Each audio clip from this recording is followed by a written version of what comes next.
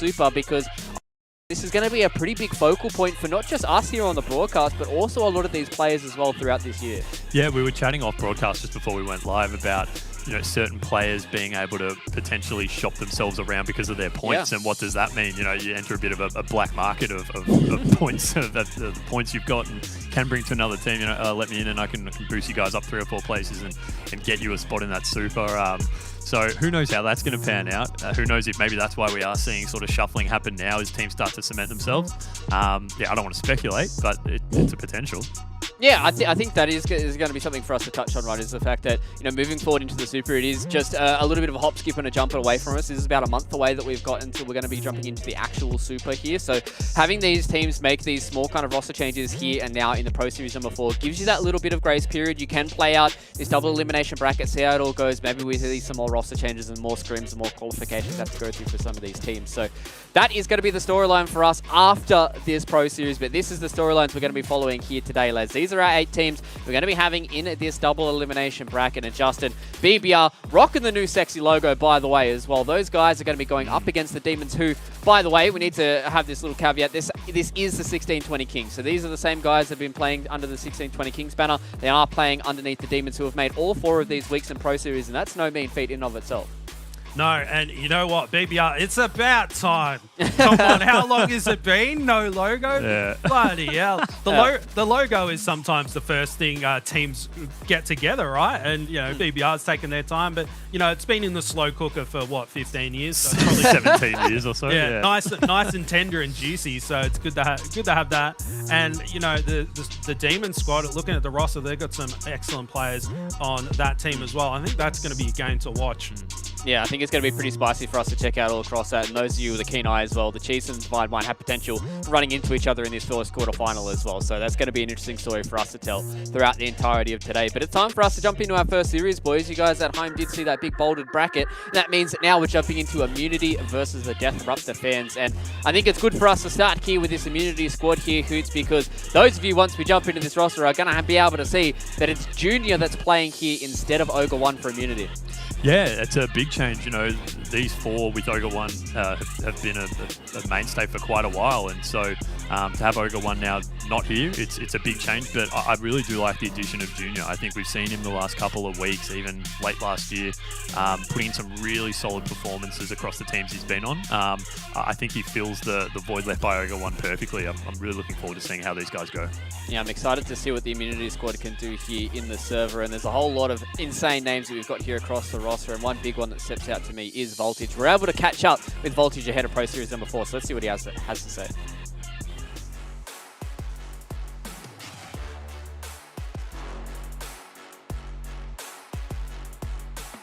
My name's Matthew Barker. I'm also known with my online alias as Voltage, and I've been competing in Halo since 2009, so coming up on 13 years now.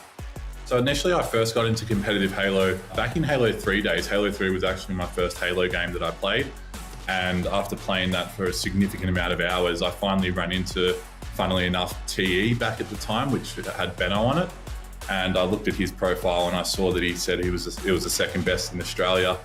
And I was like, oh, I wonder how that's measured. And then I sort of went through the link, which back at the time was ACL, and I saw there was this whole competitive scene. And then from there, that's sort of where it kicked off for me. I got very lucky, I guess, in terms of the people that I was playing with, along with Slayer, Hef, and Ripped at the time, which we then ultimately picked up Benno. Once we just started playing and everything over and over again, we all played a lot back then, probably at least like 12 hours a day. So we very quickly became quite skilled and talented, and we understood each other's play styles probably better than anyone else very quickly, just because of the amount of hours we were putting in together as a group. With the first event at Brisbane, I'll never forget that LAN and knocking off TE in the finals. That were great moments for our whole team. I remember we were all super pumped, just all young kids sort of going into our first event, and gave us all motivation to do well overseas. Travel to America, it opened up all these avenues that we could take this game so much further. It was very early on in the Halo 3 days. On our first ever trip to Columbus, we went over there for 2 weeks prior to the event, and we got to practice and play for the first time against the top US teams. And once we sort of started analysing our own game from that pre-LAN that we had, we were very lucky to verse some of the best teams at the time. We learned so much that we started developing and understanding the mentality behind what it takes to be a professional gamer. No one really had that experience of playing against the best in the world. And once we sort of, I guess, unlocked our own brains to understand how you need to play Halo as a competitive game, it definitely assisted us to carry that along, because once you have that knowledge, you can never lose it. So that allowed us to always stay at the top. We all still understood what it took and how you have to picture the map from a bird's eye perspective and exactly what was important on every map to win the game. We just kept on learning and accelerating on top of that. And that's probably the largest contributing factor into why we were able to stay at the top for such a long period of time. It's very hard for me to distinguish between my actual favourite moment in Halo, because there's been so many great memorable moments I've had across the 12 years. Probably what may just take the cake would be our first trip to Columbus. You know, there was a lot of hype and talk about us. We just released a trailer for our montage, which ended up being a great success. And so there was a lot of hype and talk about us, you know, whether we can hold it with the top US teams for Halo 3. And I remember the bracket came out when we were over in our Columbus motel, and we matched up against the number 1 AM seeded team in the first round on split screen, which was the Yellow Dragons. And everyone was like, oh, you know, they're going home, they're packing their bags after the first round. Given the fact we've never played on split screen as well, we were all shitting ourselves, not sure what was going to happen, how we would go, how we would perform on split screen. And Hef ended up getting a code violation after that first game. We won the first game, getting up yelling him. I think he just had a huge amount of adrenaline running through him that he didn't even know what to say. He just wanted to abuse them and sort of get under their skin. And it was a hard-fought first win, that's for sure, against them. And we were obviously very nervous the first time we played there. And after we won the second game as well, we turned around and there was this just huge crowd behind us. They were all just chanting like Aussie, Aussie, Aussie. And I just remember turning around, everyone was going crazy. The Yellow Dragons were pissed, they cracked it. We were good friends with them prior to the event, and they just hated us after that. And we just completely sort of destroyed the open bracket, which was a great feeling because we sort of actually played probably the best we've ever played before. Probably one of the best memorable moments that I've had through Halo. I've always been that guy that my teammates would go, how the hell did you get away with that? Or how did that work? And that's sort of, it's not necessarily that I go looking for those plays. I think it's just sort of my play style that I'm always living life on the edge to a degree in terms of what I'm playing, especially in objective game types. I will always go for some sort of wizardry objective plays when, you know, most people analysing a game would believe it's not the greatest play, but somehow it manages to pull off. I'm not afraid to try new things mid-game, mid-scrims or mid-tournaments. And sometimes it doesn't, and people look at me and go, you're an idiot, why would you make that play? But that's just the way I play, and that's sort of what works with our whole team chemistry. And, you know, sometimes it works, sometimes it doesn't. That's the beauty of life. It's difficult for me for what I want to accomplish out of Halo, just doing so much already for the ANZ region. But ultimately, you know, very early on with everyone on our team as well, it wasn't about being the best in ANZ, and it never really was. And that's no disrespect to ANZ. You know, we're all fierce competitors, and the true accomplishment that would be wanting to be achieved would be, you know, doing really well overseas in the US and really making a name for yourselves. I think to be able to push, everyone says top 8, but realistically, being such a competitive person, I'd love to be able to push for top 4 to achieve and accomplish that in my Halo career. So it's not just you known as being the best in ANZ for, you know, 10 plus years. To me, that doesn't really ring a big bell. I always want to go to the top and be the best at everything I do. And until, you know, you start pushing that top 4 over in the States, that I'll feel like there was always that hole in my Halo career that I wasn't able to achieve. So based on my actions and everything I'm going to do now, if I do decide to sort of jump into infinite 100 miles an hour, 100%, it's my goals and what I want to accomplish have nothing to do with ANZ. It's purely, you know, eyes on the prize and doing extremely well overseas in the NA region and, you know, coming out with at least the top 4. And that would ultimately be for me, my, you know, the cherry on the cake for my Halo career. You heard it from Voltage, the GOAT there. He has aspirations as large as life here in Halo Infinite. And just the fact that we're able to hear his own stories here, it's like everyone's heard the stories, but hearing it once again coming in from Voltage himself, it's like the storyline of these guys has been so magnificent. And now the fact that we get to see them once again here in Halo Infinite, and they've got the drive and the passion to come into this as well, is just a sight to behold. Yeah, that was a super big nostalgia trip for me there, seeing some of those faces who I haven't seen for, 10 plus years. You had like your Banzo, your Pyro, Brainseeker was there, Omen, Cody, all those guys who really helped build the scene up back in the day, just consistently playing and performing really well. So for Voltage to really sum that all up, and I mean, I haven't heard Voltage speak for a while, but geez, you can get a bit more out of him now than we used to going back 10 years ago. He speaks really well. I mean, it's kind of ridiculous, right, Justin, what 10 years out of esports can do to a human being, actually be able to articulate some sentences and be good in front of a camera. So, I mean, I think it's always good to have these returning players, especially, being able to have somebody like Voltage who comes in. And these guys are starting to kick goals as well already here in ANZ, and I'm excited to see what they can do in the future as well.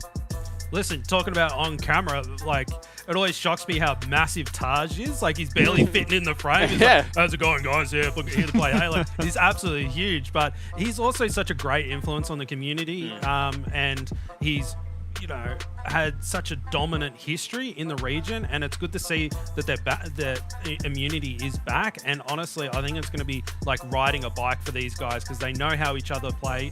He talked about it in the video. They just know each other so well. And talk about rosters that have stuck together for a long time. They're just all best buds, and I would expect to see them performing very, very well. And each week they're going to get even better. And if you're looking for a team that's going to consistently challenge the Chiefs, Immunity is the team to do it, mark my words.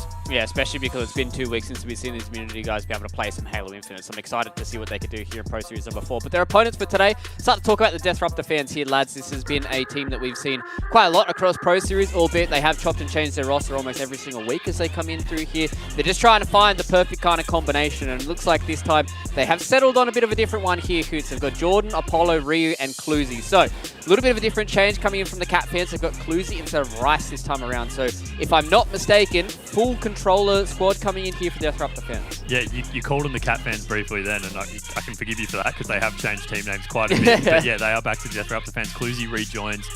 He probably brings the most experience to this team now. He's been playing Halo for about 5 or 6 years, so he fills that void well. You're right, he doesn't have. They've now got no more mouse and keyboard players on their squad. Fortunate. But we do like to have one or two. But full controller squad, and Cluzy back in, a lot of experience. So I don't think they'll miss a beat getting back into this. It should be a great series. Yeah, I mean, I'm really looking forward to see if Scoob one day can get himself here onto the main stage and we can have some more KBM representatives. All those KBM brothers out there. I know you guys are out there grinding. I know you guys are trying to get close towards the top here. I'm excited to see if any more of these KBM players can get into it. But for now, it's going to be all Roller Boys that's going to be floating around here today in the Pro Series. I'm excited to see what we can get done for today. These are our maps in this series, Justin. We've got an Oddball Recharge. We've got a Slayer on Live Fire. We've got Stronghold Streets. I think this is going to be an interesting one for us because last time we talked to these Immunity boys, they were talking about these maps and these modes specifically about being ones that they were gravitating towards.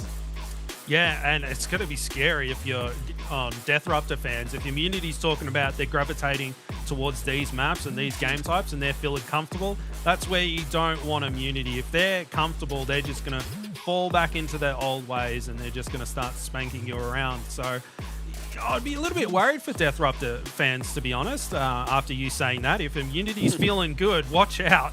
Yeah, especially because it's been such a long time since we've seen these guys play, right? Like, Hoots coming into this, when we first saw these guys in Pro Series number 2, they had a little bit of a target on their back, being Immunity of all things coming back into the pro scene. They were able to get themselves a decent top 3 finish. Unfortunately, Pro Series number 3, we didn't get to see them. And now in Pro Series number 4, they've had 2 weeks from then and there. Yes, they've had a bit of a roster change with Overgore 1 being switched in for Junior, but they've had more time in Infinite, and they've had more time to scrim and play against these top teams as well. And I think their experience and their just natural ability inside of Halo is certainly going to be able to carry them super far in this bracket today. Yeah, exactly. That's what's exciting. I mean, that third place finish really did show that what they've already got, what they've formed over the last decade or so can come straight in and get you to a certain point. So it's going to be interesting to see now, having gelled a bit more, getting a bit more time together, how they do go. It was disappointing not to see them last week, unfortunately. They couldn't get the squad together in time and had to forfeit and disqualify themselves. But, this is by no means a foregone conclusion the Chiefs will win this. They've got a new squad coming into this particular series, and Immunity can challenge for that top spot, no questions asked. Yeah, especially because, as you said, right, the fact that the Chiefs have this little bit of a roster change with Slayers coming in instead of Praties. There might be a few kind of kinks in the road coming in for the Chiefs today, albeit these guys are insanely good at Halo Infinite, and these guys have been able to win 6 tournaments in a row, albeit whether or not they make roster change or not. So it is going to be a long stretch, but I think this is going to be a good series for us to see that. But on the other side of things, Justin, it feels like every single time we see these Disruptor fan squads, these guys are kind of, I don't want to say giant slayers, but they've certainly impressed us every single time. They've been able to get themselves some pretty high placings here in Pro Series alone, and they are here to play, and I think these guys can certainly start to challenge Immunity, but it's whether or not they're actually up to that level and be able to take them down in a full best of 3. Yeah, and you know what? I love an underdog story. Yeah. So Deathruptor fans, I'd love nothing more to see them really challenge Immunity here. And, they've had a few roster changes. They've chopped and changed and all that kind of thing. But they've consistently been showing up in each tournament, no matter what the makeup of their roster is. And it seems that a few of those core players have stuck around the entire time. And that's really starting to add up for them. And maybe we'll see this be their cemented squad up for the rest of the Pro Series and into the Supers. So we'll just have to see how they go. But if they want to get to the top, they've got to go through teams like Immunity and prove themselves. I think it's kind of a scary prospect for some of these teams that are floating around in that kind of 5th, 6th / bubble, right, Hoots, because we have seen this, kind of upper echelon of ANZ teams really start to solidify themselves. And now with Immunity coming back into it, Divine Mind's got another shot for the title. Chiefs is still hovering around the top. And then you've got teams like BBR and Direwolves that are consistently able to crack into that top 4. So, what's kind of the mentality for a lot of these top 6 teams to try and crack in through that bubble? Is it more just consistency staying together, or is it just trying to have as many series as you possibly can against these top 4 squads? Yeah, I mean, look, you throw that little consistency staying together thing, and it's something that we just talk on and on about, and I think that is a massive part of it. We hear it like in sport talk often, whatever sport it is, there's always the talk of like a big 4. There's sort of often the top 4 seem to be able to set themselves a level above everyone else.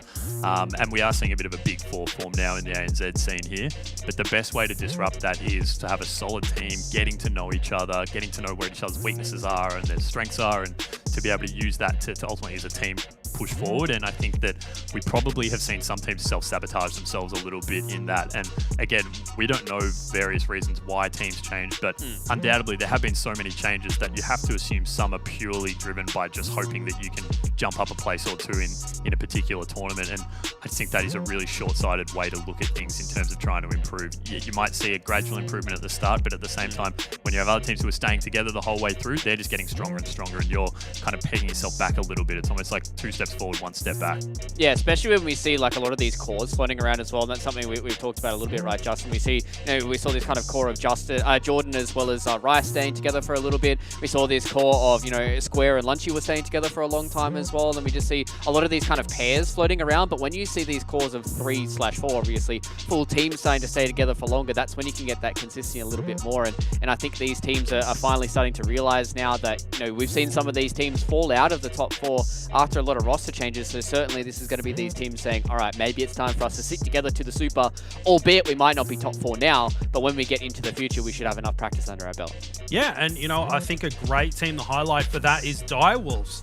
They've kind of maybe underperformed a little bit compared to some of these other teams, but they have stuck together this entire time, which means that every single week they're guaranteed to get better. While if you're changing rosters, there's no guarantee that your chemistry is going to be any better and your lineup's going to be any better. But Direwolves, it looks like they're in it for the long haul, and there's plenty of experience and talent on that roster that all they need to do is get that teamwork all synced up, and they'll start dominating. So it's good to see that even though they're not placing as well as they hoped they would, that they've stuck together, because that commitment and that dedication and the discipline, that will pay off eventually. So Direwolves, as time goes on, watch them climb up the ranks. Yeah, and especially the fact that they've been the only team so far that has stayed together as a 4 since the start of Infinite, so I'm looking to see what those guys can do in the future.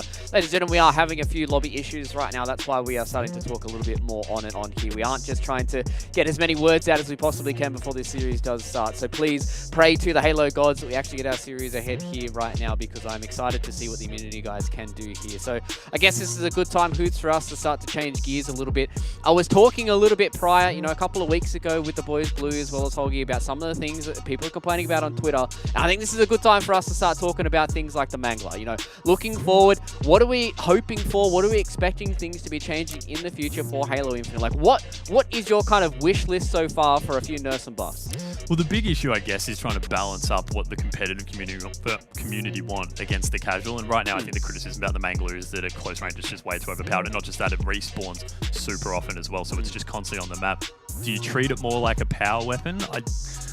Look, personally, I don't feel like it fits that exact role. Like, I don't think you can class it in the same league as a sniper or a rocket launcher. Yeah, you can do a bit of damage with it, but oftentimes it's more trades that we're seeing with the Mangler. So it's a trick one. I think the ideal solution is probably just a reduction in terms of how often it spawns. So just lengthening that out a little bit more is probably my preference. So are you a hater or a lover of the Mangler?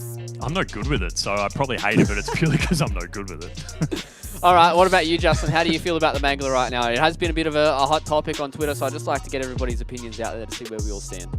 Listen, I think a lot of the North American pros kind of nailed it, and in terms of reduce how often it spawns, reduce how much ammo it comes with off the wall, and then see how it goes. And potentially it might still be too strong and it needs to be removed, but we don't know that yet, and it might be perfectly balanced with just a longer respawn timer and less ammunition.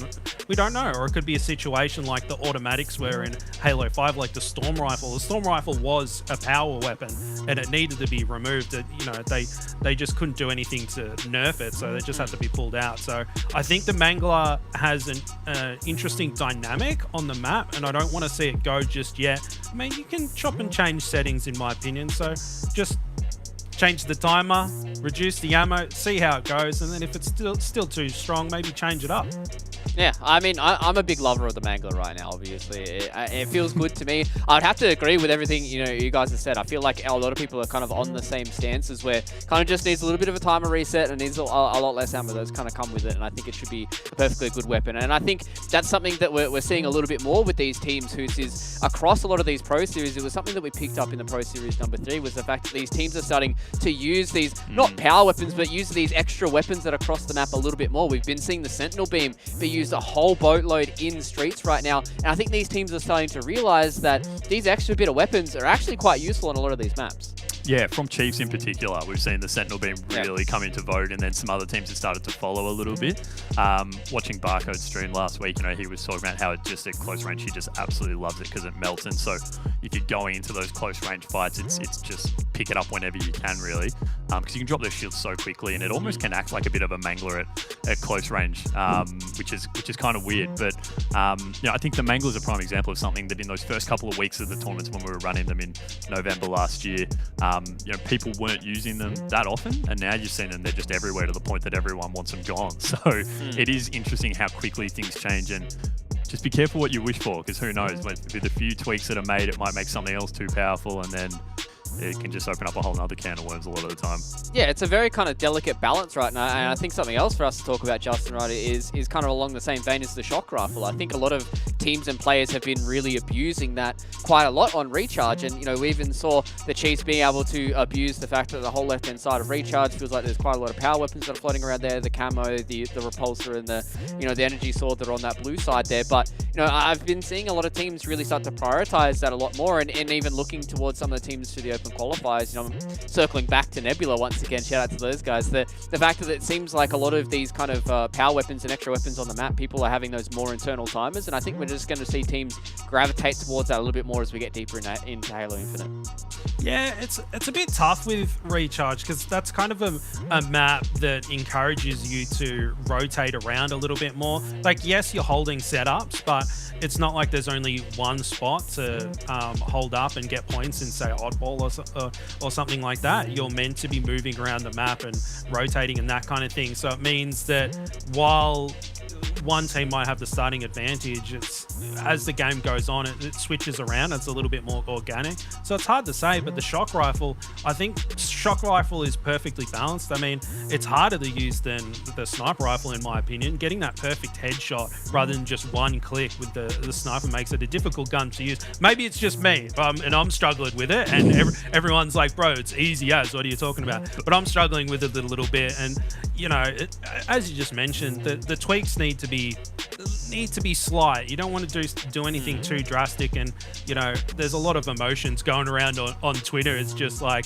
you know, put the mangler in the bin, and it's just like, nah, let's take one thing step at a time. But Justin, if you're talking about emotions on Twitter, like one of the things you said, I think a couple of weeks ago, was you just wanted to see sort of like fights in the community on Twitter. You wanted some of that beef going on, and it's probably worth talking about that, I guess, because you asked for it and you definitely got it the last couple of weeks. Yeah. Any publicity is good publicity, boys. Just, you know, create fake drama, just like your best mates. Let them know what you think of them on Twitter, and you know, get the impressions going. You got to get Halo trending number one every day. Just call out some random person in the Halo community for whatever reason you want to, and just say, you know, I think the biggest one to cause a whole lot of drama is the cross input, right?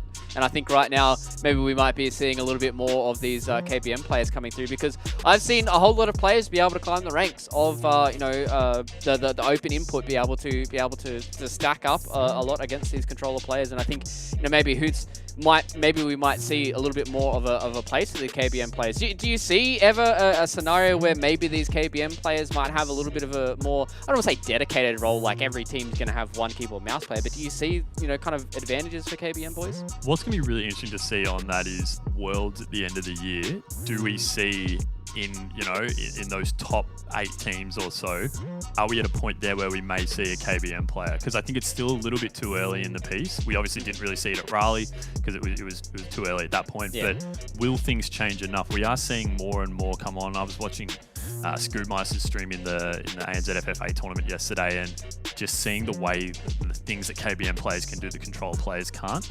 it opens up your eyes to some really interesting ways to play. But you know, I'm not going to go into the debate of what's better, because I'm sure Twitch chat will just explode, and I've seen enough of it already for that. We don't need to waste our time. I mean, as soon as we said KBM, Twitch chat was already on that train of thought. Those guys are absolute animals. God, I've never seen them do that before. It's bizarre. Oh my God, KBM controller. Yeah. Either way, ladies and gentlemen, we're going to give you guys a couple of minutes to start to debate that in the chat. Which is better, KBM or the controller boys? We're going to go to a quick break. We're having a few issues with the lobby here. Hopefully on the other side of this break, we're going to have more HCS for you guys, so make sure you join us after this. One thing has changed since the break, for sure. And I'll talk about it in a second, because Mazzie's about to go off, apparently. Oh, and he does! I'm Madison Madzi Stone. I've been competing for about been nearly 10 years now, actually. Yeah, I'm a country boy. I grew up in a little town called Thierry. Been living there for way too long. I worked in the mines for a few years, and yeah, now just gaming full time. Well, I first got an Xbox for my 4th or 5th birthday. It was Halo 1 on the original Xbox, and yeah, just ever since I loved it.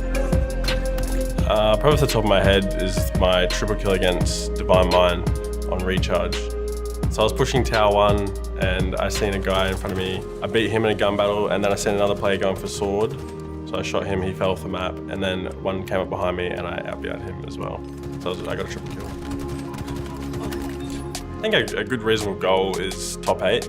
Yeah, ANZ's never broken into the top 8, which would be incredible to just get ANZ into that top 8. And me individually, just grinding as much as I possibly can, honing my individual skill, just make sure I'm up to par. Oh, obviously nothing beats a win. It feels pretty good. Compared to a loss, it's more of a learning curve, you know, like what can we do better next time to get that win. Yeah, we just want to do the best we possibly can and try and put ANZ on the map. Shout out to all the ANZ community for cheering us on and supporting us, really appreciate it.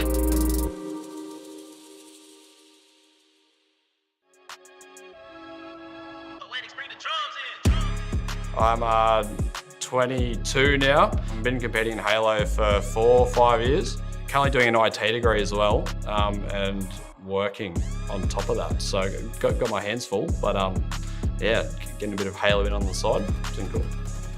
was about 5 years old when I first picked up the controller and I started playing Halo CE campaign at about 2 o'clock in the morning because I wasn't allowed to play shooters at the time. Didn't really get into the competitive and multiplayer scene until about Halo 4.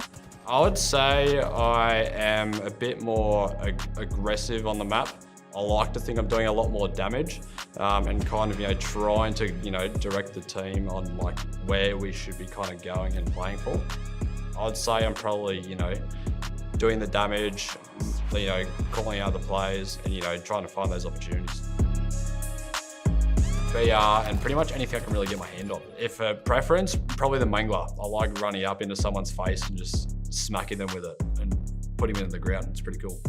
I definitely think we're seen as little guys, but we have the talent, we have the players. If you have the right mindset about anything, nothing's really going to get in the way.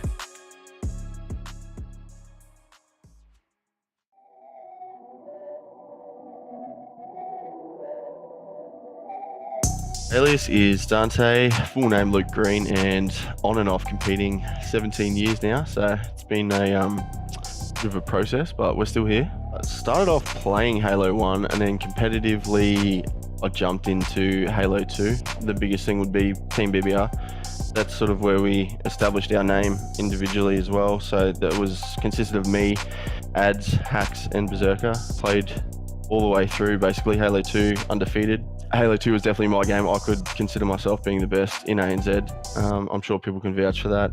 I sort of wasn't as passionate as I was with Halo 2 towards Halo 3, so I sort of skipped Halo 3 and the rest pretty much up until Halo 5. Yeah, start of Infinite, we brought BBR sort of back. I was grinding a lot more as well. Had an opportunity to jump on Divine Minds, play with the boys through some of these series, and yeah, I've sort of stuck with them and didn't really want to hold the BBR boys back, because I wasn't committed to anything. Yeah, for now, happy to keep chipping away and prove my worth, definitely. I would also probably consider myself a bit of a sneaky sort of playmaker. Yeah, a lot of people would take me for... Hello everyone, welcome back. HCS Pro Series number 4 is underway here. Immunity and Deathruptor fans, we're finally into it, so let's jump into it with Hoots and SSJ4. Thanks, Luke. Yeah, we're kicking off, looks like, with Hef from Team Immunity. Recharge oddball, Justin. It's some of probably the closest games we have seen so far in the last couple of weeks. We've seen some incredible momentum swings along in this game type, and I don't know, we're probably going to see another one with these two teams because we don't really know where each of them sit right now, given we have had several forfeits and stuff in the last week, but we are jumping on board, as I said, with Hef. We do see that mad dash for the camo at the start, Justin, and this is where often teams will take a little bit slow before going for this opening oddball grab, using camo to try and get it. Unfortunately, Hef taken down there, but right now we are seeing no one really going for the ball yet, although we have got Deathruptor fans now starting to make a bit of a push to top A side, but it's always a tricky run, Justin, going for that ball at the start. Yeah, it is, and you'll usually see players opt for, putting pressure on that camo down there and trying to secure that. I'm not sure if it was Hef managed to burn it, Hoots, but could still be down on the ground, but it's a little bit of a scrappy start. Everyone's dying left and right, grenades coming in. Now on board with Ro, who's got a nice little outpost checking his angles, and it's a bit silent over here. He's just having a stroll through the map, not able to get any angles, and it does look like Voltage, the dinosaur, has got his T-Rex fingers around that ball, putting some points on the board for his squad, and a little bit of a slow start, but I'm sure it's going to heat up here in a minute, Hoots. Yeah, Immunity were able to clear out Deathruptor fans pretty well around that top A, although they do get dropped pretty quickly here. Junior, the last man alive, really defending this ball, doing a good job actually. Deathruptor fans haven't been able to push in there, and Junior just hanging around that bottom A there, keeping that ball protected. And it looks like Immunity starting to push back in with Hef now grabbing ball, and Voltage here laying some shots down on Cluzy. Cluzy's dropped there, the team shot coming in here, and Junior just a really aggressive push here to keep them at bay, and we have still this hold at top A. So Immunity working really well around this top A area. Hef hasn't even really had to drop the ball, and he does start to rotate now, heading to blue it looks like, and you are going to have Junior there laying a bit of covering fire, but we do have here Jordan coming in and picking him off there, so good pick there. Hef still rolling this ball through. He hasn't made it too far actually to blue. I think he was caught up a few times there, but still keeping control of this ball here, not really letting Deathruptor fans get too much of a setup here, although it does look like with this move to blue, they have been able to wangle a bit of time, but a nice triple there from Taj. He's going to move in for this camo if he can get the overkill. Unfortunately stolen. Justin, where's the theatre? Where's the communication from the team to give him the over? Yeah, I'm sure he had a few words for Hef there. It's like, bro, it was right there. You just stole my overkill, and they're buds, so I'm sure they're just bantering between them now. And Voltage, he got rewarded with that camo. Now a killing spree for him. So he's been out of the scene for a little while, but he's really showing up for his squad. Hoots triple kill and the camo and the killing spree. He's really heating things up. Yeah, look at Junior. He's come sort of moved right in here, and he's making a fantastic shot there with no shields. But I mean, look at the assist there as well, coming out of him, 4 assists. So he's blending into this team really well at the start, Justin. We are seeing Benno now starting to push that ball up into top gold, and it looks like they're going to have a bit of just a few nades sprinkled here. But we are in a position here to have, I think it was Hef there, take the ball, or Taj it was actually, but working with Benno now. Benno holding ball, and they just look like they're getting setups really easily. They were able to move it to top A really quickly. They were able to get it to gold really quickly, and it looks like just ball carrier has a ton of protection around them for the most part, not really having to, as we see often, Justin, drop and shoot. They're able to actually hold for long chunks of time, as we do see them out to a very big lead at the start now, 58-3. Yeah, it is a sizable lead, but it's still only the first round in this first game, and after a few of the lobby disruptions, Deathruptor fans, they probably need to warm up a little bit more, and Immunity, they're always hot out of the gates because they've been playing together for so long. Now on board with Junior. Look at this little 360, checking all his angles, and now he's running up through. Not sure where that ball is. Reset. It's just reset, so it's down there for the taking, but they've got to get some picks first, Hoots, before they get down there. Junior falling. Jordan with the double kill. Good opportunity for Deathruptor fans to get in there and get some ball time. Yeah, this is, still though, look at the pressure coming on though. Just as soon as they are trying to make a move on that ball, there's shots coming in, trying to then get out of there, Jordan was, but unfortunately runs straight in to an Immunity player. I think it was Hef, takes him down, and so just no real ability to make a move on this ball. And you just have to look at the slays coming out now. It's Benno and Voltage putting in really high numbers, taking over the lead, slaying now for Immunity. Deathruptor fans have just not really been able to get anywhere near the ball, although Cluzy then pushing in was able to do a bit of work, but unfortunately there's just no ability for them to set up here. Fantastic stick there coming from Taj, walking in with the Mangler and ball. Justin, this is a statement. This is the Immunity that we have come to know in the past. Really coming back now. Junior's fitting in seamlessly. They've got a great setup on gold here, keeping the Deathruptor fans pinned down at A, while we just have Voltage here sitting there holding the ball, and he's going to be able to rack up a lot of time, potentially put this round to bed. Yeah, Voltage is back in a big way, and we saw in the highlight video before, he just seems so focused, right? He's back into it, and that competitive itch is just taken over him again. So watch out for anyone that comes up against Immunity, because Voltage is here to play. Now on board with Hef. I've seen a lot of perfect kills coming out of Hef. He's got a strong BR shot, and he's just putting so much damage across the map. Junior with a double kill there, so it looks like that ball's going to be nice and safe up there to rack up some points, and only a few more, and they're going to take this first round, Hooters. So pretty convincing round one from Immunity so far. Yeah, I mean, look, never say never, but when you are up 96-3, it's a pretty big deficit to come back from, unfortunately. And so Deathruptor fans are going to have to play this almost entirely perfectly, really. We do have Cluzy running the ball now. I think he's going to look to hold it around A, potentially. So potentially this is the first real meaningful setup, I guess Deathruptor fans have actually been able to put together, racking up a bit of time here. Cluzy, unfortunately, having to drop the ball there, but Voltage just running around like a madman, and the Slays still just completely outslaying the Deathruptor fan squad. They've never really been able to match it with Immunity so far, and we can just see here, Voltage walks in and picks up the ball. They're just trying to play with them a little bit and have some fun, Justin. No, it just looks like discipline of clearing out these players. There was no need for Voltage to jump on that ball. Benno was behind him, and Voltage's job was just to go through like a wrecking ball and put pressure on those other two players so Benno could get those final points. And look at that, they take round one. Deathruptor fans still has plenty of opportunities left, but Immunity's out the gate pretty hot so far, Hoots. And Benno here putting some nice shots. Voltage falling there in front of him. It does look like that camo just got scooped up by his teammate there, so I have to see how that's utilized. But finding Apollo off guard, Benno, nice perfect kill from him, and he's ducking and diving, trying to stay alive. Repulse, a little bit of style points. He just can sense when he's on broadcast, so it's, oh, now he's getting that sword. Yeah, he looked to do a fair bit of close range damage with this. What I did love in that last round though, Justin, was Immunity were really spreading out when they had when they were holding the ball. So rather than stacking too much around the ball in close quarters, if they had someone at top A holding it, they were really spreading out, putting someone you know, sort of over almost towards blue side, not really having anyone right around A, having another one at gold. So just really forcing the Deathruptor fans guys to spawn staggered and spawn away, and then being able to pick them off as they made their move over the ball. They played it really perfectly, and we do have now Taj going back for this top A hold. It looks to be what they're favouring. It's either the top A or the top gold hold. Probably two of the most popular holds we do see on Recharge. Yeah, what's interesting is that they are opting for holds rather than rotating the ball around the map, and it might be working against Deathruptor fans, but it'll be interesting to see if they match up against the Chiefs and if, you know, holding up in one spot is going to work out for them. And I'd like to see them doing a little bit more rotating, so when they're ready for a team that's a little bit more organized, they'll be ready for them. Yeah, I think it's something we've noticed in Infinite a little bit more, that the, you know, ball rotation is a lot more commonplace than it used to be in previous titles, and maybe that's a bit of Immunity's past experience from Halo 3 sort of showing through. Whether it's the right or wrong thing to do, you know, I'm not going to make a judgment on that, but you know, in Halo 3 in particular, Immunity did so much of their dominance.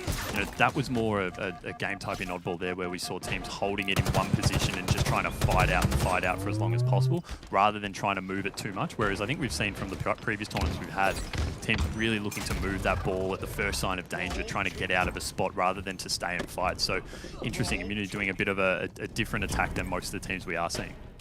Yeah, and I love this by Benno. He just quickly juggles the ball into a safe spot for his team and then switches over his camo, and he's got the sword. And his Jaws time, it takes him out. Yum, yum, yum. Getting a kill there. Does fall straight away, but that pressure and that disruption from that push, he just shut that down completely. Apollo, though, gifted that source, and he's slicing and dicing himself, getting a couple of kills there for himself. Shields recharging back, and Deathruptor fans, they've got to do something soon, Hoots. They're getting some points on the board, but let's see if they can hold it for as long as Immunity has been able to so far. Yeah, and at what point does morale come into this as well, right? I mean, you start to look at that scoreboard, and, you know, last round we got stomped pretty hard, and we're getting beaten pretty consistently in this one. You start to try and just beautiful double there from Apollo, but at what point, you know, most of his teammates are dead as well, so he's lucky that the ball's actually around him right now, and he can rack up a bit of time, but hopefully his team can start to get around him a little bit, as we do see Immunity mostly spawning down at long hole, it looks like. So they're starting to make a move with Benno and Junior heading over to top gold, and they're going to look to make a push through the pipes, it looks like. But we do have shots coming in from Benno from that attic there. But a nice little setup here for Deathruptor fans. This is better. This is what they needed to do early on. Yeah, and you can just, looking through the map and looking at the Immunity players, you can just tell that their call-outs are so on point, because you'll see a player get challenged by someone across the map, and another Immunity player will come through from a different angle and clean that up for them, and that can be the big difference maker of making sure you're getting those assists. And look at that, Jordan getting the better of Benno there. Very nice from him. And Deathruptor fans not counting them out just yet. It's pretty even. It might as well be even here, Hoots, at 38 to 43. Jordan finding himself another kill. Voltage is up there if he wants a double kill for him. What a nice BR shot from Jordan. Yeah, and they look to make a move on the ball now. If they can get this third player down, that's Benno over there. Drops with the assist. So now's the time for Deathruptor fans to start to make another move on the ball. Try and get it into a setup there. He was copying a bit of teammate damage there. I'm not sure where that was coming from. It picks up a nice kill on Junior when he's down shield. Turns around and gets shots on Heaven, drops him. So they're starting to gel now, Justin. And we see as well, you know, as these slays are coming through, we've got Jordan here racking up ball time. And they're really starting to now, you know, taking the lead here. So, you know, they were down considerably by about 40 seconds when I was speaking only about a minute ago. But now being back in the lead with some really solid slays coming out, and it looks like they're starting to get setups as well. Camo in the hands of Ryu, so everything's starting to go right for Deathruptor fans now. Yeah, and have a peek at the top of your screen there. Kills. Jordan on 11 kills, the only person in the double digits on Deathruptor fans, and he's got more kills than anyone on Immunity, so he's really out BRing, and his slaying power is keeping Deathruptor fans in this game so far. Cluzy with a couple of nades at his feet there. It's like up there for the enemy, Cluzy. Yeah. Pro tips. And Ryo here with that Mangler, putting pressure on the ball player. He's got to clear him out. But the ball is down the bottom, so I think both teams really need to get some slays before they go down to scoop that one up. Well, a couple of Immunity players there. Goes out for the ballsy challenge and gets the trade. That's all you can ask for in that situation. You have two Immunity players, know you're there. They're coming for blood, and he just full shells and gets himself a trade. Yeah, I mean, if he didn't get that trade there, strong chance Deathruptor fans go 4 down. Instead, we have Jordan who's able to come in, pick up a double. But yeah, that was a really big play then to not go get taken down. And we see a bit of combat. Boys jumped off the sword. Oh, I thought he jumped off the map. I thought he was going over. I thought he was like, nah, I'm taking the sword. I don't care if it kills me. But manages to stay alive there. I just got my bearings confused a little. Unfortunately, that sword is going to equal death one way or another.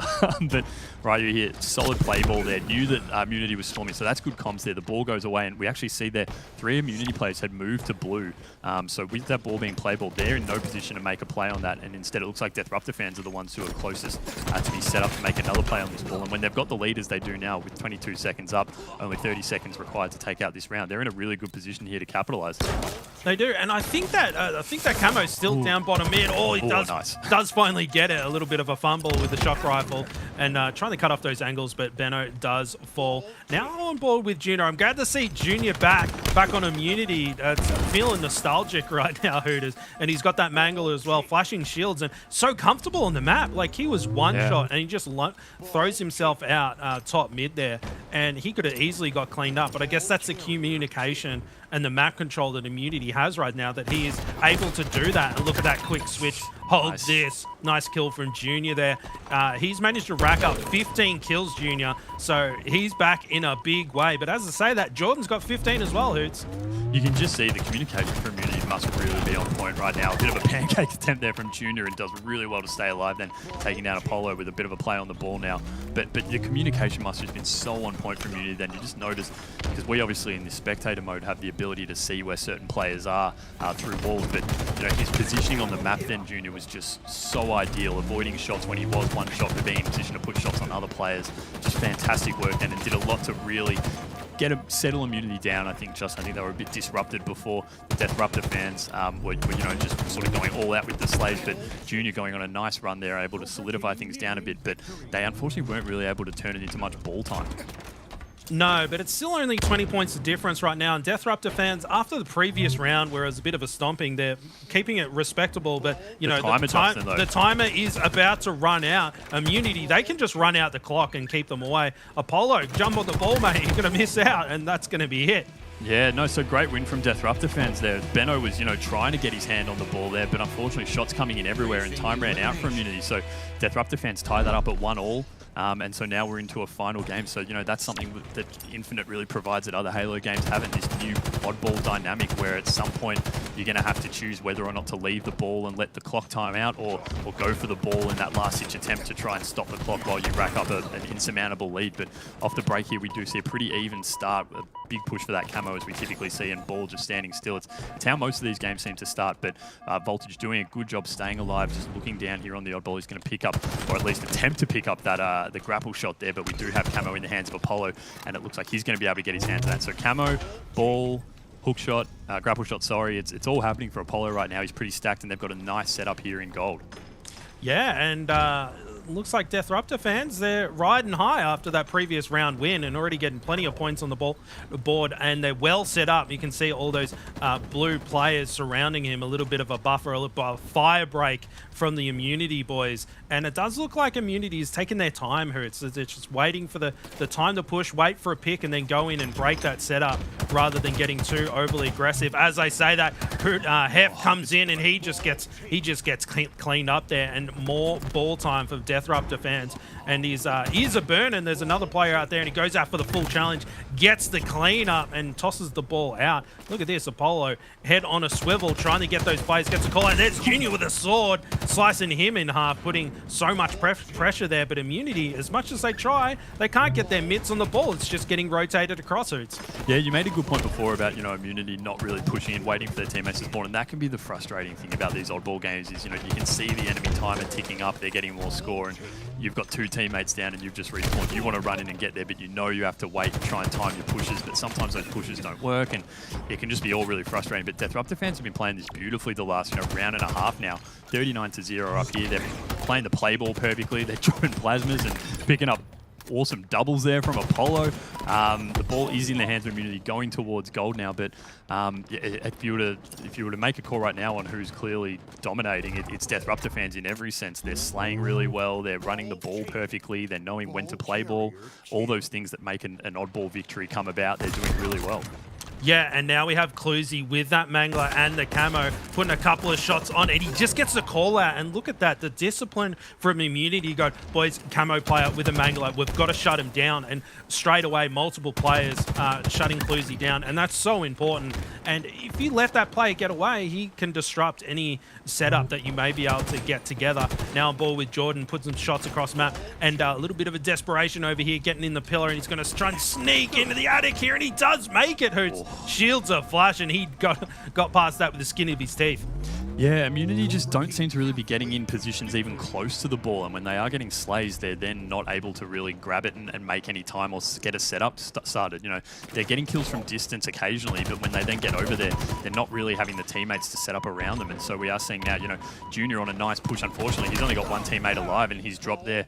Ryu playing that really perfectly there, and this is really getting out of hand here, using a bit of demolition there from Hef, remote detonation, I should say, but again, look at the rotation from Deathruptor fans, just getting it straight out of there at the first sign, but one stays back with Ryu there. He's just causing a bit of a block for Hef, not able to make a push on this long haul and get away, and instead, ball making its way across the blue with Deathruptor fans, 70-5 lead, Justin.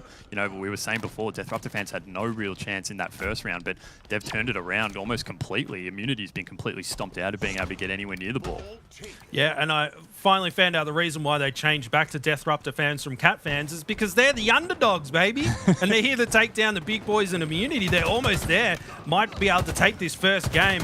Oh, double team there to take down Jordan. You really need to shut down him. He's on a tear. But look at the kill feed. Apollo's already on 9 kills, Hoots. And as I say that, Immunity getting set up to make a bit of a run. We'll have to see if Deathruptor fans will be able to finish this one out, or is Immunity going to clutch it up?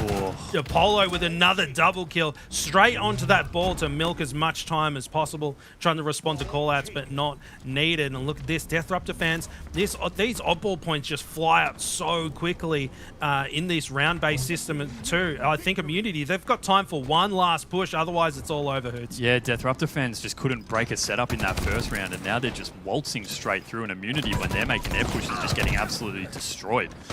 So they just haven't been able to get a real crack at it now, and at this point, Deathruptor fans can start to play a bit of defense as well and milk a bit of time out of the clock right now, but you know, only 9 seconds to go. You may as well just go for the ball and try and put it away. You know, as you said, Justin, this is really Immunity's last chance here. They do have 3 around the ball right now. It looks like Ryu's the last one to be able to stop any kind of push, just staying alive, causing a bit of a nuisance, and all this time, Immunity now just starting to swarm around the ball, and this is probably the last chance they've got now. They've set up in top gold. We do have Apollo coming through on a bit of a flank. Voltage misses the melee there and gets dropped, so that's a big pick there from Ryu. If he can come in now and get this out of Junior's hands, they might be in with a chance of taking this first match out. Yeah, they do. Junior's in a really tough spot right now. That ball's down there, and Immunity players are falling left and right. And Apollo, the main slayer of this game so far, is coming in for blood. Jordan falls down. Benno, nice little double kill there with the help of Hef. And Immunity, they're starting to get some ball time. I hope Deathruptor fans aren't getting a little bit nervous. Cluzy running straight into an aggressor's BR, and it looks like Immunity, they're trying to get set up here, Hoots. They want to lock things down and get points. No more mistakes. Perfect Halo. But if there's a team that can do it, Immunity might be the one. Yeah, absolutely. You know, at this point when you're only 9 seconds down, you can just start to try and push randomly to scrap up a few seconds to get that timer to 0. But you know, potentially that's what's happening with Deathruptor fans here. Their pushes don't seem to be as strong as they have been, as we've seen earlier in this game. And Immunity really starting to put some time together now. All up right now. Deathruptor fans only 1 or 2 down at a time when we're looking at that kill feed there. But you know, this A setup, they're holding this really strongly. Deathruptor fans not really able to get in any kind of a position to make a push.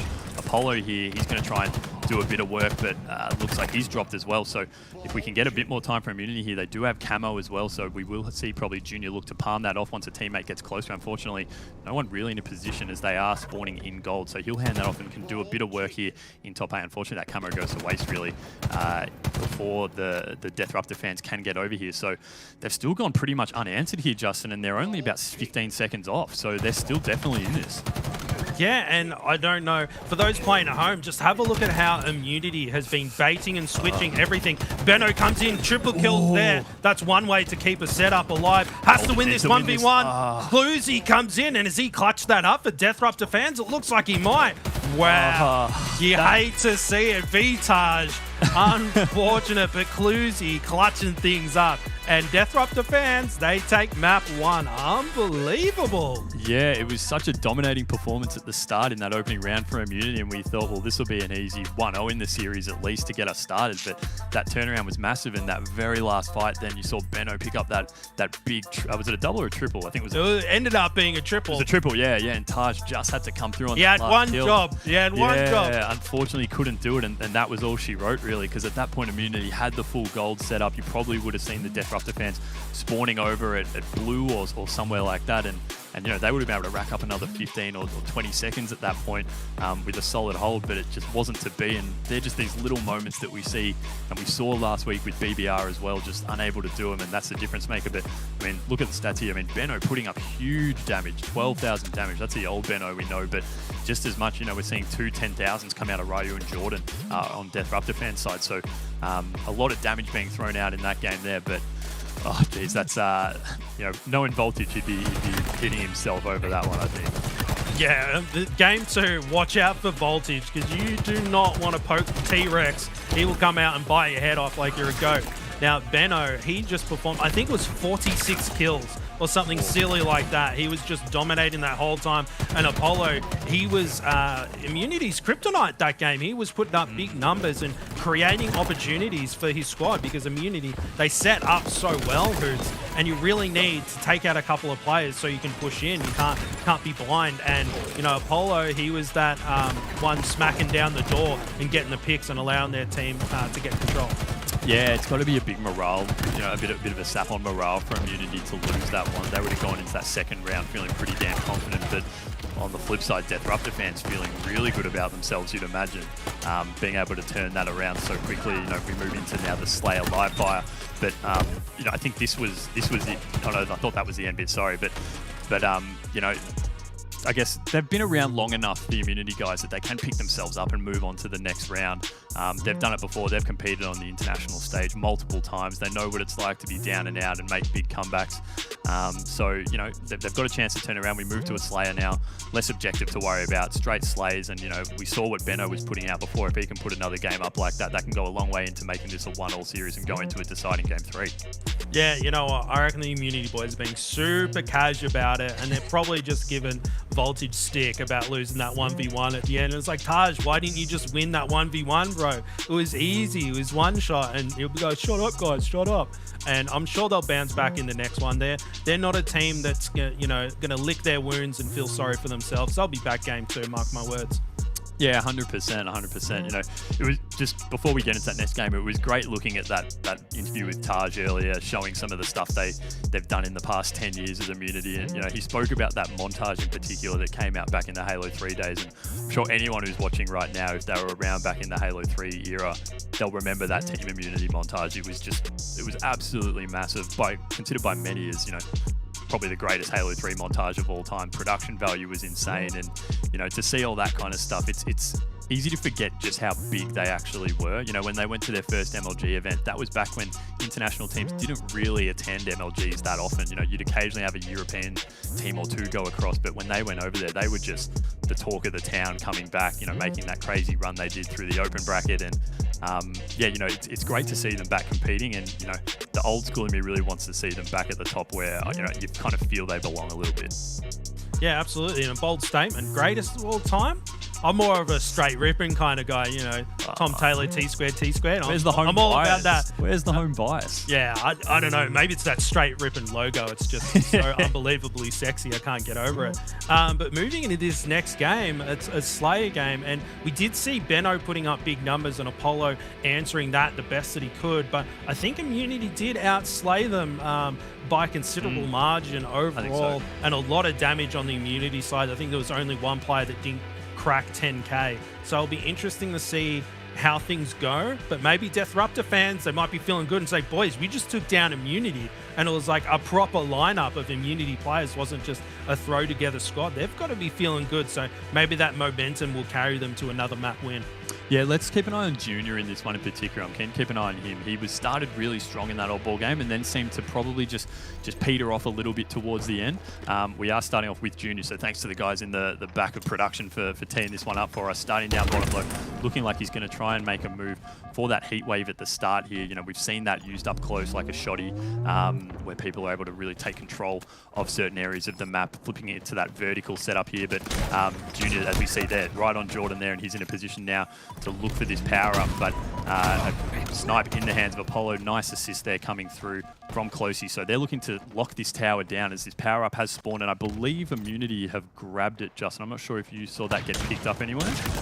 No, I'm not sure either, mate, but I tell you what, Immunity, they've cleaned up the power weapons. Heatwave does drop, but they had Heatwave and the sniper rifle there. Voltage, get the stick quota up. You know, it's a bit of an older action there. And now Benno with that camo and the Mangler. Immunity, they just had the dream start. All the power weapons, you know, Mangler, Heatwave, sniper, and then they got the camo as well. Double kills there if he wants it. Cleans that up nicely and barely takes any damage. Look at him, he's hunting for that triple kill, but unfortunately not there for Benno, but great start from him. And here he goes up top mid to get some map control here. Jordan shooting him in the back, almost gets turned on, but Cluzy double kill for himself, and he's got that sniper rifle. Deathruptor fans, they're ready for another map win. They want to send Immunity down to the elimination bracket, Hoots. Yeah, Taj spawning over in the brute fields there, cops a snipe bullet for his trouble straight away, is able to get away, but this is a good setup here from Deathruptor fans with snipe up in the tower in hands of Cluzy.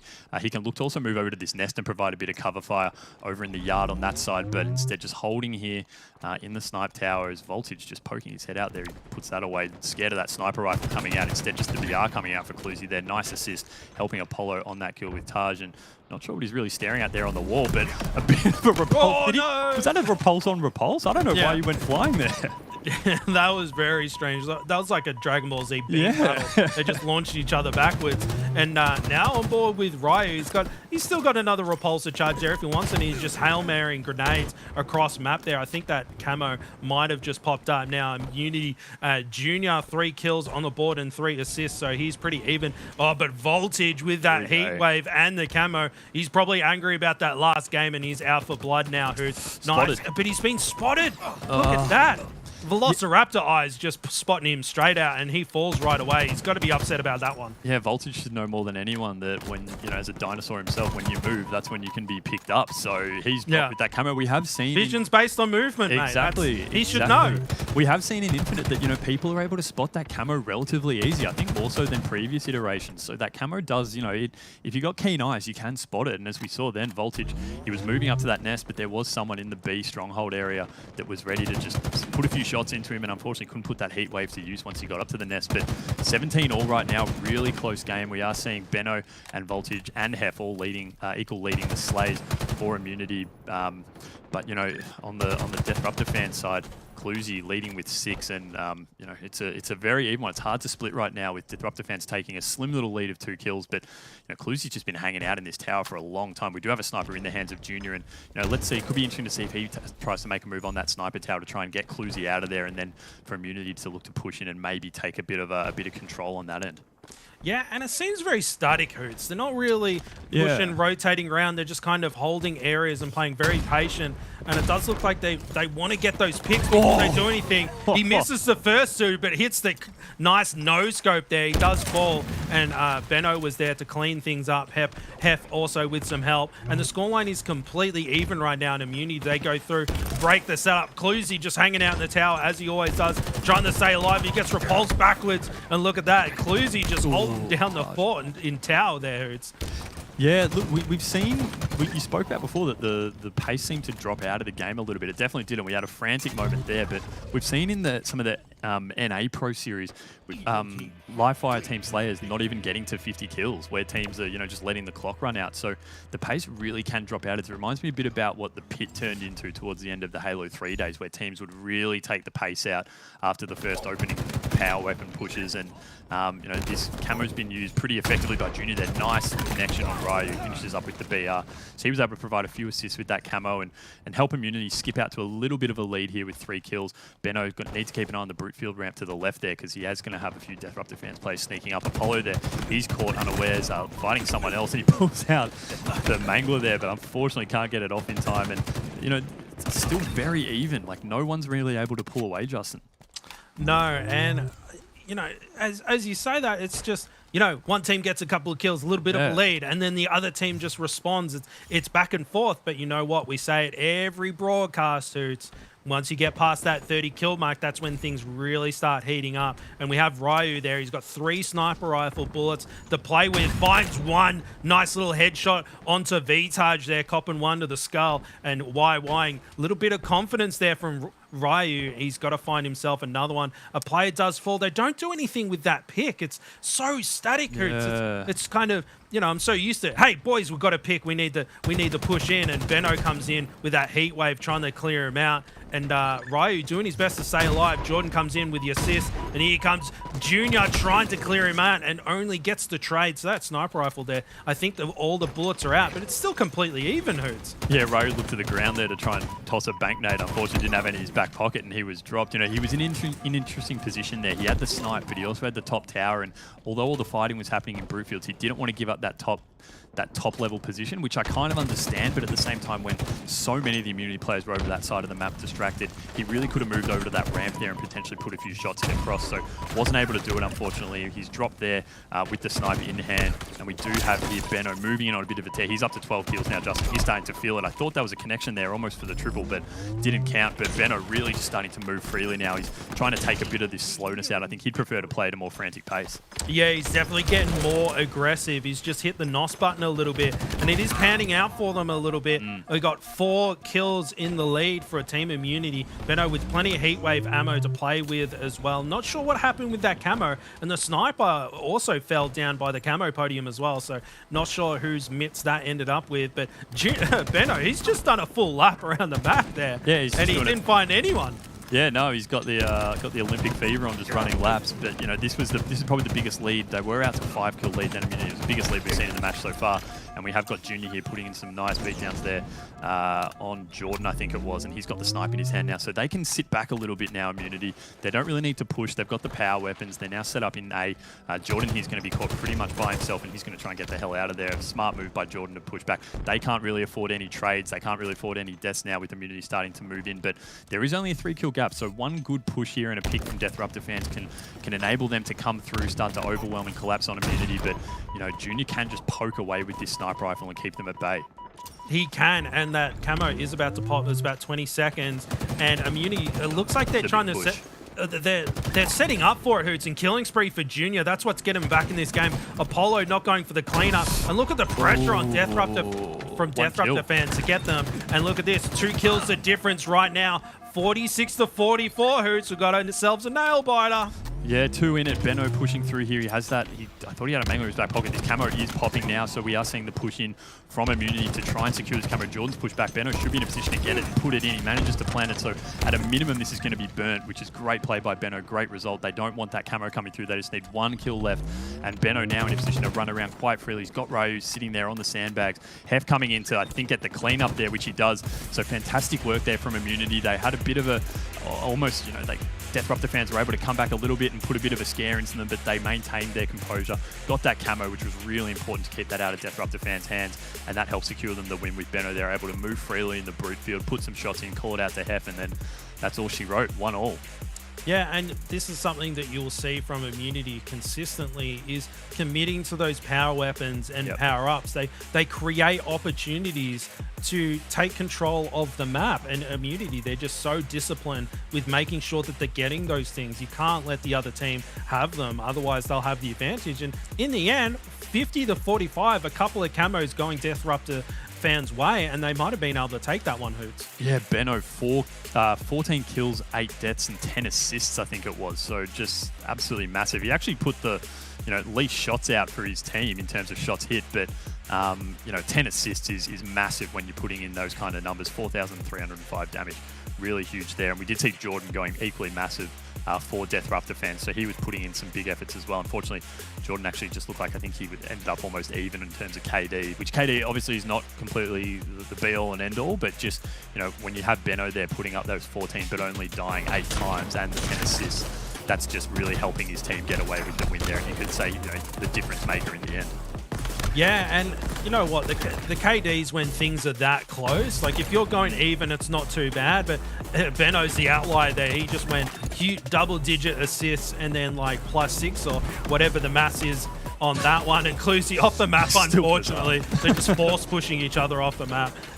So that was unfortunate. And Junior, nice little no-scope there too. And you know what? 1-1, we got ourselves a series, and we move on to strongholds on streets. So I'll have to see who's the stronger team on that one, Hoots. Yeah, and do we see, as we spoke about a bit earlier, you know, the tendency for teams like the Chiefs to really favour that oh my god, completely lost the name of the weapon. Help me out, Justin. The microwave, the heat wave. The microwave. No, sorry, that's whatever I called it. It's a bit of a weapon if you hit someone with one. Yeah, exactly. But you know, teams like Immunity, have they wised up to that kind of stuff now? Are they tactics they're going to employ? Is that part of the meta now, or is it just a Chiefs tactic to try and use it? So yeah, who knows? But Strongholds, it's one of our favorite game types, I think, you know, because it involves so much movement and so much rotation around the map, similar to an oddball, I guess. But, you know, Benno right now is clearly the player to watch in terms of Immunity, and equally for Death Rupture fans. They need to take care of him and make sure he just can't have that same kind of freedom that he's had in the last 2 games to roll around putting up massive kill numbers like he has been. Yeah, and he used those power weapons that entire game, Hoots, and that just allows you. It's probably why his like shot output was lower than his team, because the heat wave shoots a lot slower than the battle rifle does. So maybe that's what that stat line is from. So Death Rupture fans have got to take down the GOAT of ANZ, Benno, and get rid of him, and that'll be key to victory. But there's a lot of weapons on this map, and we have seen Immunity utilize every single one of them. So Death Rupture fans, they need to get in there and make sure that they're challenging those weapons, because Immunity are proving that they can utilize them to the best of their abilities. So Death Rupture fans, they've got it in them. They took them down in the first map, and they are only 5 kills off taking them down in the second. So I think this one's going to be a close one, Hoots. The series is effectively reset. It's winner takes all. Whoever wins this goes through to the next round. The loser heads down to the elimination bracket. We're kicking off with Apollo making a push here for the Bulldog, as we see Hef going to contest him there as well. Hef actually manages to pick it up, put a shot in, but doesn't manage to finish that kill off. So Bulldog in the hand, and this is something we have seen really come into vogue, I guess, on this map. And we saw in particular, I think it was Pips down at Raleigh for Chiefs, Justin, putting that Bulldog to just insane use, and teams have started to take notice of that and really are following through. That Bulldog's become so important on this map, particularly in Strongholds, when we are dealing with a lot of close quarters fights around particular sites, in particular that B side. Yeah, well, it forces close engagements, right? You've got to get in those strongholds. So, you know, you just go into the mouth of a Bulldog player, and it's been very scrappy so far. And that Spanker just sitting. No one wants it. No one wants it. No one wants that Spanking. But here comes, as I say, that Cluzy comes in and scoops that one up, and he's going to try and find his first victim. Fresh mag into the BR. Couple of Immunity players going in for the rotate, unable to connect, but gets a clean up anyway. And Cluzy, he's done, you know, pretty well for himself, holding down angles in different areas on the map. And look at that Hail Mary rocket across the map. Splash damage doing its job for once and securing that kill.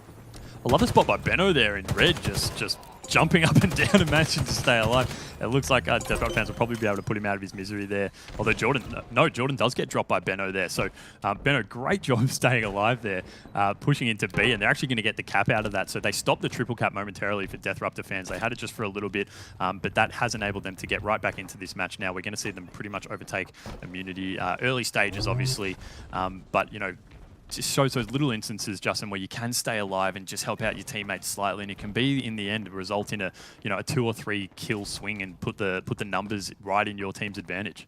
Yeah, they call it milking, and, you know, moo moo. Everyone drink your milk if you want to be big and strong like Benno, because it panned out for him in his squad. And look at that, nice shots on there to shut down the Spanker player. He does fall, and Death Rupture fans, they're still putting points on the board. They've got a fragile lead right now. Jordan getting a nice little tasty kill onto him, and Hef going in to break that setup. Cluzy with 2 rockets to play with. He loves this thing. He's always got it in hand, so it's... Yeah, absolutely. He puts in a fair bit of damage there. Doesn't pick up a kill on anyone, and actually both rockets end up being wasted. And then Hef comes in and puts him out of his misery. So he dropped a lot of shields then, Cluzy, but he just couldn't finish anything. And those rockets would have been a massive potential for them to be able to almost get a triple cap, which they did briefly end up getting, just from the pure distraction that he was running. But great use of the thruster here. Wow! Double No! Ryu! Serious? How did that even happen? Unbelievable. He just H5'd on them so hard with that thruster. Unbelievable. We love paying the multis that have timed out hoots. I'm paying the overkill. Unbelievable stuff from Ryu showing up for his squad. That was absolutely mad, but it was the team shot as well, right? Because he was copping shots the whole way through, and in any other instance, he would have been dropped in that fight. He took on 3 players who were all shooting at him, so there was clearly team help coming from behind him. But his shot selection, use of the thruster then, and that's what we've seen in that particular area of the map around that B side, is those pillars combined with the thruster. You can just make some amazing plays there. Ryu, he's on a tear. You can tell he's hyped. Look at him. He's going in for blood. Challenges Jonah as well. And, will that be the wind out of their sails? Not sure yet. But Death Rupture fans, they got a sizable lead, 100 points. They've got a nice little buffer on their hands here, Hoots. And, if Ryu is going to ride that high of that triple kill on Immunity there, Death Rupture fans, they're poised to take Immunity down.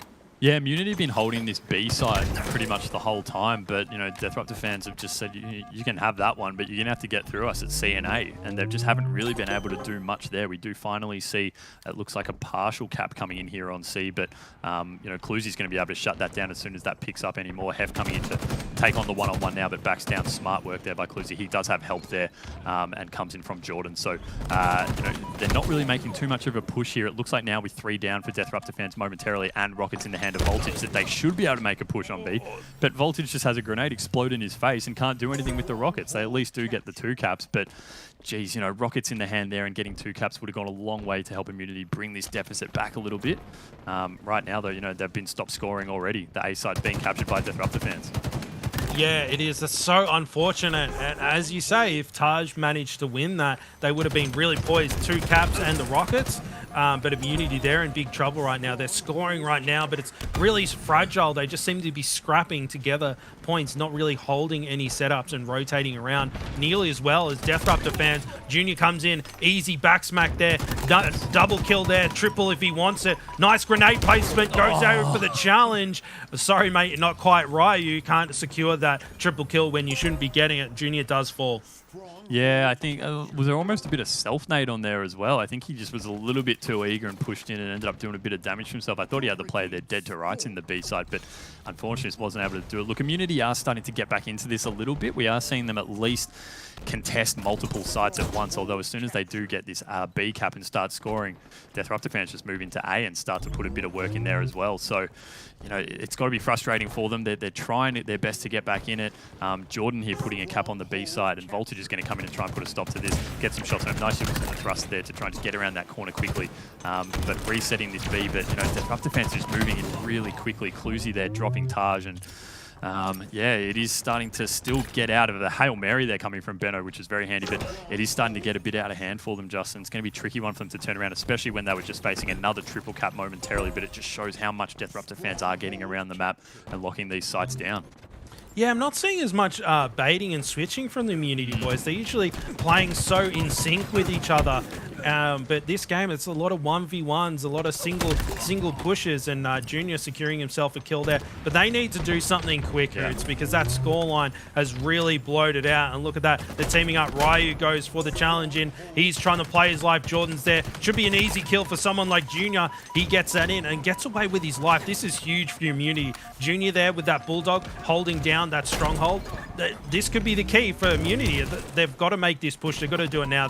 Their buffer's gone, Hoots. There's only 47 points left on the board for Death Rupture fans. I need to play perfect Halo from this point. Well, there's that bait and switch you were asking for right there. Junior just staying alive really well. I think it was Hef came in and was able to pick up the kill. So he's roaming around quite freely now, Junior. And they are in a position now, it looks like, to grab a triple cap. We'll see how long they can hold this for. If they can lock down this A side, which they do. Voltage picks that up, sorry. So a triple cap now briefly in the hands of Immunity, but as soon as you do say that, it is taken away. So they're going to keep scoring. They're bringing it back a little bit.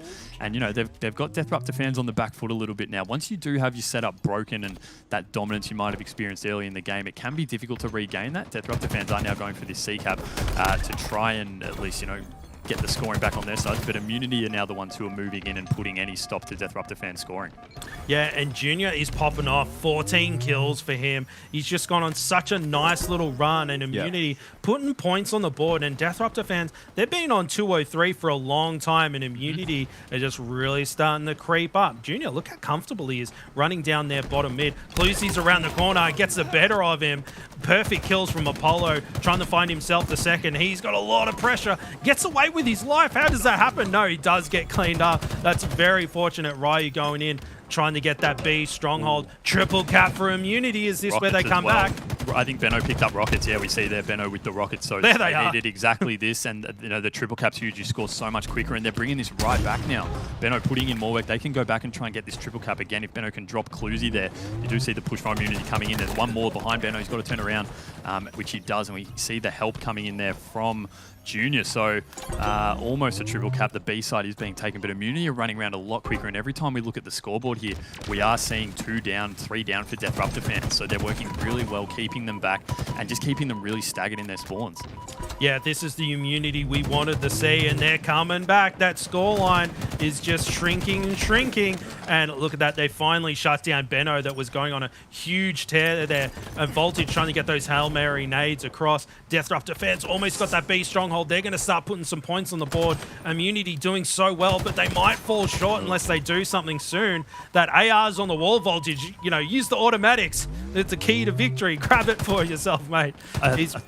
Yeah, sorry, Josh. I think Voltage is kind of trying to play a bit distraction here while his teammates can move in, but unfortunately, their Deathruptor fans have just held that B site down really, really well. And so Voltage wasn't really able to make a move on A or B. B then was almost in the hands of Immunity, but they are 3 down, and that could be all she wrote. You spoke about that buffer before, Justin, that they'd lost at the start of the match, and that could be what comes back to hurt them, really. They need to get in a position now to try and at least stop this scoring, get a touch in either B or A, but I don't know if they're going to be in a position for it. Only 10 more points needed for Deathruptor fans. Get in there, boys. 4-man push into B. I believe. Here it comes. Get in there, boys. Quick. And there they go. Hef desperately trying to get in there, but the points does look like it's going to tick over. And look at that. Deathruptor fans, the underdog story, taking down the big dogs on Immunity. Unbelievable. And we said it would be crazy if Deathruptor fans took this one out. Credit with credit's due. They just took down the juggernaut team of Immunity. Hey, I mean, what a good shout for these boys, right? Being able to come into this. It is Pro Series number 4. It's all important heading in towards that Super. And now they dethrone Immunity, who are a top 3 team in their first tournament in Halo Infinite. Now they've set them down into the elimination bracket, and they've set themselves up for almost a guaranteed top 3. All they need to do is get themselves a dub in their next series, and that's top 3 guaranteed here for Pro Series number 4. And that is a whole boatload of points for all these players who have kind of consistently been able to perform in some of these tournament suits, and I think that's a big thing that we're seeing across this Deathruptor fan squad, is a lot of these players, yeah, albeit they may have some team lineup changes every so often, but these guys seem to be able to consistently put up some numbers, and this might be the golden squad. Yeah, I loved Ryu in that game. He was putting up just big numbers. Unfortunately, looking at the scores there, Hef had a pretty rough day at the office, unfortunately, in that one, only racking up the 7 kills. But yeah, you know, Ryu was just on a tear for certain points there. We did watch Junior, and he was really, you know, almost single-handedly trying to mount a bit of a comeback, really helping his team running rampage around the map. But you know, Justin, you said it perfectly, and as I mentioned just before, you know, that buffer that you kind of get at the start of a game, they just lost that too early. And this was probably the moment, Ryu there, the triple. And we got dirty. This was the overkill. I mean, give it to him. I know the timer was out, but there you go, making yeah, there you go. Straight in the montage. He'll love that. Yeah, clip it. So yeah, he was a massive difference maker in that. It was him and Junior really going toe to toe. Yeah, and just the fact that he was able to put up such big numbers here for the side of Deathruptor fans, as you said, really kind of just gave them that extra bit of cushion that they needed to collect their heads a little bit. There was a bit of a comeback coming in from Immunity, but with the amount of point lead that the Deathruptor fans had, it was almost a matter of time before they were able to get themselves a few extra points on the board. And securing it the way they did gives them a whole lot of confidence going forward, right? You know, they're able to make the Slayer extremely close. They made the Oddball look really close as well. And now on the Strongholds, there was a lot of dominance early on for them here on Streets that they can take that and move forward here, Justin. And I think these guys going into the next round of the winners final here, it's going to be an interesting tale because, I mean, I don't want to give any spoilers away just yet when we get into this bracket, but there is going to be a spicy semi-final we've got here so far. Yeah, and listen, I love the Immunity boys, but as someone that was in a lower bracket team and I get seeded up and first rounded by Immunity in Halo 5, it's a little bit sweet. And that's how it feels to be first rounded, boys. Enjoy the elimination bracket. But I'm sure they'll be back. Immunity's Immunity. They'll claw their way through. And you know what? I think it's just Death Rupture fans playing really good Halo, able to take down Immunity there. So full credit to them. Exactly. Well, we might be able to get a bit more of the insights here because we've got Jordan on the line here from Death Rupture fans. So let's bring him in. Let's have a yarn to him and see how he feels after that big dub against Immunity. It was a big showing from you guys so far. Jordan, last time we were able to talk to you, it was more kind of prospects about some top fours, but this time you guys have taken down Immunity. So what has been the practice been for you guys across the entirety of Pro Series? Obviously, a lot of you have been chopping and changing your roster as you go through it. Does this feel like it's going to be the roster that's going to get you guys deep in the Super? Yeah, it's feeling pretty good at the moment with the current roster. I think we're going to try and stick it out. But yeah, with our practice, we pretty much just first Dire Wolves or 16-20 Kings. No one else really wants to scrim us. But yeah, I don't know why. I guess the blacklisted. Same story as last time, Jordan. I remember you mentioning that, and it's not something we like to hear. So hopefully that can change, relatively soon. But I want to go to that game one where in that first round of oddball, you guys got, for lack of a better term, stomped pretty comprehensively. What was the feeling going into that round two? Had something just gone wrong in round one that you knew you could easily fix, or what was it that made you guys be able to turn it around so well in round 2 and 3? Honestly, it was just pretty scrappy from us in the first round, and we kind of just had a mental reset, and we all just did our best, and yeah, brought it back. Yeah. Yeah, listen, mate, I'm jazzed. I love an underdog story, and it's great to see that you're talking about sticking it out and making your way through and climbing up the ranks. If you got your eyes on that top spot, are you training up to take down the Chiefs? Yeah, if we can, we'll do our best, but we'll wait and see, I guess. Yeah. All right, well, Jordan, before I do let you go here, obviously it seems like so far that there's been a bit of a shake-up. You guys are looking forward towards the next series here in the semi-finals. Going up against the team of the Demons, I am going to spoil the bracket for everybody at home, but going up against the teams like the Demons, are you guys, excited to be able to face them on the main stage here, considering they seem to be one of your main scrim partners so far? Yeah, very excited. We love scrimming them. Yeah, I think they're a great team and should be good games. Yeah. Well, hell yeah. I mean, at least one of you guys will be able to get yourselves a guaranteed top 3 at the end of today. So I'm super excited to see how that series does pan out. So Jordan, congratulations on once again for an insane series victory here against Immunity. And I'm excited to see you guys deeper in the bracket too. Thank you. Thanks, guys. Well done, mate. Cheers.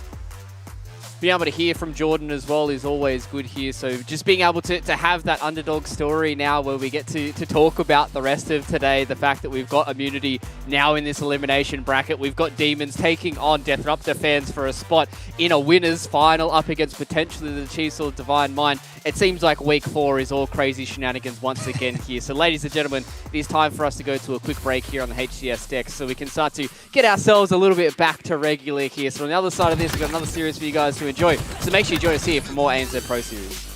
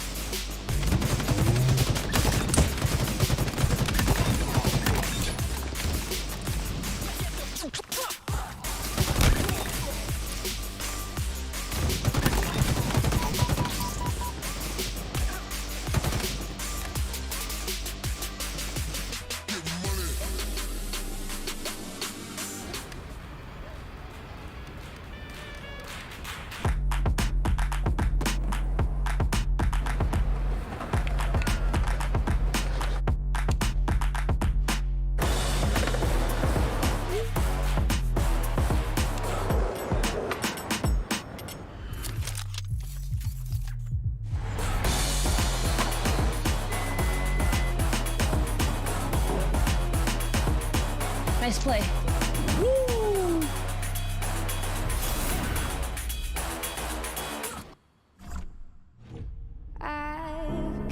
you under my skin. I've got you deep in the heart of me. So deep in my heart that you're really a part of me. I've got you under my skin.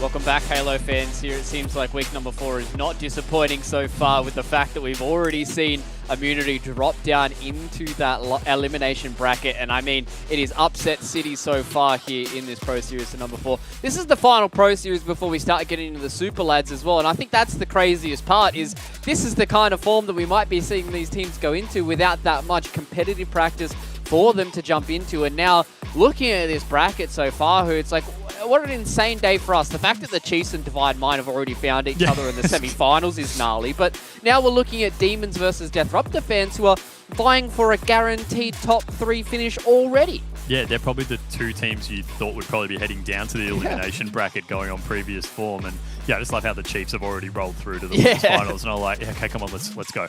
But yeah, no, BBR and Immunity, I don't think either of those two would have thought they'd be dropped down to the elimination bracket so early. And there they are. So they've got to fight it out against each other down there. Yeah, exactly. Especially as we jump into this elimination bracket, we see the fact that it's BBR going up against Immunity in that round 1, and the fact that we've already gone so deep into this bracket that the Direwolves have gone 2-0 over Malicious. So unfortunately, we don't get to see the Malicious lads today. But they're going to be facing up against Divine Mind for a top 4 finish here, and we've just got so many insane storylines, so many insane series that are going on right now, Justin, that we can't cover them all. And unfortunately, we don't get to see that elimination series. We don't get to see the other one with Divine Mind and Direwolves, but we still get to see one of these two teams who have been kind of struggling for a bit of form. On the side of the Demons, they've been struggling to try and get themselves a top 4, and now they have a shot of a guaranteed top 3. And I think it's so insane that these guys have been through every single one of these Pro Series, and now they've got a real shot. Yeah, and they're one of those teams that have had quite a few roster changes as well. It's been changed up all the time, and maybe this is the roster. Things are finally cooking for them. They took down BBR, and we spoke about at the very start of the broadcast of just how strong BBR was looking overall. But here comes Demons, a freshly minted squad, just taking them out and sending them down into the elimination bracket. And Square, he's certainly been thrown around in a few teams there, but he's a player to watch out for. Once he finds a team he's comfortable with, you need to watch out for him. Yeah, I think this Demon squad, as you said, previously called the 16-20 Kings, they come in now. I think the big ones to me, obviously Lolly and Plasma have been around a long time, but, I do have to say that it is Square. He's been one of those players that obviously went to Raleigh with Mind Freak. Now he's been able to come back into a few of these other squads, really been able to bring his experience to the server as well, and just be able to get these guys to another level. And I think that's a big thing for this 16-20 King squad, is the fact that these guys are all new blood and they're rallying behind somebody like Square who's able to get the troops together and get them going towards the dubs. And the fact that they've worked so well together for the last couple of weeks just goes to show that consistency is key here, Hoots. And I think these guys are a real big shining light for the ANZ Halo community. The fact that they've stuck it out for so long through so many of those open brackets, and finally it's time for them to shine here on the main stage. Yeah, the addition of Square is great. Whenever an Aussie player or players have gone overseas, they've come back and said what they learned in just those 2 or 3 days is so valuable. And we heard Chiefs mention that they came back and said, we just realized that we've just played some maps completely the wrong way from that experience we've had overseas. So Square comes back, brings some of that experience to the Demon squad, and yeah, let's see how they go. Yeah, I'm excited to see what they can do here. But on the other side of the server, Hoots, we've got the Deathruptor fans. These guys have already proven to us today that they're here to party, and they've taken down Immunity, obviously with the not recent inclusion, I guess, the re-inclusion of Cluzy this time around, dropping Rice out of the squad. Full Controller boys coming in. Now, once again, another one of those teams that, they've been getting themselves some top 4s, but this is their first real shot to have a big shot at the title.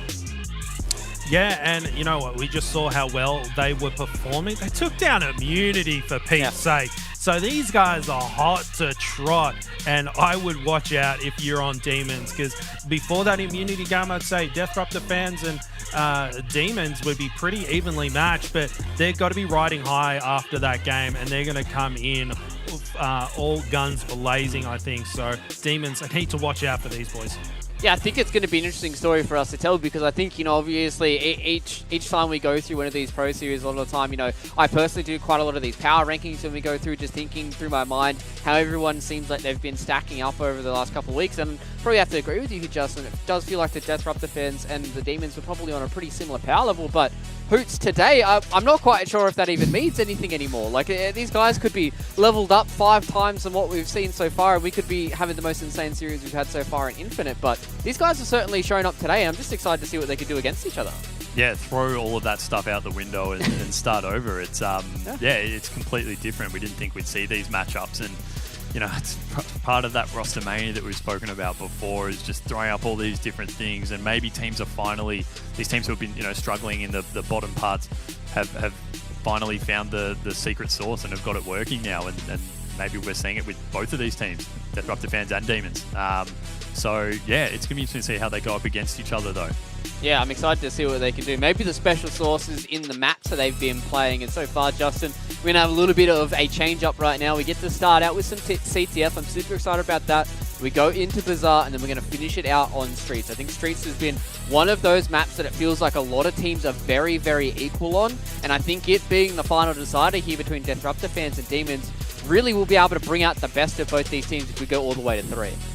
Yeah, Aquarius and Bazaar, they're pretty heavy slaying maps. Like Aquarius, you need quite a few slays to get the flag across the map. And then Bazaar is very, very quick. You can rotate around very quickly. And I'll be looking for Apollo and Jordan from Deathruptor fans to show up for their squad, because they took the fight to the immunity the previous series. So looking to them to put up big numbers once again. Let's see if those big numbers are going to come flashing for one side or the other. Ladies and gentlemen, we're loading into Aquarius right here. It is Demons and the Deathruptor fans fighting for a top 3 spot. So let's get into it. Yeah, thanks, Luke. A lot of question marks over this series. We really don't know a huge amount about both these teams now with these changes. And whilst we have seen them in these Pro Series before, Justin, there is just still a real question mark over what these changes to their rosters are going to actually make to their overall positioning once we get to the end of this series. Couldn't be more right with that one, Hoots, and we are on board with Plasma off the rip. I always love this cross-map battle. It's just awesome to see everyone, you know, some people scatter, some people stay and fight it out. It's like, no, I want the first pick. And now still on board with Plasma, sorry, and he's trying to find some players. Ryu's a bit weak there, but Ryu, hot to trot. Jordan comes in with the cleanup and actually snakes that from him, unfortunately. But look at this. Deathruptor fans, they've got the camo, they've got the first couple of picks, and they're getting ready to pull that flag, Hoots. Yeah, they're getting some really easy slays here coming from Jordan, and it's just have Demons, 2-3 down for pretty much straight away. They were able to roll right through that car side there, and with this camera, it looks like they're just going to go for one more round of slays before they try and pull this flag. So actually, it looks like they're ready to run it now. So starting to make a move.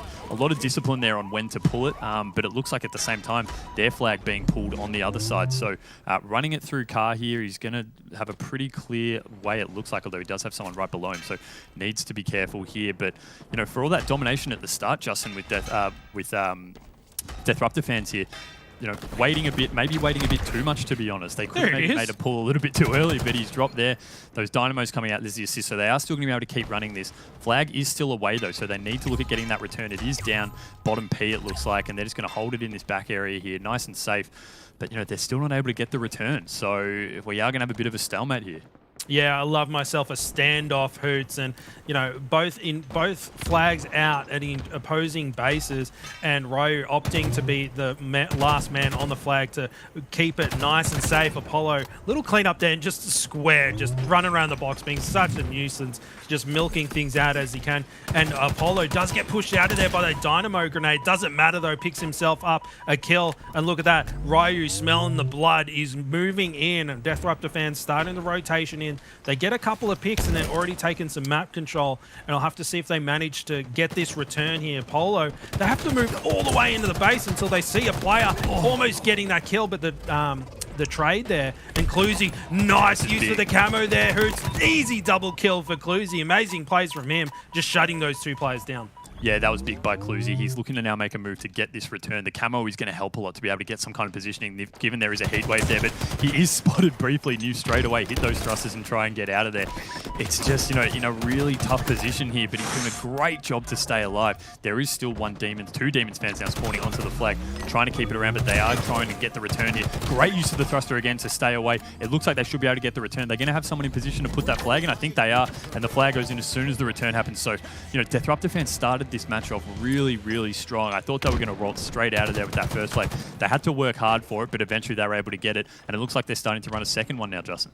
Yeah, and Cluzy, he was playing his life so well, Hoots. He was alive for so long, and they just needed to clear him out. You can't have a player pestering you around your base, because eventually he's going to break that setup. He's just going to keep trying. You have to clear him out and send him the respawn screen, and it does look like another flag is already on the move. Cluzy trying to snip out that player, gets the kill onto Square, grabs himself, nice little sidekick to throw on his back pocket, and Cluzy, you can tell he's hyped up. Look at that, trying to get some shots into there, but Demons, they had a flag of their own all the way across map, so they're not out just yet, but unfortunately for Lolly, He's on the goose. No kills just yet, which is unfortunate for him. So he needs to heat things up if he wants to keep his team in the game. Yeah, the return comes in there, so we're not going to see a flag cap come from either of these pools. We reset a little bit, and we are with Venom moving onto the flag here. So just some shots coming in on Jordan. Jordan, really good effort staying alive, and I think he had a bit of help from Cluzy. Cluzy is dropped with the heat wave, and now we are seeing a pull from Demons. So get it out the front of the base. They don't choose to run it either side. Looks like they were going for a pull sort of straight towards the middle, but you know, this flag probably going to sit here for a bit. I don't really know if anyone's in a position to grab it. Square putting in some nice shots from up on this top P side. Cluzy, though, is really up to the challenge and takes him down, and we see these dynamos come out. I was watching Scoopmeister's stream yesterday in the FFA, and he refers to those dynamo grenades as passive income. Is his way to describe them, because he says you just throw them and you never know, you might end up getting a bit of damage off them. But this flag coming in now from Demons, and it looks like they're going to be able to put this one in. So that's a great flag run there to tie that up. They've really been able to bring themselves back into this match after a pretty sloppy opening sort of push at the start. Yeah, I love that. Passive income, you know, cashing in those dividends from his stocks. And Jordan pulling another flag. It is 1-1. And Lolly, Lolly's on the board. Great stuff from him. And so once you're on the board, it's, you know, it's all uphill from there. He's leading assist. It's all good. Yeah, he's leading assist. That's good enough. And, you know, they're 1-1-1 on the board. So everything's all good there. Ryu, monster from the last series, getting triple kills that he definitely should not have been getting. Cluzy coming in with the cleanup, being so strong this first game. And look at that, easy double kill. I'm not sure if he fat thumbed that melee or if he was going for style points, but impressive stuff from him. And he's going to be such a nuisance down here as well. He can just wait for his shields to come back. Oh no, it's grenade just bouncing through, and it's like, how you going, mate? Blows him up into the respawn screen. Plasma's just been on an absolute tear. I mean, Cluzy's doing work for Death Rupture fans, but I mean, look at Plasma's stats just going absolutely crazy. 16 kills and only 7 deaths right now.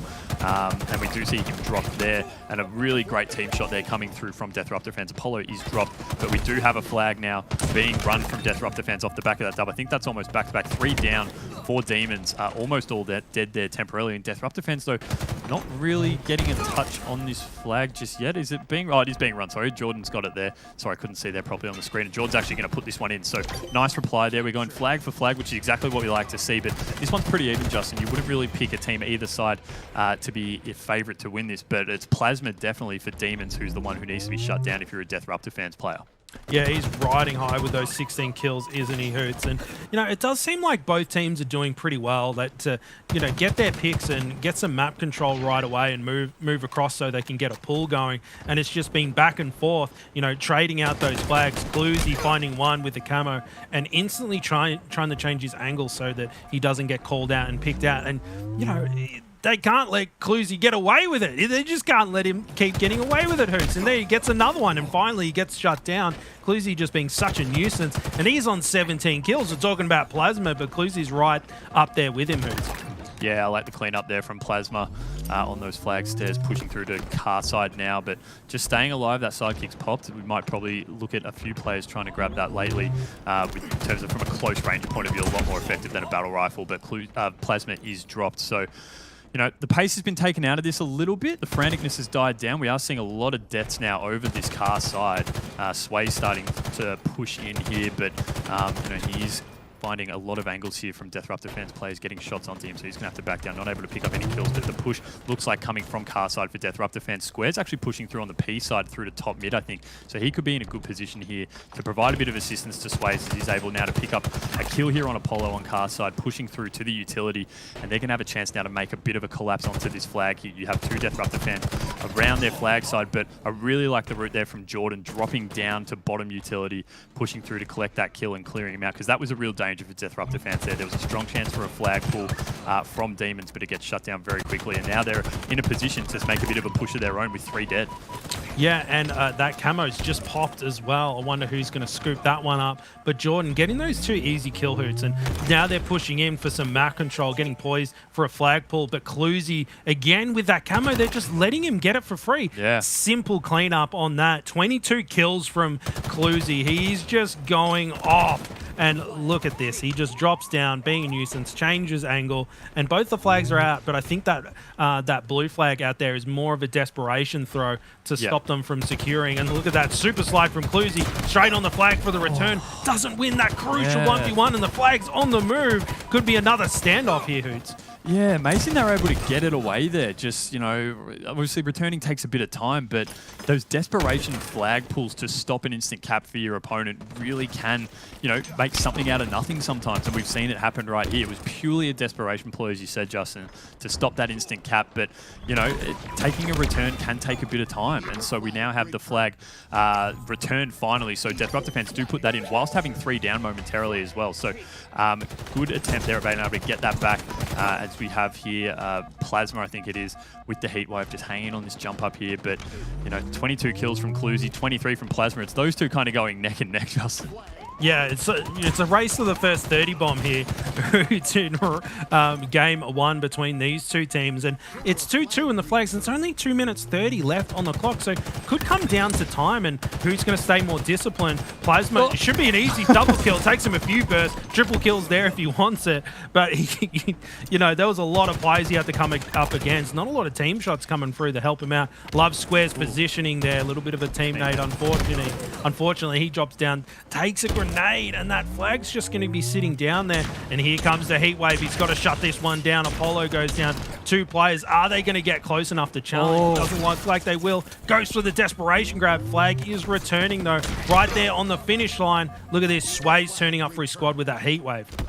Yeah, that was massive there. I thought that was almost a for sure cap, but it was able to be pushed back right at the end there. Disruptor fans really just about 2 cycles of respawns to push that flag through, but at no point were Demons able to actually get a stop on that and get a return until right at the death knell. But Square, finally, we have a camo not in the hands of Cluzy, so Square for Demons able to get a control of this and hanging around this car side, copying a bit of damage from both teammates and enemies, but nice use there of the dynamo grenades, putting in a lot of damage. Actually, you can hear them ticking along in that utility side. I think he was almost connecting with 3 players at that point, and we do have a 2-man push along with this camo coming through here. Cluzy's taken down, so 2 dead, 4 Disruptor fans. Demons can look to make a run of this through car side as he does go through utility, and you know, we could see this, given that there's only a minute left, this could be a deciding cap if they can get it through.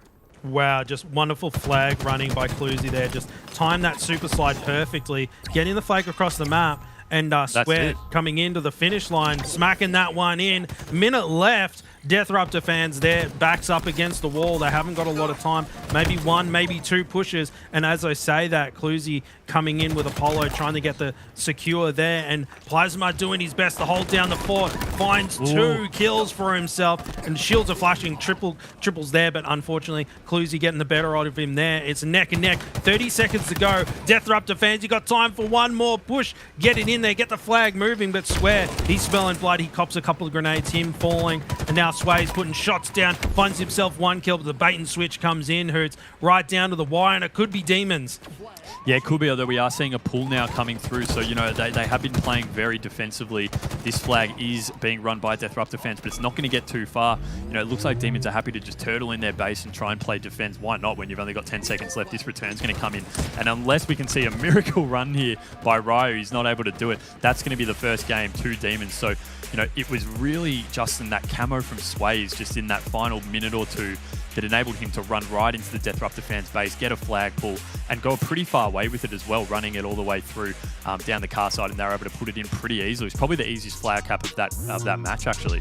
You nailed it, Hoots. All down to that last camo. If Cluzy managed to get him his mitts on another one, it was like his 4th camo or something like that, then maybe perhaps that game would have gone their way. But no, Demons, they wised up and it's like, boys, we need to get that camo. They get the camo, and look at that. They take away that first game. And just a quick little note, Plasma, 31 kills. Cluzy, he's got to be feeling that one, 29 kills. It doesn't quite count the Don Bradman of this map, unfortunately for him. But Disruptor fans just narrowly missing out on that one, Hoots. So I wouldn't count them out just yet because they performed really well against Immunity, but here we are, Demons performing, and I'm really impressed with this squad.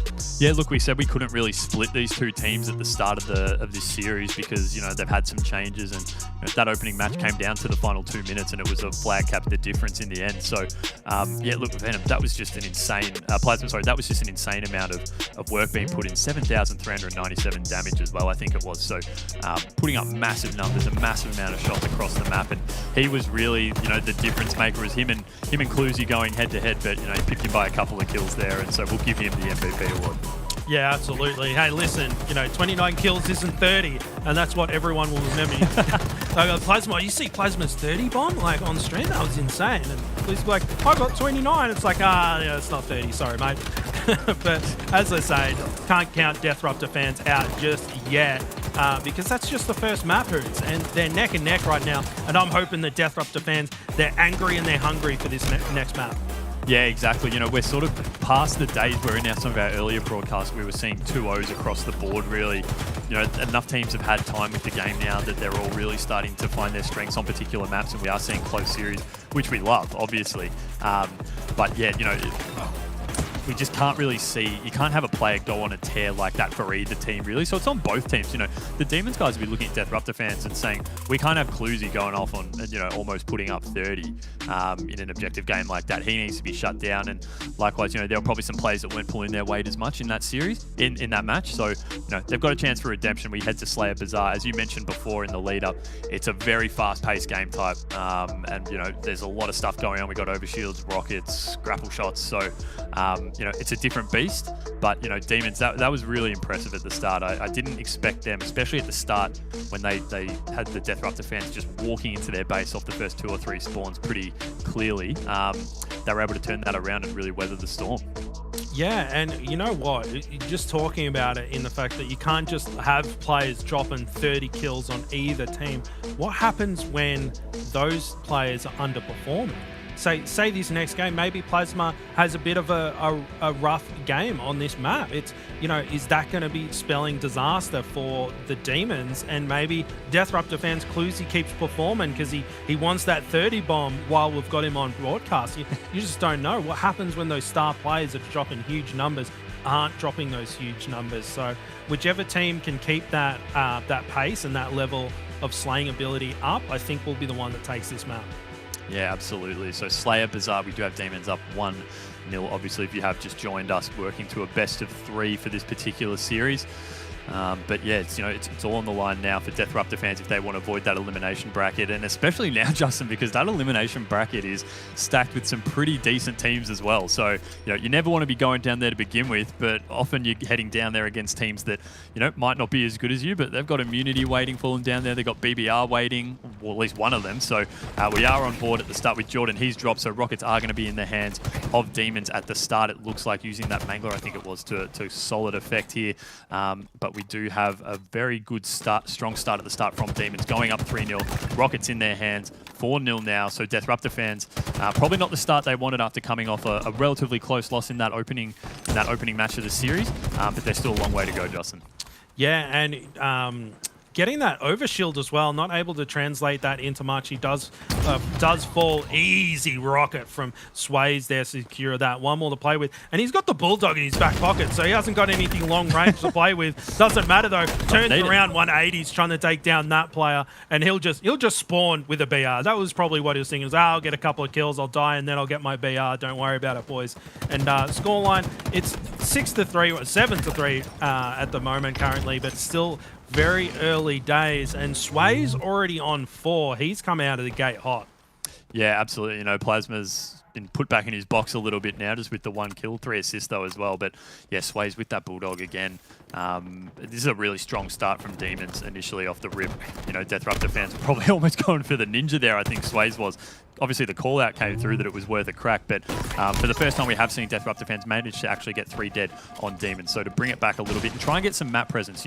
This is a very frantic map. Spawns can happen anywhere. There's no real way to get your back covered in a setup.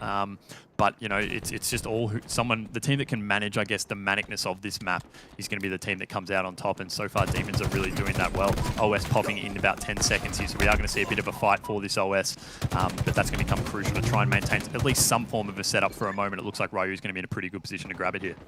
Yeah, I like Ro's positioning here. He's just being such a nuisance. Grabs that overshield for his trouble and got himself a couple of kills down there as well. And only 2 kills the difference currently. And Ryu did cop a little bit of that plasma pistol. And look at that. The Demons, they're getting a lot of pressure from Ryu there. The help's coming in from the other Death Rupture fan members. And he does get shut down. So that push, they had it set up so well, Hoots, and it hasn't really translated into much. Still completely even. Only 2 kills the difference. They may as well be tied up.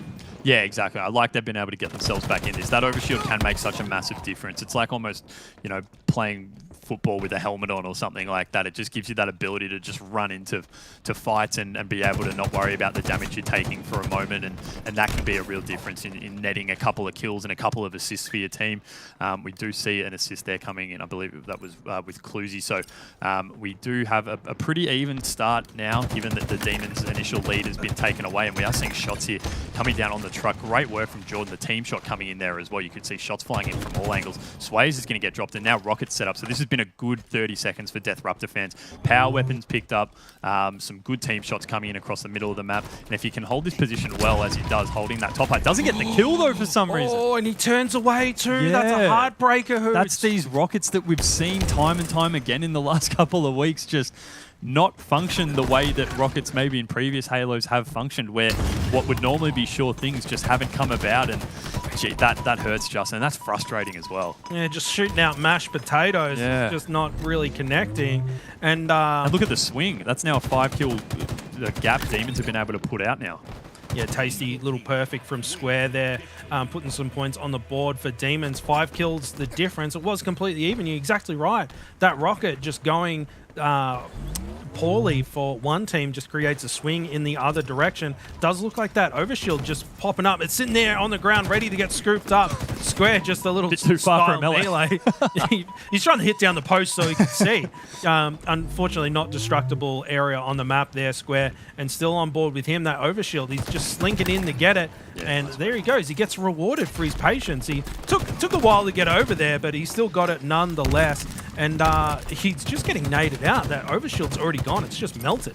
Yeah, but he was able to eat those. I mean, he gets dropped in the end and isn't able to really do anything with that OS. But, it just shows the difference, being able to eat those grenades there, or jumping in the tunnels here, which we don't see people use too often. And great team shot there coming through. A shot put in through the tunnels and then drops down and gets dropped down at bottom Rockets. So, the team shot definitely is coming strong. I love that use of the grapple shook there. I'll take my second attempt to get up there. Thank you very much, after he drops him. But, back again, very even. Death Rupture fans now back in the lead. So, after that initial unfortunateness with the Rockets, they have been able to brush that off and get straight back into this match, which we love to see, Justin. Yeah, and basically all tied up right at that critical halfway point. And things are really going to start heating up. And look at the slays. We're talking about how either team can't afford to just let the other team just bump up 30 kills. And slays is like completely even on the board right now. That's what you want to see in a slay game. Heart in your chest, pounding and exciting action. Plasma not able to get that kill. The assist comes in, but I think he was hoping for a little bit better than a trade in that situation. And Square, he's currently on 8 kills for his squad, 5 assists, so doing very well. Something to note is Lolly with 0 assists so far. So he's only winning his 1v1s, but there's plenty of assists on the side of Death Rupture fans. We'll have to see if that comes back to bite them, but scoreline's still even. It's going to come right down to the wire, Hoots. Sway's happy to lay low a little bit here with the Bulldog, just waiting for some comms from his team. And there they come. He misses actually both shots, and then the Rocket comes into... Hello, bullets? Yeah, I think he just blatantly missed both of them somehow. So, very unfortunate there. The Rockets, though, being in the hands of Jordan, was able to pick up at least 1 kill with them, I believe. He's got the OS now as well. So, Death Rupture fans, they've skipped out now to a 5-kill lead, in the blink of an eye, really, with these Rockets and OS. So, Jordan taken down, but, you take that every day of the week. He went on a nice little run there. And so, Death Rupture fans, again, looking like they're happy to slow it down a little bit. Cluzy just hanging up in the cubby or locker here, putting shots on Plasma. Plasma's really great team shot there, though, along with the nades coming through for Demons. They can't afford to really have any missteps here, and they are starting to peg this back a little bit as well. Now, only a 3 or 4 kill gap. So Plasma is running down the bottom here, throwing a bit of passive income up there at Jordan, Justin, as we like to say. and getting a few ticks. You can hear those ticking along. So he's going to give the call out to his teammates, hey, head up to that bar area. We might be able to get a few players weak. Backing down very smart, though. He knows he doesn't really have kills to play with anymore as we're closing in on this 40 kill mark for Death Rupture fans. Yeah, it's really starting to get tight. And look at that. Cluzy turning up for his squad again. And Lolly, he's on 10. Like, he was really struggling the last map, but here he is, top of the board for his squad. And I like this move by Plasma here. He's just changed things up and just rotated to a completely different angle. And now putting shots on a player that didn't know was there. Did he connect with the stick? No, it doesn't look like he did. That's so unfortunate. Square is just like, nope, not going up there. It's like, please, no more nades. And there he goes for the ninja. Doesn't get the connection. But Lolly comes in with a trade to clean him out. You got to clean out those players, dudes. Oh, where's the back smack on that? Doesn't matter. Still gets the kill, and he's got the Mangler in his back pocket as well, who's Ryu on 13 kills with 9 assists, so he's showing up for his squad. But 45 to 39, Demons, they're letting him creep away a little bit, but it's only really one round to slay, Hoots. Yeah, and we are seeing, Death Rupture fans, we're pulling away breath, but this is a massive OS here. We are seeing Demons grab it, and we're not having Apollo finish the kill there. So Demons pick up the OS, drop Apollo. There's 3 kills in it. They've got OS now in the hands of, I think it was a Plasma, I think, managed to get it. He's actually backsmacked, though, so the OS is taken away. Good cleanup there by Square, just neutralizing that 1v1, but without that OS now, that's going to put a big damage in their ability to push. We do have Square, though, on a nice flank here, picking up that quick kill there with the BR. He's getting a call out that there are players down below, but I don't think they actually are. They're on the other side, so Demons have no real kills to play with now, as there's only 1 kill left for Death Rupture fans. They're still being very aggressive, though. Apollo just hanging back. Rockets are up in 20. 49-47. 49-47, so we do have Apollo here just hanging low. He is being swarmed, though, by Demons. His drop, so 48-49. 49 all. Demons are coming back out of nowhere. And we're going to have, it looks like Sways and the rest of the Demon squad pushing down here at this rocket stairs. And then the Death Rupture fans a little more spread out, though. So these rockets have now popped. I don't know. It looks only gets the headshot. No. Sways, absolutely massive finish to that game, Justin. They came back from out of nowhere. I thought the rockets were going to be that play in the end, but they didn't even matter. It was the team shot that came in right at the end there, Luke. And I was about to say we're going to another game 3, but get rid of that. That's a 2-0 out of nowhere.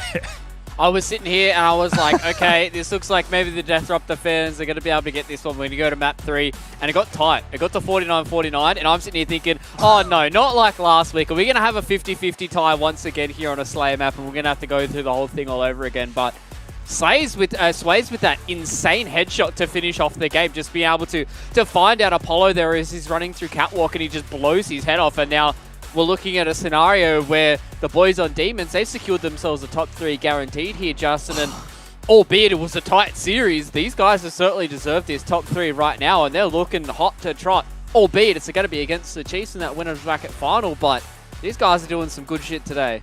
Yeah, Demons really showing up, aren't they? It's just unbelievable. And you know what? Death Rupture fans, it wasn't that they were playing poorly or anything like that. They were playing really well. They brought it right down to the wire. And if you looked at the Slays department, there wasn't any Death Rupture fans dragging their feet or anything like that. It's just Demons, they clutched it out on that last one. And Apollo, you could see he was trying to rotate back to his teammates.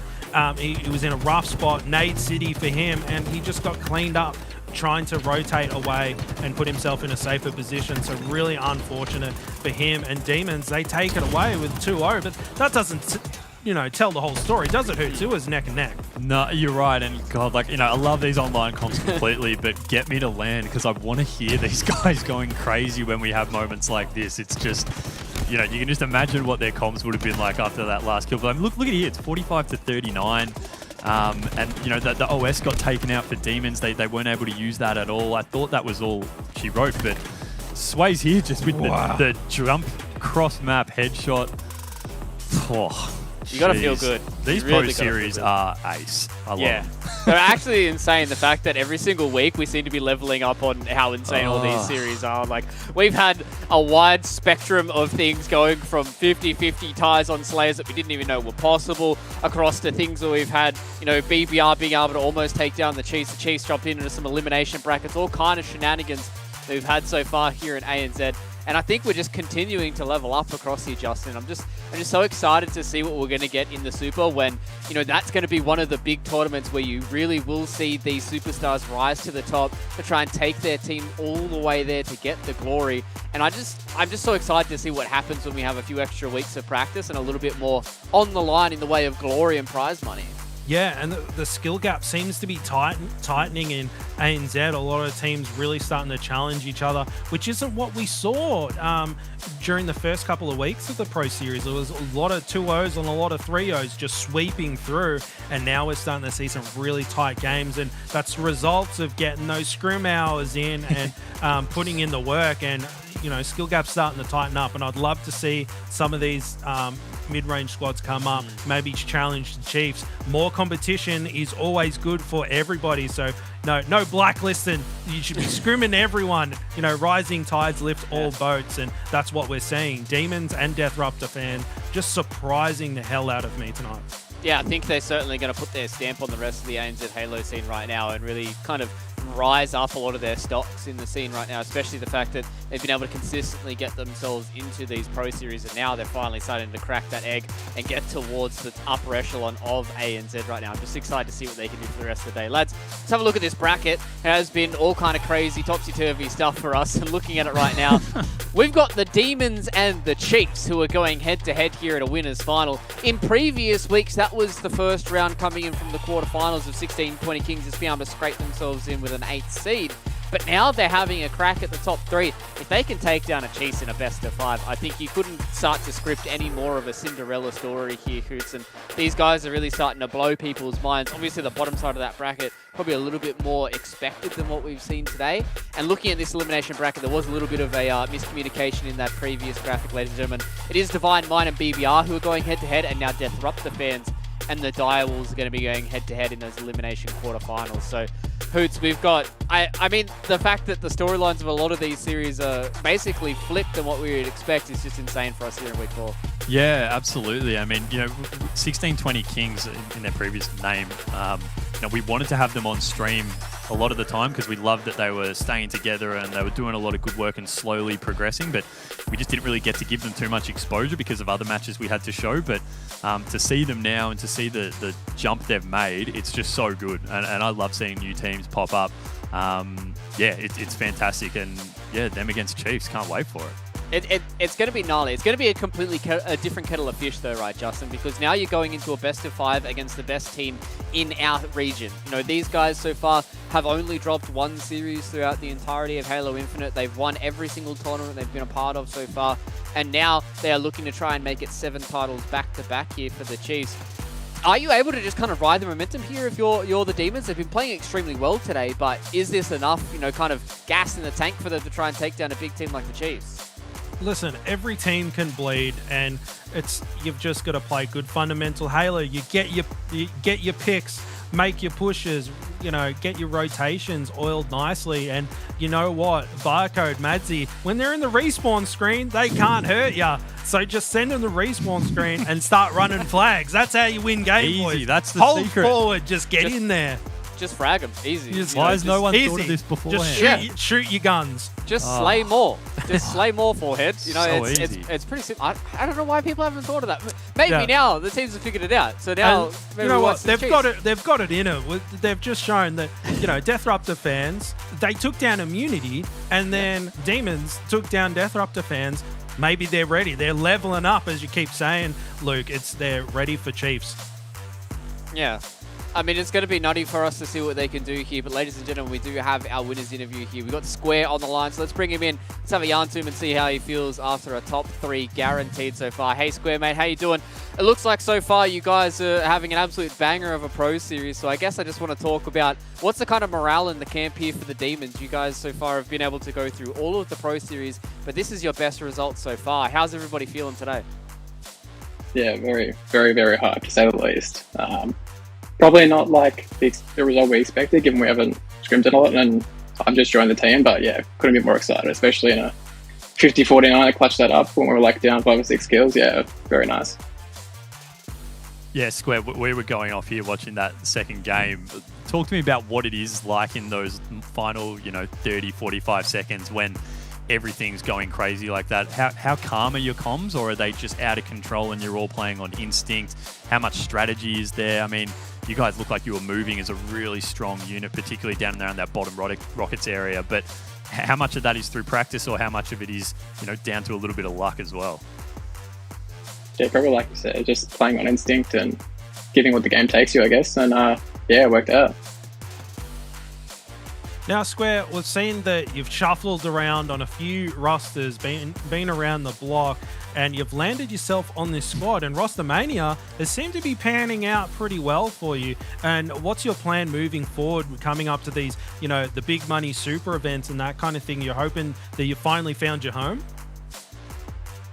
Yeah, it definitely has been a bit hectic the last few weeks, and having, new third and fourths every week. And I've been playing with Lunchy since the start, and now I'm on this team. But I think I'm definitely on this team for the long haul. All the boys have got a really great attitude about improving, and we want to solidify ourselves as one of those, consistent top 4 teams. Yeah, and I guess one final question before I do let you go here, Square. Obviously, you guys had a pretty insane series that we didn't get to catch here on stream. The fact that you guys took down BBR. Was that kind of the start of the momentum for you guys today? Just being able to be like, all right, this is where we really know that we are a legitimate squad in this top 4, the fact that we've taken down BBR today? Or was it kind of just, you guys are just feeling it today?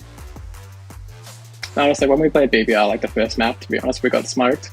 And then we just, we brought it back together and we played Life Isolate, and that was a really close map, I think 50-45 or so. And then once we won that, we had all the confidence. And then, we played a really well on Street Stronghold. So, we're just going to try and ride this momentum and keep winning, hopefully.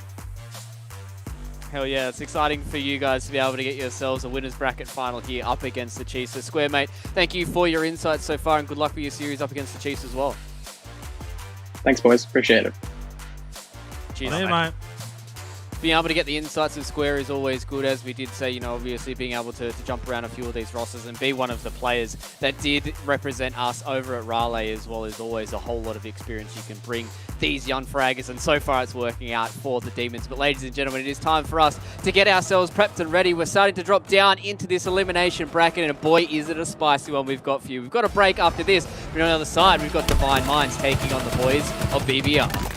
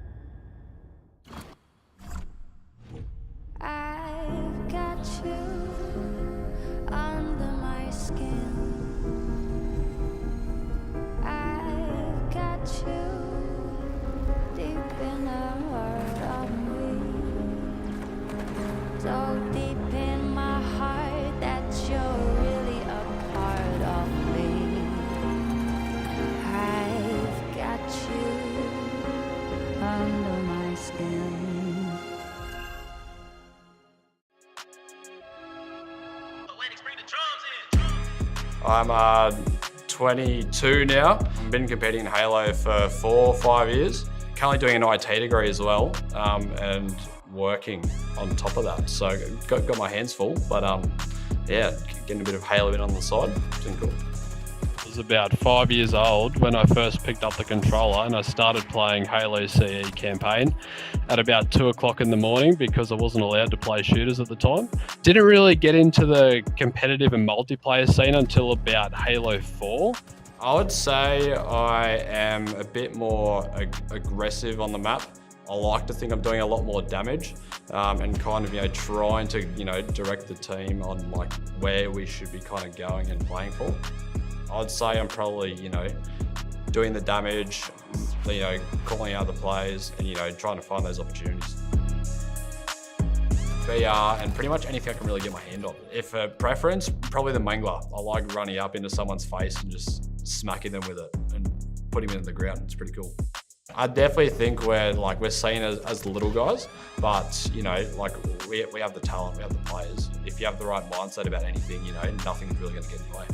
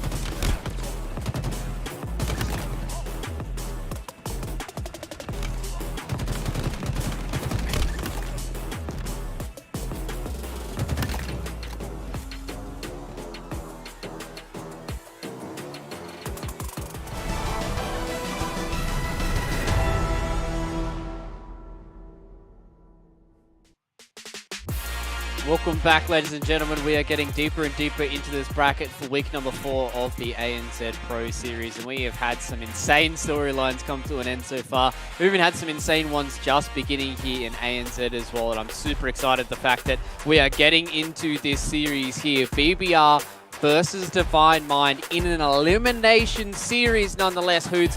One of these two teams is not making it in the top 4, and one of these two teams gets to progress further and have a little bit more form going into the Super. Yeah, it's two teams we're familiar with. We've seen them a lot on stream. As we said before, BBR rocking that brand new logo, which we love. But who knows? Neither thought they would be down here, as you said. And we've just seen some crazy Halo in the last couple of series already, especially that last series with Demons getting that fantastic win. So, more Halo, please. Yeah, I'm super excited to see what these guys can do, and I'm super excited to see what this BBR roster can do. Specifically, somebody like Jocko. He's been such an standout performance so far in ANZ Pro Series. I'm excited to see what he can do, and we're actually able to catch up with Jocko before Pro Series number 4, so let's see what he had to say. The cherry on the cake for Jocko, he has this night now. Oh, come on, Jocko! What are you doing? Oh, what are you doing, Jocko?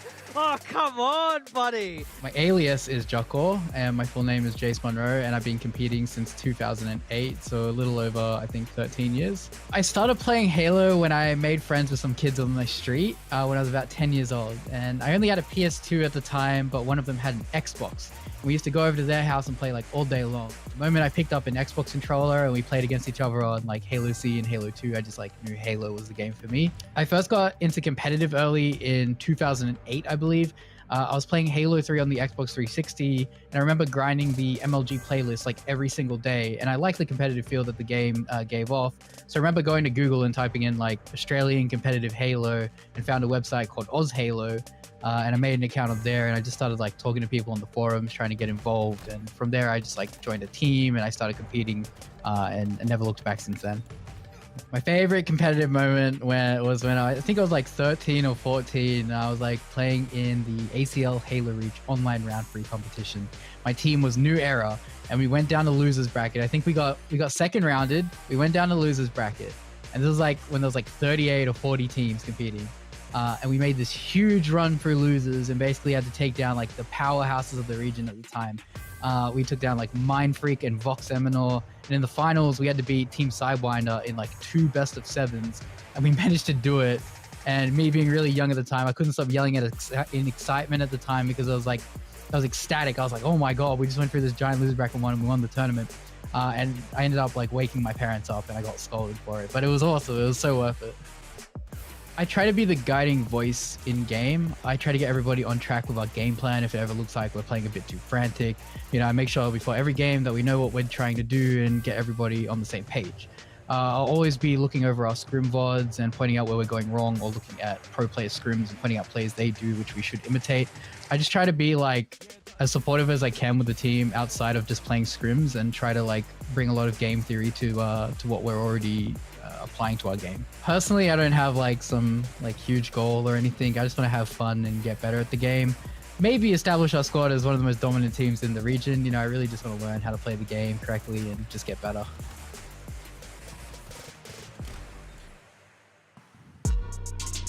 Just seems like Jocko is here to party, and he's here to frag out as well. He's been performing so well in the Pro Series, and I'm just excited to see what he can do, especially with, it seems like, a very cool head that he's got on his shoulders here, Justin. But he's going up against a team today in the Divine Minds who have been a team so far in ANZ that have certainly been able to stamp themselves as a top 2 squad. Yeah, and you know what? I'm going to highlight my boy Ali here, Berserk. He's a passionate firecracker.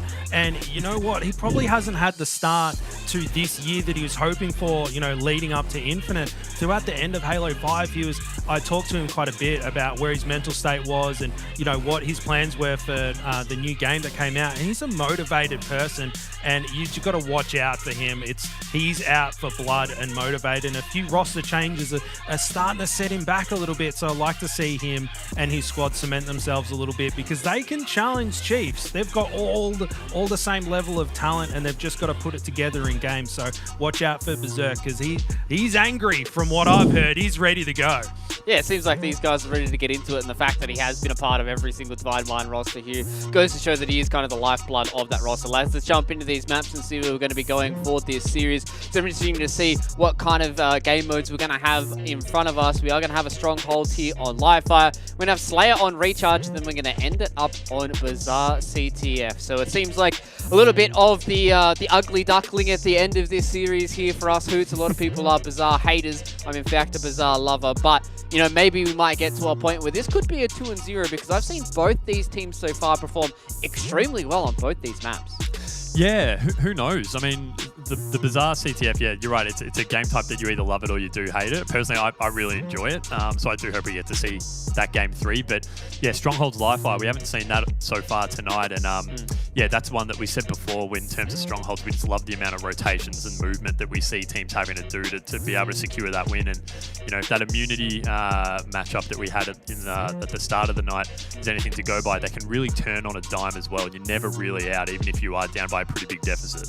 And I think the big thing for us to look at this live fire, right, Justin, is there's a sniper in the middle of the map, baby. And we've seen some frag clips coming in from Jocko, seen it from Benji as well. The lads on Divine Mind can do insane stuff. Beaston has been one of those players that really pops off on this map. So I think this is going to be a pretty big contention point for both these teams. Not only is it going to be the control points, but it's also going to be about these power weapons. So ladies and gentlemen, we see we're about to load in here onto live fire. So let's jump into this Elimination Series. BBR and Divine Mind. Who's going forward? Let's find out.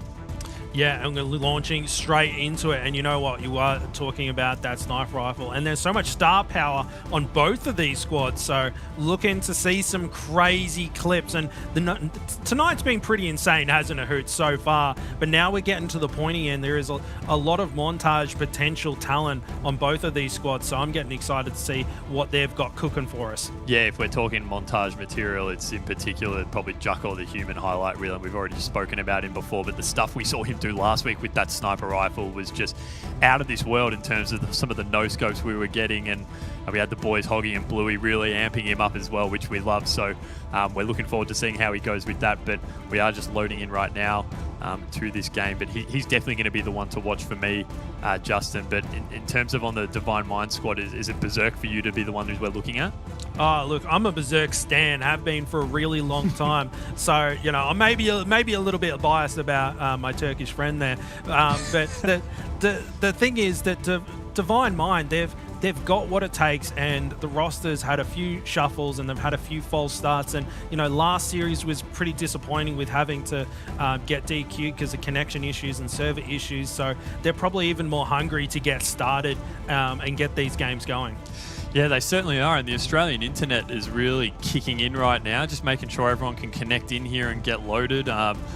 You know, we've got the NBN's trying to do its best and it's chugging along, but you know, it's keeping us at least logged into the stream here, Justin, which is more than what we can ask for. But you know, we do have these issues every now and then. For those who are tuning in who might be from overseas, it's an issue that our country's been plagued with for a long time, and finally we are jumping on board with Brattles for BBR as we does look like we have a drop we out, might though. have had a drop though. So that might be an observer glitch, but I think we're actually going to move to a tie here as we see just players launching themselves up in the air for no reason. So we had a DC there, unfortunately, so we will look to get that back started again. But Justin, this is what we have to deal with sometimes when we're running online events. We're at the mercy of the NBN gods, and sometimes they just don't want to play nice. And we've all dealt with it, whether it's at work or school or personal time. I mean, there's nothing worse than when you're playing like a battle royale game or something like that, and you get 30 minutes in squads, and you've just been sitting in a corner or in a bathroom the whole time, just waiting. Oh, you're a dirty bathroom camper, aren't you? You just hide there, final circle, bro. I may have just pop those UAVs and go hunting, mate. Like, you just go after them. I'm not talking about that particular game. I'm talking about the real BRs. Like, yeah. Anyway, we don't need to talk about those ones, but. But yeah, you know, there's nothing more frustrating, and we do have to deal with these things every now and then. We're at the mercy of online, and so you know, it just makes me want to get to that LAN environment more and more. I've spoken about it a few times tonight, but just get to a LAN environment. We've got the team chat going, we've got the connection issues out of the way, and you know, that major we're going to have in September, I think it is just going to be absolutely huge. I don't think we'll ever have seen anything like it here in Australian Halo. I am so excited for the major in September. It's just going to be so massive, and a lot of the ANZ Halo community has been waiting for a big event like this in the Halo scene, and maybe a bit jealous of the other esports titles that have had giant events like that. So yeah, I can't wait for it. And even up to the lead to it at the end of Halo 5, and it's like, I hope, you know, when Infinite comes, that the 343 and all the partners go hard and, you know, give us some really good events to play for. And, you know, they've delivered big time. So September, yeah, I can't wait for it. And at least if there's technical issues at LAN, at least you can, you know, stare down your enemy players there and just, you know, give them the eyes and break down their mentals as you're waiting for the networking issues to be sorted out. I think we're going to get Luke back in potentially just to help us out. Luke, bring me in. What's going on? I don't know. I'm just kind of vibing out, you know, waiting to see some sick Halo between these guys. And unfortunately, it looks like this time around it was Berserk that wasn't able to connect to the server that time around. So we said he was raring to go, but unfortunately, you know, the Halo too fast for his internet. It's too fast. So sometimes you just break through the internet barrier and you just can't start to break things apart. So unfortunately for Mr. Berserk, I have to wait for him to get back in the server. So this is where we get to kind of spin some more yarns, lads. During this series, I was going to start preparing a bit of Halo trivia for you guys, because obviously Halo trivia in ANZ the crown has been taken by Mr. Barcode. And I was just seeing if, you know, maybe we can have a little bit of a trivia power rankings with all the casters here on the desk as well, and see where you guys land.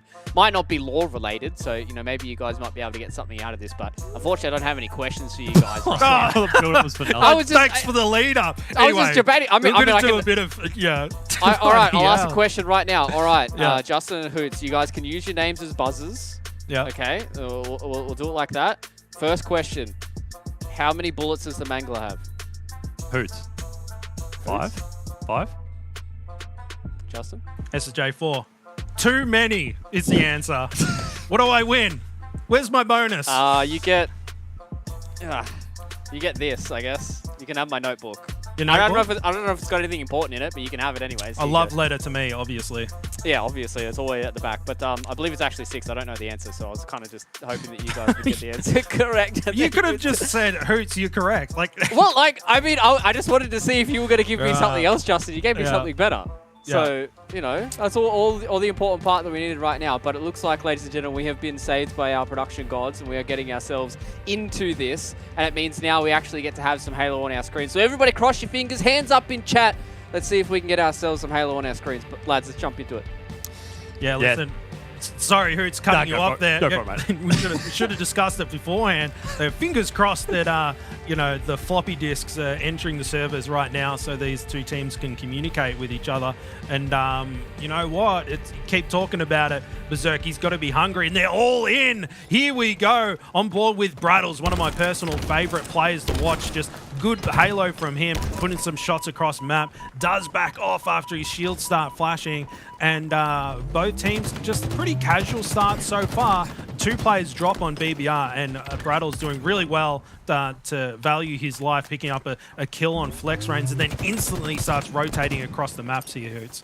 Yeah, we do have Divine Mind getting the first double cap, so they're going to start scoring. They actually are moving for a triple cap on this A site now. They have run into a bit of problems, although they are starting to cap it again now. So an early triple cap off the break for Divine Mind. We have BBR spawning down in the brute field, it looks like. Ad's pushing up through the shortcut, but he's going to be caught pretty unawares. Manages to grab that snipe there. So BBR with the snipe in hand. Brattle's just hanging up in this nest. I'm really liking the move here over to the cover there, providing a bit of help for his teammates. But that is 4 down for BBR. Snipe is now out of the hands and in the hands of Beaston. So Beaston, one of the players who we've seen make the transition over from COD initially a couple of weeks ago, really making a name for himself now and cementing himself on a pretty established squad here with Divine Mind. And a fantastic no-scope on Ads. Ads, don't peek, don't go up the ramp. You're going to get dropped straight away. So Beaston just, you know, no-scopes in COD were always a big thing back in the day in terms of trick shots, but wow, he's transitioned that perfectly across to Halo as well, Justin.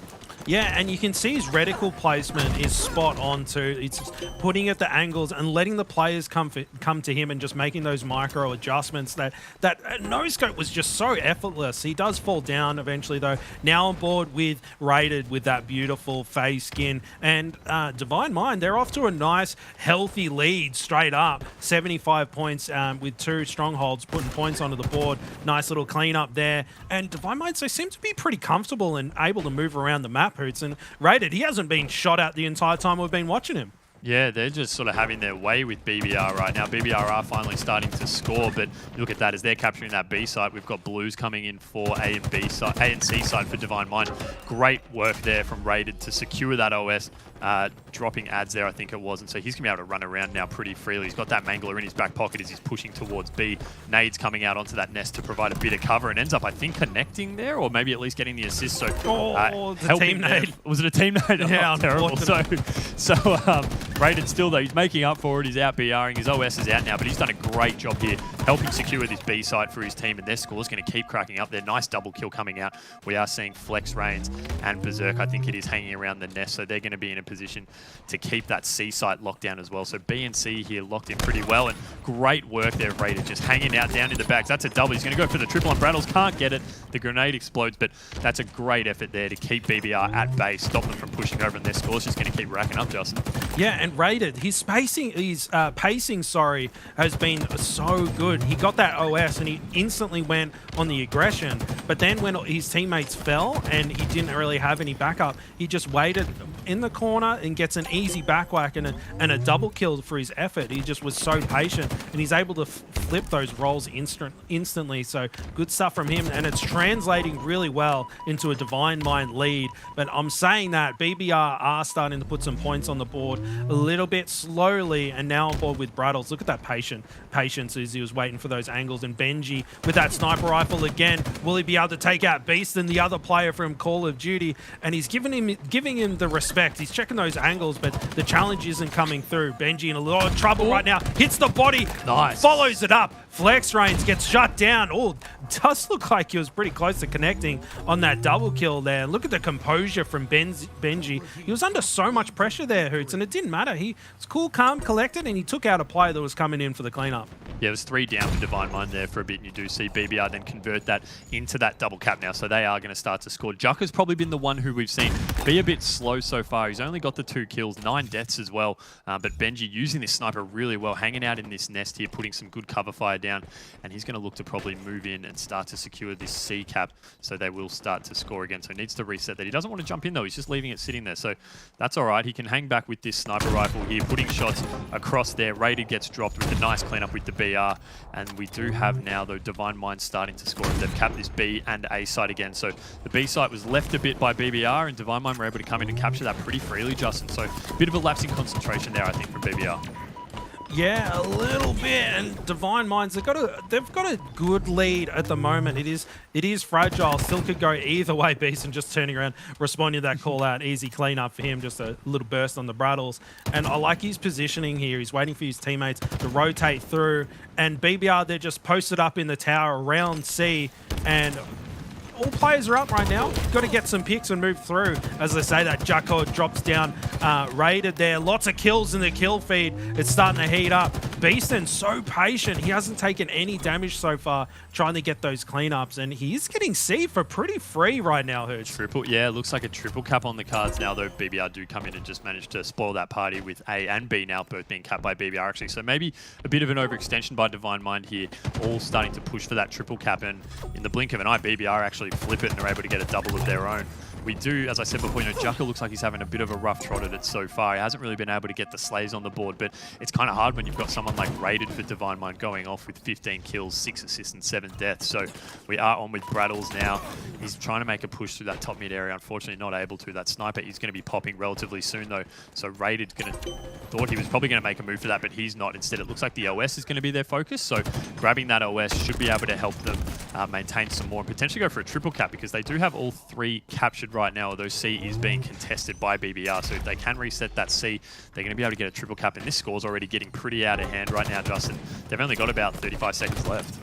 Yeah, and it does look like Divine Mind is going to take this one away, and Rated just went into C and basically just cleared it out all on his own. He had the OS and he's sniffing out the players. Jocko a little bit unawares of where Rated is. A nice little backwhack onto him, and Rated already switching gears, responding to other players.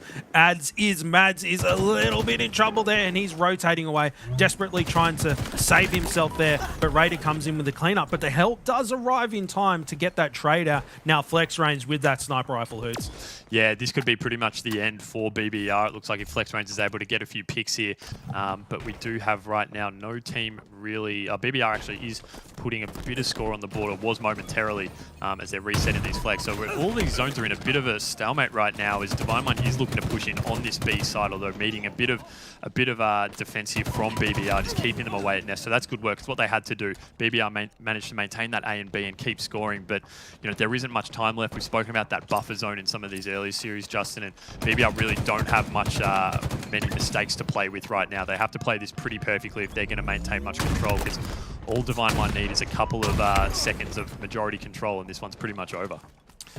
Yeah, Divine Mind's in a very comfortable position right now, and you know, BBR, some points are getting on the board, but Divine Mind, they got such a buffer. Like 100 points difference right now. They just need to play patiently, get their picks, and they'll have this one in the bag. Look at this, Jocko trying to get things going, and Divine Minds with that triple cap, and points are just going to start flowing in like a tidal wave, and Divine Mind will take map number 1. Yeah, that was a pretty dominant performance there from Divine Mind, both in terms of slay and objective play. And it just looked like BBR had, you know, Benji and Jocko weren't really able to maintain or establish any kind of dominance that we're typically used to seeing them do. You know, we did speak about them earlier and probably gassed them up maybe a little bit too much at the start, but that's all right. You know, they've got another game to come back from, and we have seen some of these series where certain players have performed quite poorly in the first game, be able to flip it in the second game. Prime example was Lolly, I think it was, in that series we just had before. Yeah, and you know what? You can never count out these teams. I mean, BBR, they're down, but they're not out just yet, and they've been performing pretty well. And you know what? Jocko, we saw the player highlight from him. He's hungry, and that's what you want. You want hungry players that want to get better, and they want to improve, and that helps light a fire underneath the bellies of some of the old guard like Brattles and Ads. You get some of that young blood in there to reignite that competitive flame. So BBR not out just yet, but Divine Minds, they've got something to prove. Like there's maybe a little bit of a chip on their shoulder about keep losing to Chiefs, and Chiefs getting all this recognition. So you know, maybe Divine Mind, they're just out for blood. They're like, boys, we've got to get this series over so we can put Chief into their place. I love that no-scope from Beast and on Ads there. He really set the tempo early, I think, for Divine Mind with that snipe up on top tower. But yeah, you know, as we said, there's plenty of time to turn this around, although, you know, I think across the board, really, they just did seem to be quite disorganized, BBR then. And so, you know, we did see a really great performance from them last week in the Pro Series 3. But you know, things can change quickly, and this is a bit of a different tournament. As we've said, the lineups have changed quite a bit from a lot of teams. So, you know, cohesion can change amongst other teams and things can turn around. But yeah, you know, they'd be disappointed by that, I think. And I did actually see on Twitter earlier before we kicked off today, Jocko was saying that he was feeling quite ill. I think he'd actually been throwing up before the series was starting. So potentially we're dealing with a few physical illnesses as well, Justin.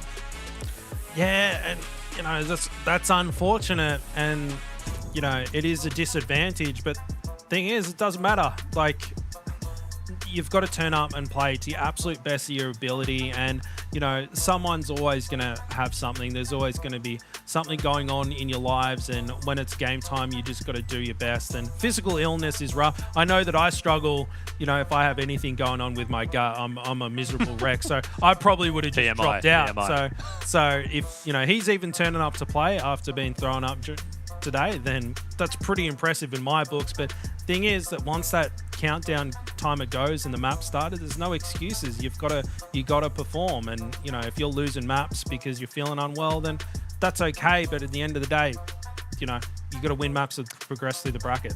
I think this is where Ads and Brattle's experience really comes in as well, though. You know, Jocko spoke about last week how they're so vital in terms of getting the team back on track and really arranging them and sort of the in-game leaders, I guess, for these tournaments. So, you know, Ads and Brattles have been in this situation before where they have been down and, you know, beaten comprehensively in some games, but have been able to turn it around. So that's really where you need them to step up and get Jocko and Benji's minds back in the game. And so I'm sure they're capable of doing that. They've been around for so long, but, you know, it's a time now where it's do or die for them. If they don't win this game, they're out. We're obviously playing in a best of 3 as we move on to Slayer Recharge.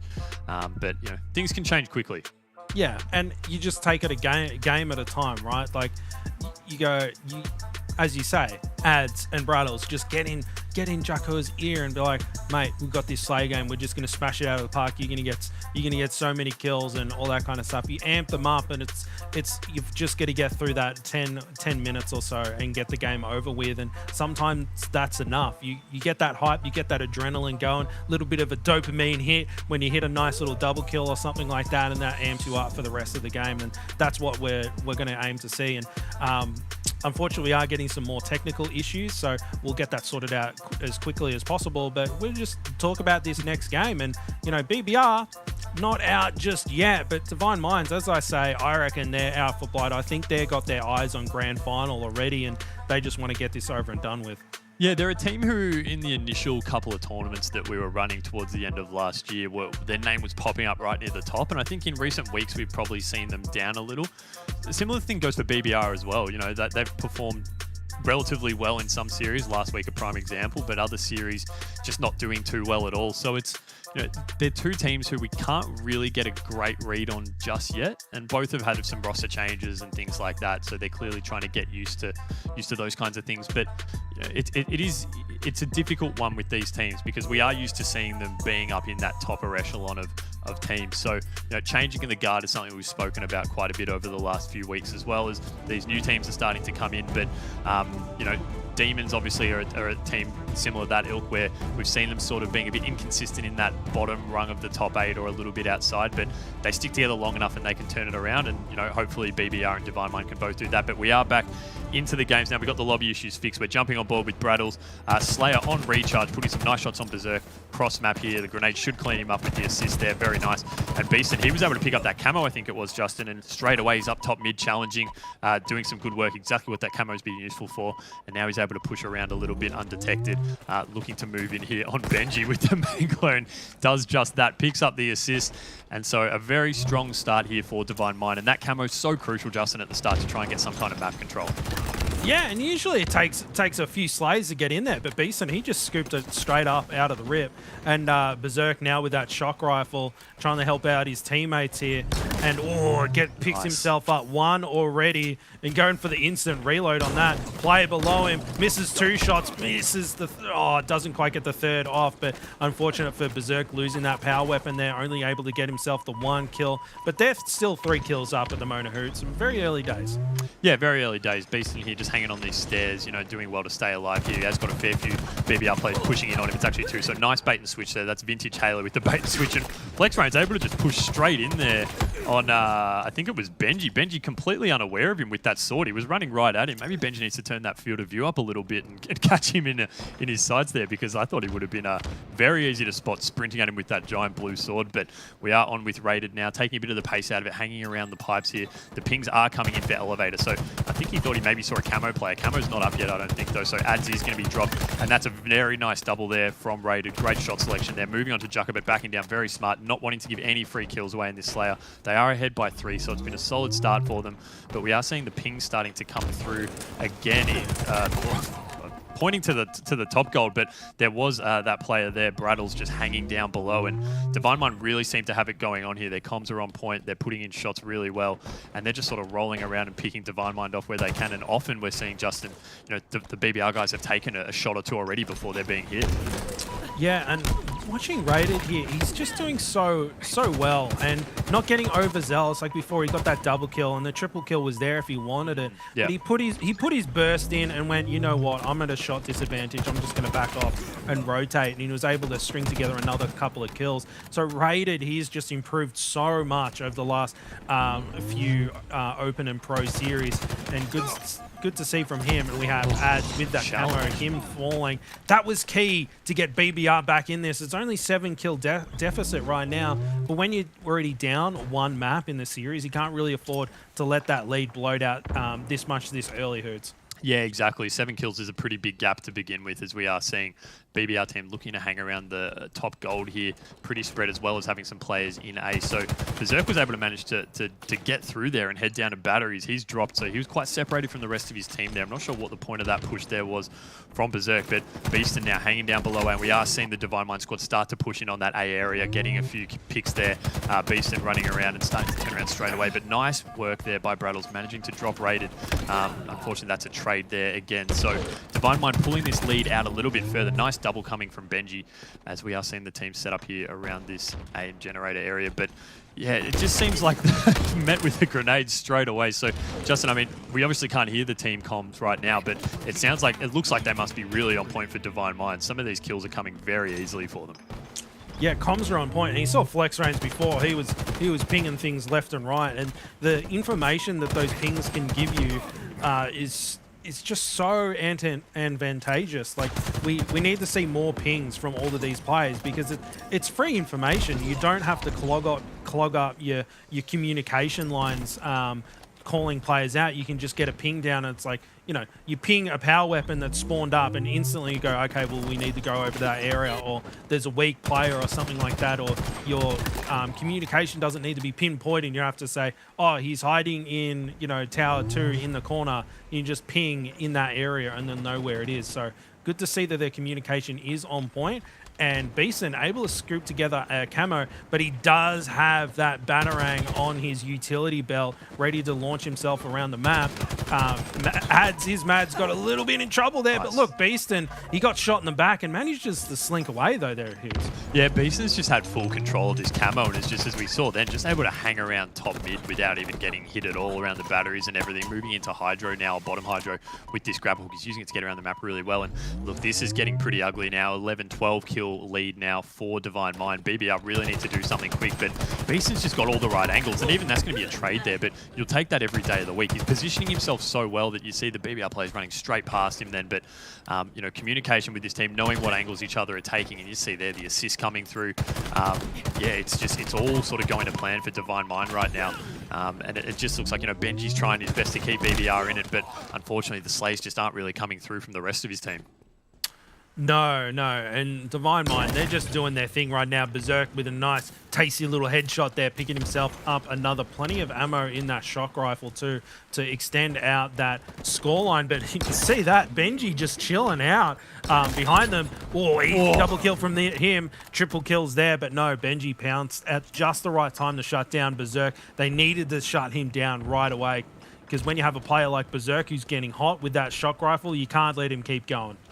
No, not at all. And we are seeing Benji now get dropped, and we're not in the position where we can really be affording any trades for BBR. 3 down for Divine Mind, 4 for almost a split second there. So BBR are manning some kind of a comeback. It's about a 9-kill gap now, so they have brought it back by about 2 or 3 from when we last spoke about it. This camo, you know, this is probably going to be their last real attempt at being able to get back into this game, though, if they can secure this camo. Rated says no thank you. Manages to get picked up, I think, or stolen at least by his teammate there in Beaston, I think it was, who's got the camo again. He's dropped, so that camo, oh no, I think it's actually still down there. So Jocko is just sitting right next to it. He's still alive on that box, just playing his life. He's dropped. So this camo now just sitting there, playing in plain sight. But, you know, I think it's looking like it's too late for BBR at this point. Camo now in the hands of Rated. 3 kills needed for Divine Mind, 10 for BBR. So with this camo in the hands of Rated, he's going to be able to push into this A area where we can see some of the BBR guys getting stuck up. And Braddles is going to start to make a push as well, but he'll be not able to finish that off on Rated. But with only 3 kills to go, Justin, I think this one's almost in the books unless we see some kind of crazy comeback like we saw Demons have last game. Yeah, and it's very dangerous. Only 1 more kill to go. Oh, Benji just narrowly getting away there, Hootson. But here comes Rated with that camo. Should get the cleanup. That's 50 kills on the board. 50 to 41. Respectable, but still, Divine Minds, they looked like they were in control that entire time and very comfortable. So the game was relatively close, but it was all Divine Mind. Yeah, it certainly did feel like that this was kind of Divine Minds from the outset, right, lads? And you know, it got to a point where, you know, maybe this might not be the day here for BBR, because, you know, it really did feel like that, you know, from previous form, these guys should put up a little bit more of a fight against the Divine Mind lads. But right now, this is the way that the cookie crumbles, right? And this is, you know, the kind of downside of a lot of these tournaments is you have to perform on the day, and if you aren't hitting everything that you need to, if you're not at 100%, you go up against these big teams in important series like this one, Hoots, and this is where you really start to falter. And unfortunately now for BBR, they haven't been able to secure themselves a back-to-back top 4. And we're looking at Divine Minds start getting themselves closer and closer to a grand final, and they're looking clean, they're looking good. Obviously dropping down in the elimination bracket was a little bit of a blip on the radar for them, but I think they're certainly going to be able to be consistent enough to get themselves back into that grand final. Yeah, and keep in mind, we've had Flex Reigns with filling in on Chiefs roster for a few times in the last couple of weeks. So, you know, that kind of experience he's got from the Chiefs to bring it back over to Divine Mind, I'm sure that's really valuable for them as well. Jocko definitely redeemed himself in that game. I thought he played really well. Unfortunately, it wasn't enough. You know, it's not the way that cookie crumbles all the time. But I think, Justin, you summed it up pretty well. It was a respectable margin in the end. It was getting pretty out of hand with Divine Mind at the very start, just putting a massive gap between themselves and BBR, and they were able to peg it back a little bit, but unfortunately it was just too little too late. Yeah, a little bit. And we're talking about Jocko not feeling well, throwing up, but he threw up pretty big numbers in that last game. Oh, well done.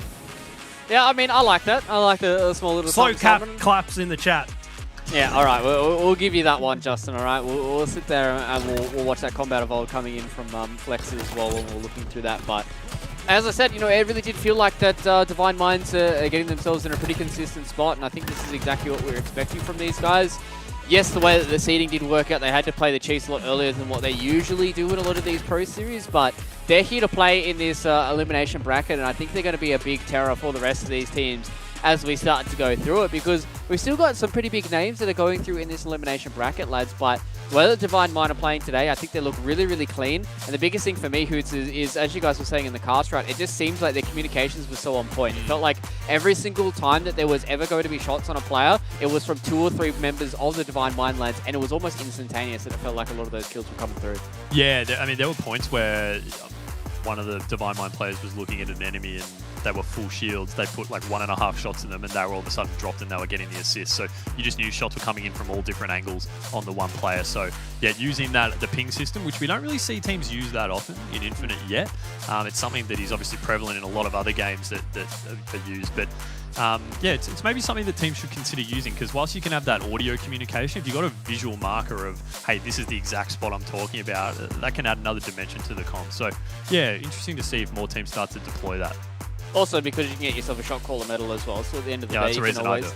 Yeah, exactly. It's the easiest way to do it. You just jump around a corner, you ping somebody, bam, easy shot call. That's how you get those extra points, so I'm not bottom fragging every single time I'm playing with my mates. So that's an easy way to get it done, but I think that's a good thing to talk about, right, Justin, is as we start getting deeper and deeper into Halo Infinite, when these guys have more competitive time underneath their belts, we're going to start getting into more of those micro mechanics, right? Like, a lot of the time when we'll come in, a lot of these tournaments, we're talking about the macro, about how these teams want to play around each other, how these teams want to play these maps, and now we're starting to get into the very micro mechanics of how Halo Infinite is being played. Talking about things like jumping mechanics, slide mechanics, ping mechanics, all that kind of stuff. And once these players start getting automated with everything else, that's when we really start to see these micro mechanic machines start to flourish. Yeah, and you know what? Like, it will go on for years. People will be finding jumps and little things that they can use to their advantage all the way to the very tail end of Halo 5. You would see a clip from like Shyway or something like that on Twitter trending, and it would be some weird jump that he's cooked up, and be like, mate, we've been playing this game for like 5 years and we had no idea that this was possible. That would have been so useful a couple of worlds ago. So yeah, as you say, those micro mechanics are going to start panning out, and you'll see it a lot in the starting strats. I even think I saw Brattles off the rip on that recharge game. Yeah, he had that figured out exactly. It's like slide down the ramp and put him in a perfect spot to challenge that player coming out the garage doors there. So we are going to see more and more of that as Infinite matures going on. Yeah, I'm excited to see what these players can hook up in the labs and see which one of these players is really going to start to come out as these mechanic fiends. But lads, it's time for our winners interview here. We do have Flex Reigns on the line, so let's bring him in. Let's have a yarn to him here from Divine Mind. So Flex, good job on the series victory here. You made it look pretty convincing against the BBR lads, being able to blow them out here in the elimination bracket. Obviously, playing the Chiefs a little bit earlier on in the bracket is not ideal for you guys. So how does it feel coming into this elimination bracket, knowing that every single one of these series you have to perform 100% so you don't get knocked out early on? Yeah, look, obviously there's a lot of pressure being in the lower bracket. You know, you can't skip a beat. You always have to perform. But we've always been here. Like, Divine Mind's always been trying their best, you know, regardless if it's the winners bracket or the losers bracket. So it's not unfamiliar territory. So we know how to clutch up and get to the grand finals as usual. Flex, with all the team changes that have been going on, how have you found in terms of scrims during the week that they've been going? Like, are you finding that you're actually able to get, you know, legitimate takeaways from each scrim you're doing, or is it more a case of these teams keep changing and can we really look into these results too much?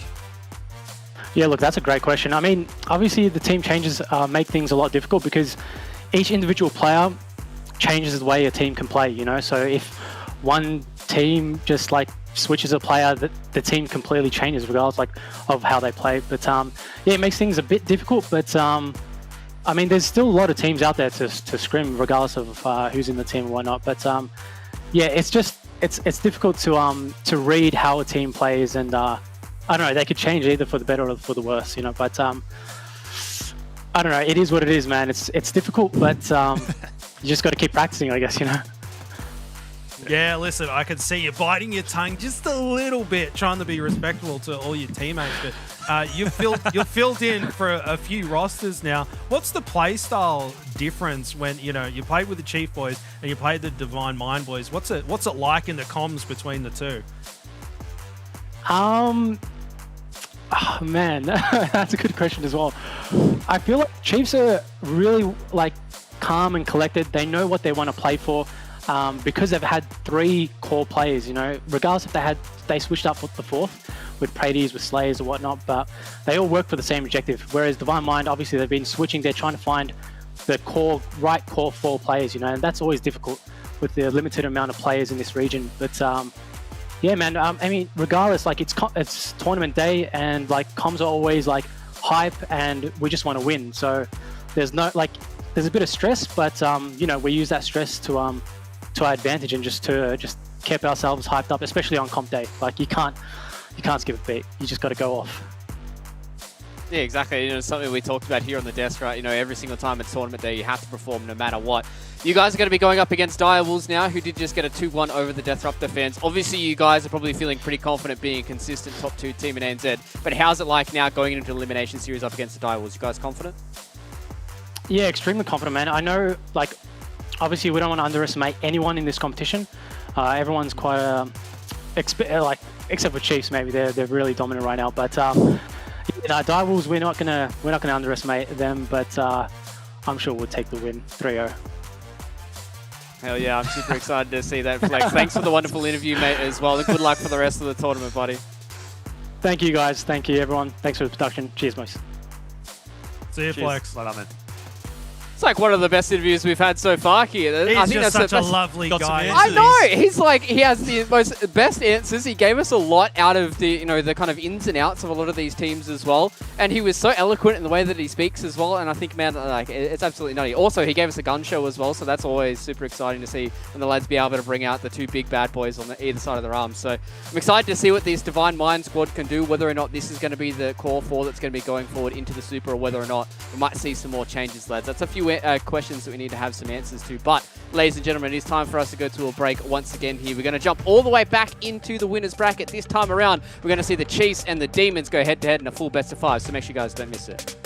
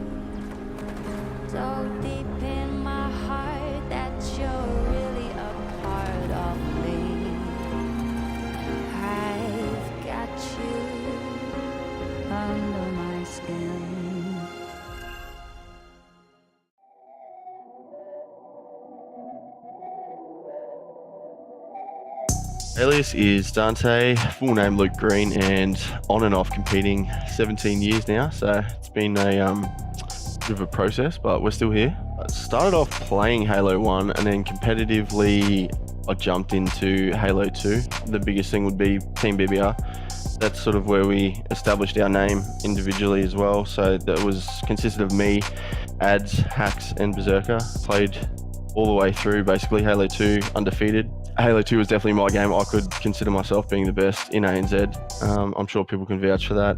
I sort of wasn't as passionate as I was with Halo 2 towards Halo 3, so I sort of skipped Halo 3 and the rest pretty much up until Halo 5. Yeah, start of Infinite, we brought BBR sort of back. I was grinding a lot more as well. Had an opportunity to jump on Divine Minds, play with the boys through some of these series, and yeah, I've sort of stuck with them and didn't really want to hold the BBR boys back, because I wasn't committed to anything. Yeah, for now, happy to keep chipping away and prove my worth, definitely. I would also probably consider myself a bit of a sneaky sort of playmaker. Yeah, a lot of people would take me for the sword guy. I don't know, I've sort of ran with that for quite a few years, to be honest. Yeah, there's a lot of people that don't really like how much I abuse it. I'm considering, putting in a lot of work for it, grinding it out. Competitive wise, I want to sort of be at the top. One of my big goals would be go overseas. Considering I've been competing on and off for 17 years, I actually haven't been internationally. Yeah, that would definitely be one of my biggest goals, to head international and, put in the work over there and see how far we can get.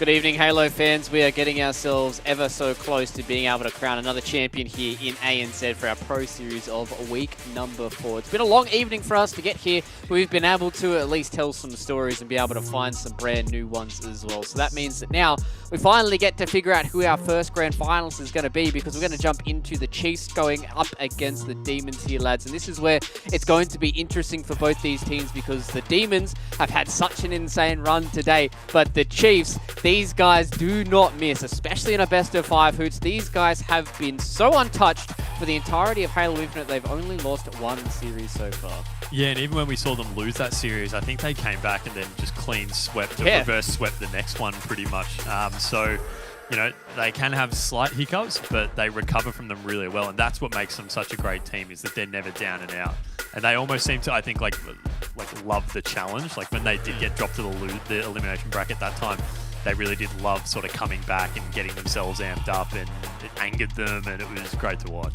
Yeah, it really seems like they get like kind of a fire in their bellies, right, whenever they lose or whenever their backs are against the wall. It seems like it just levels these guys up so much more. And the fact that right now we're talking about this team as being completely untouched, even though they've made a roster change this week with Slay stepping in for Prades, it just goes to show that this core three that these guys have been so strong for so long. Ever since we saw this iteration of Pips come in as well, it just feels like, Justin, that these guys are playing such insanely high level Halo Infinite that it's so hard for these other teams to try and push them. Yeah, they are at another level currently. And not to say that the other teams can't get to that level, it's just the Chiefs, they got it going early on. They hit the ground running in Infinite, and they've just been an extra couple of steps ahead. And, you know, they got their roster right straight out of the rip, and they've been getting all the rewards from that. And, you know, Divine Minds, they're right on their tailcoats, and, you know, they want a piece of that glory. They want to be able to do it, and they can. But the Chiefs, they've just been dominant the entire time, and it's been like that from day one. Yeah, it's been crazy. It's been pretty ridiculous, but, you know, who knows? Cinderella stories might be able to come true here because of Demons who are going up against them. And I think today, Hoots, they've really been showing us that these guys have really been able to play Halo Infinite at a really high level. It's been a consistent ride for them to be able to get themselves into these Pro Series. They made the change by bringing Square into this roster, who had a little bit of this extra experience coming in from Raleigh, and now he's brought these guys into their first top 3 of the Pro Series. And it seems like these guys aren't slowing down, even if they fall down here to the Chiefs. Yeah, we saw them make that crazy come from behind win 50-49 on Bizarre Slayer, and Plasma was the one in the last series we watched of theirs that was really going off and impressing, so I'm looking forward to seeing how he goes. But yeah, those kind of wins where you come back from those deficits that look insurmountable and end up getting the W, they're the ones that really show me that these teams are the real deal. Because, you know, someone like you or I think Luke or Justin, you know, we just could never come back from those kind of losses. Or potential losses. So yeah, that just shows so much maturity on there, and that'll hold in really good stead.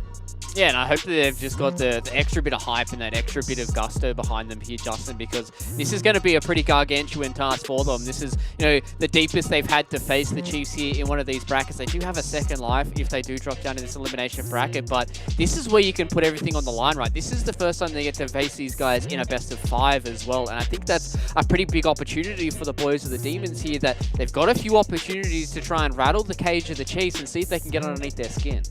Yeah, listen, you're going to meet the top squads if you're making your way through the bracket, right? So, you know, if you're going to want to be able to get to that grand final, you're going to face the Chiefs. So you better get used to playing them, and a good opportunity to get some experience and take it to them. And, you know, Demons, they've been performing really well. Are they ready for the Chiefs? Not sure, but the only way to find out is to go in and challenge them, give them their best. Exactly, especially, you know, this is probably their best opportunity, right? The fact that, you know, we talked about that Slays is subbing in here for Prades, who this is probably, you know, and imagine in, you know, on paper that this is probably not going to be the same kind of roster if Prades was here, because this has been a roster they've been able to dominate so long with, and this is the best shot for the Demons to try and rattle that up and see if they can continue this momentum going forward. And I think if they can start off by making this first map in this best of 5 competitive, that's probably going to give them the confidence they need to try and eke out some of these very close victories that they're probably going to have here in this best of 5. Yeah, but, you know, like any good team, whether it's in video games or legitimate, you know, physical sports or anything like that. Yeah, I didn't want to say that. But no, sorry. They're fighting words. Pack up your death boots, you're out. Original sport. But when, you know, when one soldier falls, someone else comes up and fills in the gap, and that's how the really good teams work. So, you know, Chiefs have shown they've been able to do that in previous tournaments we've had when Flex Reigns or people like that have stepped in. So, you know, I wouldn't be surprised if they're able to do it again. Yeah, and I think that's the best part about this roster that we've seen, and why, you know, even when Flex Reigns talked about the Chiefs, the fact that they've had this core for so long to be able to play around these players, Justin, and that's why, like, you know, a lot of people, yes, we do talk about Barcode a lot, but you look at Pips and you look at Madsy, these guys can put up insane numbers as well. It's not like every single game it's just Barcode dropping a 40 bomb and carrying these guys to every single dub. These guys are pulling their weight, and if Barcode doesn't show up, if the rest of the team doesn't show up, they've always got a superstar to rely on. And I think that's the reason why these guys are so dominant, is it's not just one kind of Lego brick. They've got 4 Lego bricks in this squad here for the Chiefs, and it's so strong to try and break apart. Yeah, and maybe to make a comparison for anyone overseas that's watching from NA, is it's very similar to the Sentinels, right? Like, you have Frosty and Royal 2 that are superstar players. They're putting up big numbers and flashy plays, but Snakebite and Lethal, they're unbelievable players, and you just look at the stats and, you know, sometimes it catches people off guard. It's like, what do you mean, like, Snakebite had the best KD of the tournament? And people just assume that it can be those star players like Frosty and Royal 2. And for the Chiefs, it's the same thing. Everyone just expects Barcode to be dropping the biggest numbers, but, you know, Madzi and Pips, and now with the addition of Slays, they're all-star players. This is like an all-star lineup. It's a real god squad, and direct comparison to what it's like for Sentinels. Every single one of those players can go off at any time. Yeah, and I think that's a kind of scary prospect here for the Demons. But I think, Hoots, that's a probably pretty fair analysis that we've seen from these guys as well. It feels like we haven't really seen any kind of crazy standout performances from them just yet. It feels like all 4 of their members are quite consistent. I think the thing that they really might need to try and work on for this series here is try and get those rotations, those extra kind of objective kind of check boxes done against the Chiefs, because we've seen so far that the Chiefs on a lot of these maps have a really strong idea about where to hold with certain things, what positions to try and play for, and when to make these rotations, and I think that's going to be the difficult task here for the Demons to try and overcome. Yeah, and you just can't afford to start slow either. I mean, both games we saw the Demons play in the last series that they were on broadcast for, Deathruptor fans got the jump on them early, both in the Slayer and even in the CTF. They were able to get into their base really quickly and slay them a few times over at the start. You do that against the Chiefs and they're just going to skip away to a lead and you're never going to be able to get it back. So you can't afford to give up that early lead super quickly like they have previously. So those starts is something they'll definitely need to be working on. And speaking of starts, let's start to look at the maps here, lads, and see what this best of 5 is going to bring us here between the Chiefs as well as the Demons. We talked about needing to get off with a bang here, and I think, you know, Strongholds Recharge certainly can be one of those momentum setters for us, Justin. We've seen a lot of these Strongholds so far, specifically on Recharge, be massive blowouts at the start. So I'm really looking towards the Demons to try and make sure that they get themselves some early slays, get those rotations going through, see if they can get some points on the board, and make sure the Chiefs don't run out to something like a 100-point lead, because so far across today and even across the Pro Series we've seen, Recharge can be one of those maps with Strongholds that it can really blow out to an early lead, and it's very, very hard to bring back. Yeah, and it might come down to just how many routes there are throughout the map. There's different angles and ways to push into the strongholds all the way around the map. So, and the Chiefs, they're known for utilizing every advantage that they can get. So that's what I'd be looking out for if I was Demons, is not letting one of those players just slip through your front lines and rotate around and get a good flank on you on these strongholds. That's something I'd be looking out for.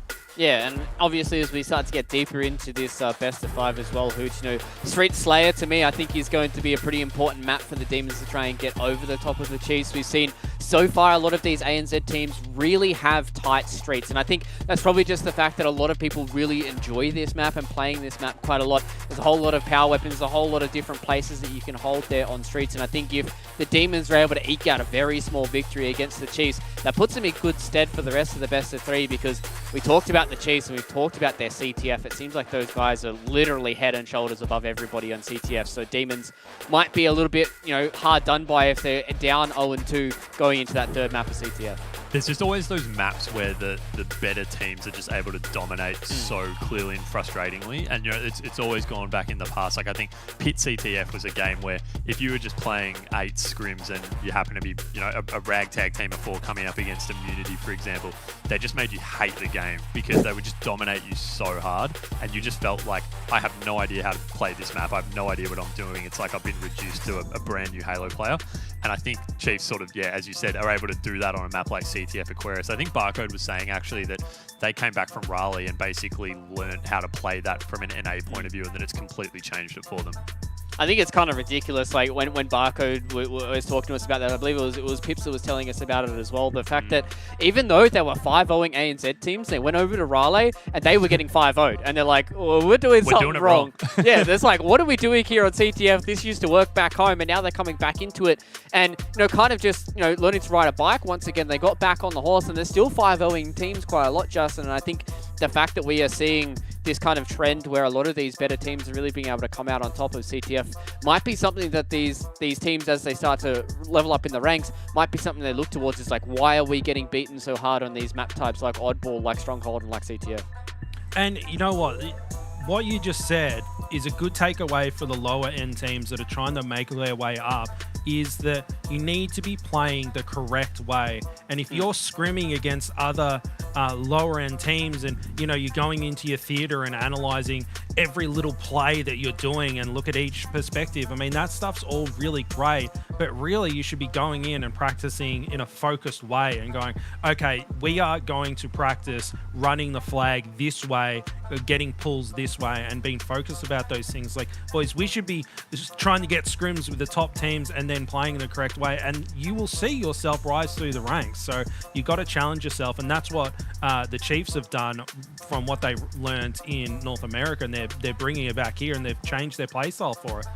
And I think that's going to be, an insane learning experience here for the Demons, right? Just being able to play a full best of 5 against the Chiefs on a competitive stage. They're going to be able to put their skills on show here for us on the broadcast. They're also going to be able to level up and learn a lot here against the Chiefs because, who's last time we talked to Barcode, he was talking about these guys just being able to get to a point where everyone's being able to rise up here in ANZ and we start to become a really strong region in and of ourselves. And I think the best way to do it is have these guys here on the Chief be so dominant, everybody have something to try and achieve towards and try and work towards. And once those guys start going over internationally once again, we will be able to bring back that more experience, and we're going to see these teams level up once again. But ladies and gentlemen, I've talked a lot, but now we get to talk a lot about Halo. We finally got everybody here in the lobby. We've finally got everybody loading in as well. So let's jump into Recharge here. Hoots and SSJ4 take us away into the winners final. Thanks, Luke. Yeah, excited to see this one. First time we've seen Chiefs on stage, and Justin, Demons were so impressive in that last series we saw against Death Rupture fans. And it's just going to be really interesting to see, can they carry this one through as well? We are starting off Strongholds on Recharge. It's going to be a bit of a wake-up call probably for Demons at the start, going up against a team like Chiefs who are considerably stronger than their last opponents. But I think they showed us, just in the last series, that that they were definitely up to the challenge. Yeah, you know what? They've been impressing us so far. So another opportunity to step up to the plate and prove that they deserve to be this far into the bracket. On board with Pips straight away, managing to bag himself a kill, going in for that camo pretty cleanly, actually. He grabs it with very little pressure. That's not a good start for the Demons. You can't just be letting Pips right in there for free, grabbing that like that. And he's already securing the B stronghold here and moving around, and he's got that shock rifle as well. Pips just doing what he likes here, Hoots. Yeah, you did see, Sways was caught pretty simply by Pips off the rip. They're just running straight at him and was able to pick up a really easy perfect on him pretty much. But Pips is taken down there by Square. So nice challenge there. Takes the camo out of the equation. It was almost run out anyway, but the shock rifle's down as well. And we have seen these good players who've been able to be so devastating with that shock rifle. You can line up some multi-kills really quickly with very little time in between each. And so to take that out of their hands is really crucial, and making sure that players like Pips can't just stand sort of up on that top batteries area looking over so much of the map with that shock rifle. So, that's going to provide a lot of opportunities for Demons to be able to get in and get some caps. And we do see, off the break, Justin, Demons are up to a strong lead, 31-0. There is obviously plenty of time to go, but, they're holding their own in the slays in particular. Look at that, like quick maths, it's about 11, 12 kills they've got. Chiefs are looking at around 7. So, holding their own in both sides. Yeah, Demon coming out hot. It's very good to see. And you know what? I'm going to get a little bit confused here with sways and slays. It's like we don't have lisps, Hoots, and it's like sways and sways. It's very lucky that we can pronounce them correctly. But now on board with sways as he picks up Pips. He does get taken down. Killing spree for him. So Demons, they're off to a really hot start. Straight from hell. Already at that 50-point mark, and he falls as well. The Chiefs trying to get 2 strongholds, and now they're going to start putting some points on the board. Are they going to be able to respond straight away, Hoots? And, Demons, is that all we're going to see from them? And Lolly with that slice and dice machine. Here he comes. Yoink. Yeah, gone. Very nice. So good use of the sword there. And it's the double, there's the actually. camo flyer. That's There you exactly go, what mate. we want. That's one way to get rid of a camo. I didn't even notice him on my screen. So that's 3 down, almost 4 if he can drop Madzi here. And Madzi managing to stay alive with all his nades, drops him as well. So you are going to see pretty much a whole round of spawns from the Chiefs be taken out there by Demons. This is surprising to me, Justin. I thought this would be a real wake-up call for Demons. They've probably, you know, played teams that weren't on Chiefs level so far, and to come up against them, they might sort of be caught off guard a little bit, but they've jumped straight into it. We do have Sways now with this shock rifle in hand at top gold, just looking over, going for the shot on Madzi. I think he connected there, but unfortunately Pips then comes in and takes him out. So good double teaming there from the Chiefs to take that shock rifle out of his hand. We did say before, you know, he's such a strong position to hold there with that shock rifle, but you know, there is a bit of contesting going up on this top gold area. It seems that, you know, this is where teams really want to get set up so they can lay some cover fire across. But every time I look at the board, it's 2 or 3 dead for Chiefs, Justin. Demons by no means out of their league here, and the scoreboard shows it up 87-22.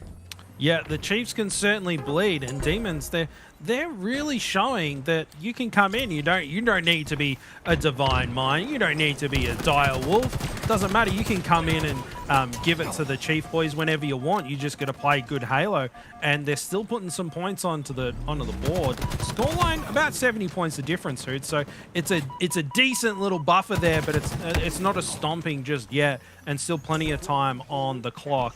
And we'll have to see if Chiefs is going to bounce back or if it's going to be all Demons the whole way. It's not a stomping, but you know, the opening game in a series really can set the tone for the rest of the series. And given we are now in a best of 5 in this particular series, you know, Demons want to make sure that they do get off to a strong start and be able to at least have something to build off regardless of the result of this game. And look, so far they definitely can say that. They can say, look, we've been out slaying, we've been out objecting them. And you know, that holds in really good stead for the other matches they're going to go up against each other with. This A stronghold now being converted for Chiefs. Pips just getting it pretty much finished off there, and I think one of his teammates back there will help him out with that. Always rotating metal, so you can see obviously moving around a lot so far on this map, and that's what we do love about strongholds, is the constant rotations that teams have to make to get in position to establish control. And just too strong up close and personal. Pips there taking out Sways with the CQC, and Plasma though, nice challenge there. It's a nice double actually there, so that's a big one there. 3 down again for Chiefs, so they're going to be in position, Demons, to start going almost for a triple cap. If they can reset this C, they can really start to put some time in, but it looks like Chiefs are getting that long haul spawn. They'll be able to push in and confirm that C cap, but meanwhile Demons can just keep holding A and B. They're going to keep scoring. Yeah, Demons, they've got to deal with the devil, Hoots. They're just giving it to Chiefs right now. Unbelievable. Look at Plasma. 13 kills against the top dogs in Barcode. He hasn't even cracked into the double digits yet. They're doing so well. It's really lovely to see. And as we say that square, putting some shots on across map there, instantly going for the rotate as well, taking a different angle, watching that flank for his teammates there. Now with Lolly putting some shots through there, and Madzi trying to get the A stronghold. And you can see the communication. Lolly was, you know, probably looking at contesting A, but he probably got the call out to move through a different area of the map, and here he is putting some pressure on the C stronghold. He does fall. Plasma desperately trying to put some shots across map. Chiefs are now starting to put some points on the board, but look at that point deficit. You know, Demons is doubling their score.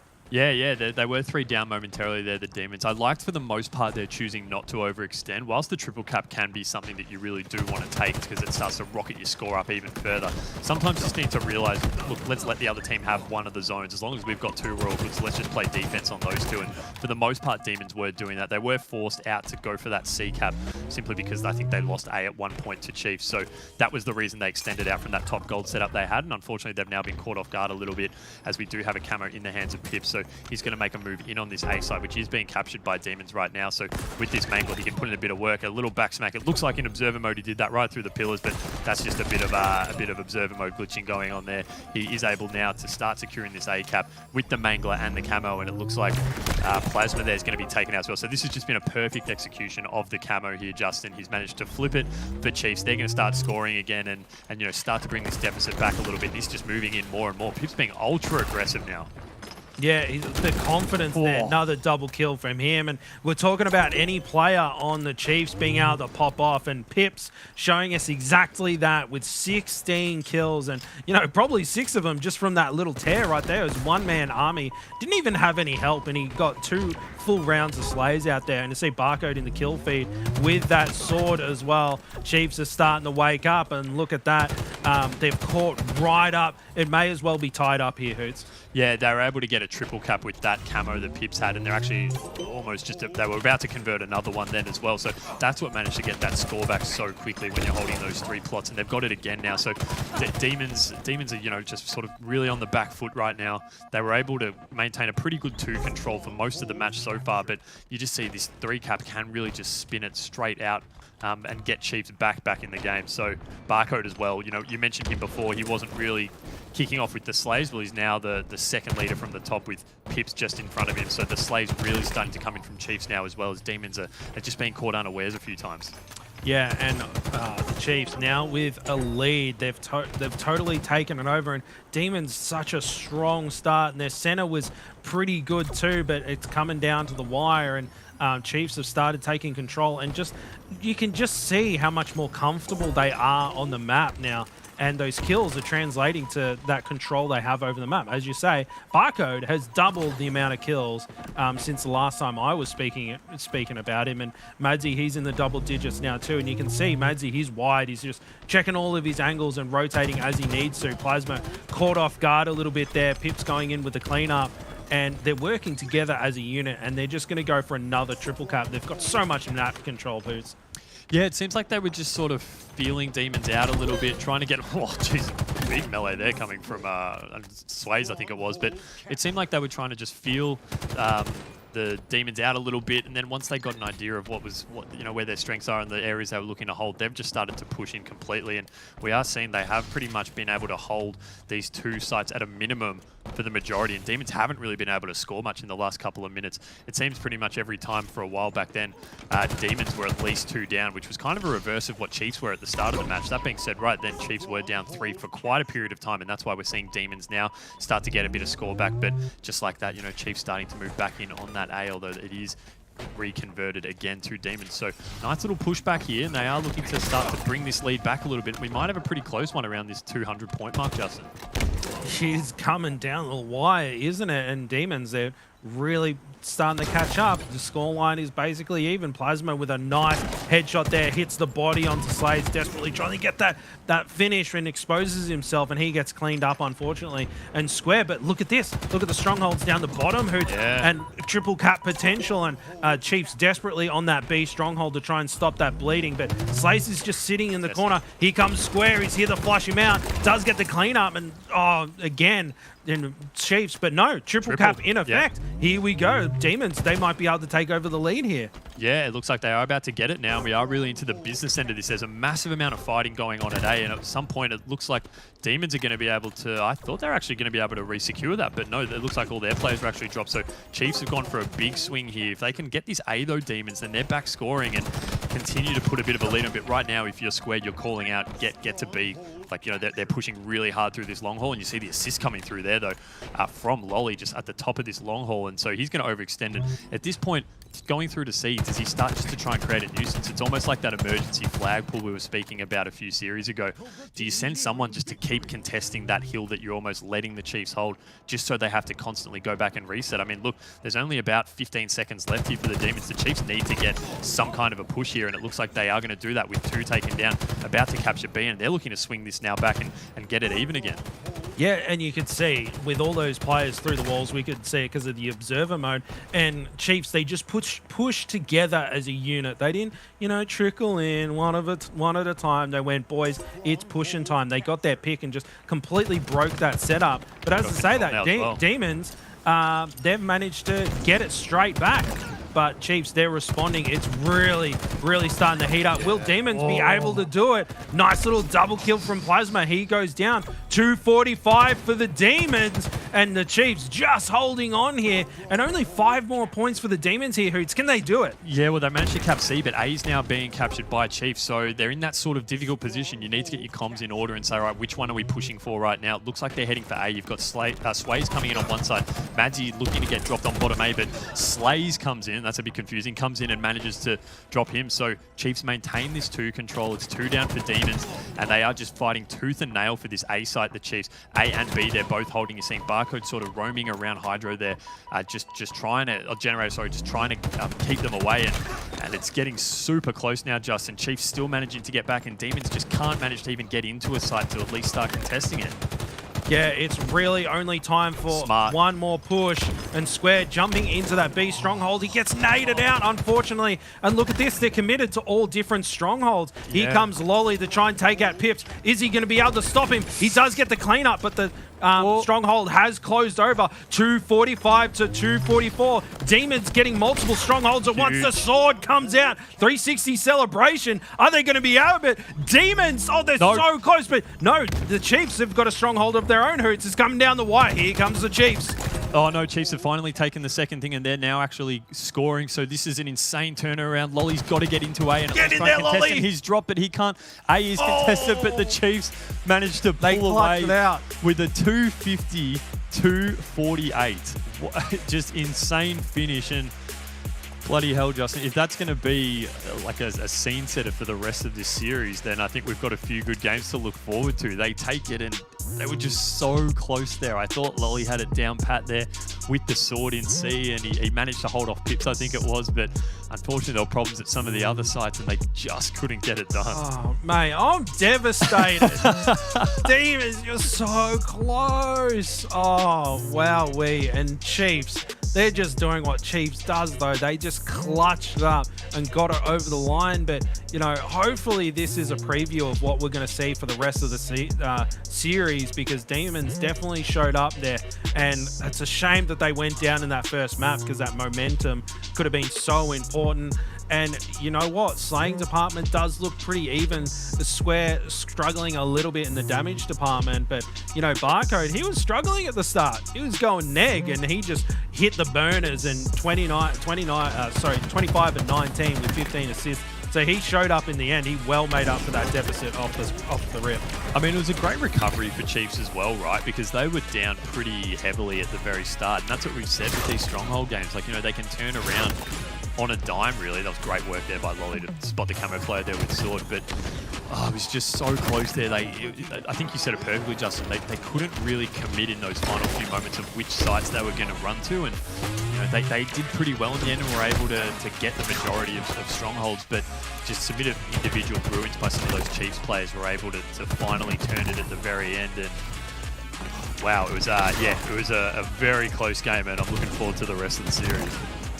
Yeah, and you know, I think there were a few people in the chat going, oh yeah, you know, Chiefs got a 3-0, these guys are going to be super easy, they're just going to be washed, we want to see Divine Mind. But no, Demons, they've stepped up to the plate again, Hoots. And just watching on the replay there, like, they were actually super close to a triple cap at the end, then the Demons. So it wasn't just that they had both strongholds. As I think Lolly captured that second point at C, they were 3/4 of the way through to B as well. So they were so close at just getting complete control, and just, you know, a few clutch kills from Chiefs managed to turn it for them. And yeah, they'll be amped up off the back of that. That was massive. Yeah, and as I say, hopefully this is a reflection how the rest of the series goes, and I'm hoping that it doesn't take the wind out of their sails, because, you know, they were flying high on that one, and I can't wait for the next one up, which is going to be Slayer on Streets, which will be interesting, because we did see a lot of highlight reels from the guys on Demons, and that's what you need to see. If you're going to match these Chief boys, you need to be able to show up, use those power weapons, and get those montage clips going, because that's what the Chiefs do. But also very consistent. But, you know, Demon guys, they're showing up so far, already going into game 2. Spanker, it's a fight there. Barcode narrowly missing that shot, and he cops a rocket. Sways with the overkill off the rip. No way. Sways just showing up, clearing house. Chiefs all into the respawn screen. Maybe a private team huddle there and find out what went wrong. Well, Justin, you said, you know, does that first game really sort of destroy their confidence? But perhaps they come away from that saying, guys, we've got these guys on the ropes. We're very evenly matched, and we can hang with them. And you just see Sways coming out of nowhere, using those rockets to perfection. I think there was the bit of the drop shield as well, helping him out there with a bit of protection from that splash damage. But great start by them. I'm sure that'll amp him up. He's got all the kills for his team right now. I'm lost for words. That was just so fast and so brilliant. He'll definitely be watching that one back at the broadcast going, Mum, check this out. I own the best team in Australia all on my own. And that's amped the boys up. Look at Lolly. You can even just see the way that he's playing and moving around the map there, that he was amped up by that. A lot of players on Demons have dropped down, and Chiefs have brought that deficit right back. So they'll be back. But, you know, Demons just proving once again that the Chiefs can bleed, and you just got to play good Halo and challenge these guys. Don't be afraid of them. Barcode can be sent to the respawn screen. See, there he goes. Plasma adding another one to the board. Yeah, Barcode did a really good job to actually get a trade out of that, though, in that arcade area then when I thought he was dead to rights after copying a grenade. So great work from him there. But, you know, they've managed to pull out a bit of a lead now, the Chiefs, even though it did look like, you know, Demons were up and about from what we've been watching on the broadcast. But you know, the pure slaying power of the Chiefs is something that we probably need to talk about a little bit. If it's not Barcode, you can see it's Madzi right now, 5-2 with an assist to his name as well. But look at the Chiefs just swarm there across there at Cafe. So, you know, the teamwork obviously working really well for them right now. Pips is dropped after a nice trade, but we do have rockets in the hands of Madzi, so he's turning now to see what he can do. Sends Sways into another dimension, effectively, shooting him out of the map there. But picking up a kill with those rockets, you'll take that every day of the week. Unfortunately, couldn't convert two, but as long as he keeps them out of the hands of the Demons, that's just as important, Justin. Yeah, and you know what? He got away with his life. He was very weak there. I thought he wasn't even going to be able to get that second rocket off, but he does manage to stay alive, and that is just so important. Him staying alive, getting that kill, and putting some damage down for his teammates. It's such a difference maker. And when it's 6 points, 6 kills the difference, Hoots, you got to be staying alive in those situations. And Madzi shine up for his squad. Barco, a little bit of a slide 360. Slays in the kill feed with that Bulldog. We haven't seen much of that so far tonight. So I can't wait to see some shoddy action. Barco getting for the challenge, but no, Lolly getting in the cleanup. And it's just back and forth right now. The Chiefs are starting to eke out a little bit of a lead, but Demons, they're hanging in there. Yeah, the Chiefs are starting to pull away a little bit, though, and we've seen in previous tournaments that we've had, Justin, that when the Chiefs get their backs against the wall a little bit, they get angry, and they, you know, where things might seem close, they come out pissed off pretty much, and we are seeing them now race to 26, 27 kills now. So, you know, maybe that last match put a bit of a fire under them, and they've said, you know, come on, that should have been a domination by us, and we let them almost get away with it, and they've come out on this Street Slayer up 12 kills now, really looking to do a bit of damage. Yeah, they almost got away with it, but it was for those damn kids that they managed to get it over the line. Madzi using that Sentinel beam to send that play into the Shadow Realm, and Barco challenge another one. And the team assist comes in. Pips snaking that one away from him. 31-19, and you know what? You might have hit the nail on the head. It looks like Chiefs is angry. Barcode's going full competitive tournament mode. He's just moving around like a maniac. He's just doing things that a lot of people go, well, that's unnecessary, but it keeps him wide and moves him around the map and makes him a harder target to hit and locate when you're trying to call him out. Because if he just hung out in the corner, it's like, oh, you know, Barcode's in the corner, one shot, and just trading out the rocket. You didn't want to do it, but you have to. You have to in those situations. You just got to, you know, send it off and get the trade. But unfortunate, but, you know, Chiefs, 10-kill lead now. They're really starting to heat up. Yeah, and I think they're going to get their rockets as well here. I think Madzi's just gone back to his body and picked them up again. So they've had really strong rocket control. Just in the kill feed there, Madzi picking one up on Plasma. So they have had rocket control, which has helped really make a bit of a difference here. This 11-kill lead is something that Demons have been able to, I guess, hold, but haven't really been able to get back at all. And we do have Slays here now up on the balcony, laying down some cover fire. Most of the Demons guys spawning over at Arcade. So Madzi's going to give the call out and head over there, and just with that, just Stalker Rifle to perfection there, using the thruster pack as well, and they're just starting to run amok here, Justin. This is blown out now, 15 kills, and they're looking at running away with this and moving up 2-0 in the series. Yeah, and they just look so comfortable, right? Like, Slays is able to move around the map, check the angles that he wants to, and the only time he saw a player was the one that he was going to challenge and take out. And looks like Barcode's got that Sentinel beam we've heard him talk about all the time too. And yeah, Chiefs just proving how dominant they are. This is just ridiculous from Slays. Running around with that Stalker Rifle, just, you know, it's typically a ranged weapon, but she's using it effectively like it's a mangler and just running up and two-shotting and then meleeing. And look, they're almost got the stake, the Chiefs guys. Unfortunately, they've just let a few kills go away. But yeah, this has been a statement.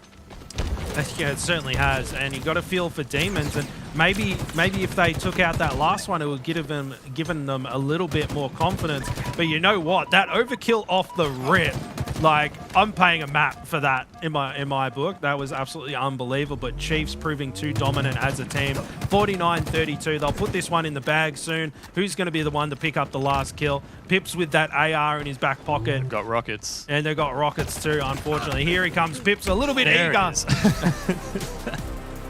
They're all clambering for that final kill. They wanted it on their scoreline. But Slazer had a quick peek there, dropping 15 kills, high scoring on the squad. So new addition to Chiefs is starting to pay off for them big time.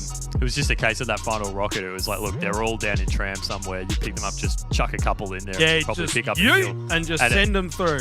Yeah, and it definitely worked. You know, I thought with Swayze's start to that game there with the rockets and that overkill, which was a real blink and you miss it moment. It happened so fast. I thought that might have been a bit of a difference maker, but the Chiefs just really, from that point on, after they came back off that respawn, just put the pedal to the metal. And we see here, you know, no double-digit deaths for the Chiefs at all. So that's going to go a long way into helping you win that one. And just, I mean, even the shots fired across the board, just putting out a lot more bullets in the air than some of their Demons counterparts, and that goes a long way into just meaning that you're doing more damage and your enemies are weaker more often, and you can just pick them off easily. And that's exactly what they did.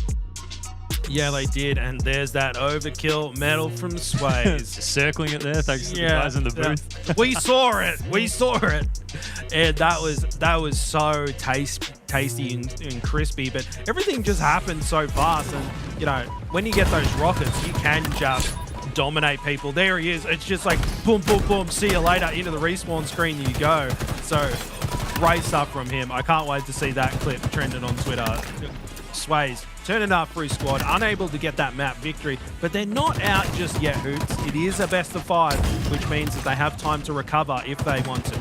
Yeah, so it's worth noting for those who might be joining us just now that, yeah, winners finals, elimination finals and grand finals are all best of 5, and the grand final obviously has a chance to do a bracket reset as well in that best of 5. So they're still in it, obviously, down 2-0 now, but they need to make a move. But I think this was the real highlight for me, is apart from Sway's overkill, is Slays with that stalker rifle just running around like a madman and just no scope if you want to call it that, but just little pokes at people and meleeing, and he just went crazy towards the end, and it was Demons really just had no chance at that point, having him being able to just run around so freely while his teammates were covering him. Yeah, I'm sure you've encountered it yourself. When you're looking good, you're feeling good, and things are going your way, you feel unbeatable. And it does look like Slays was in that headspace towards the end of that game with that stalker rifle, just doing whatever the hell he wanted. Hoots is just like, I'm going to push up, you know, through bottom mid all on my own with this stalker rifle and get in people's faces, and there's nothing you can do about it. But the series ain't over yet, and Demons, they have put up a fight, narrowly missing out on that Strongholds game.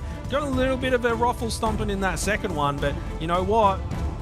They can bring it back, Hoots. And I believe the underdog story, we've had a couple tonight. I'm ready for another one.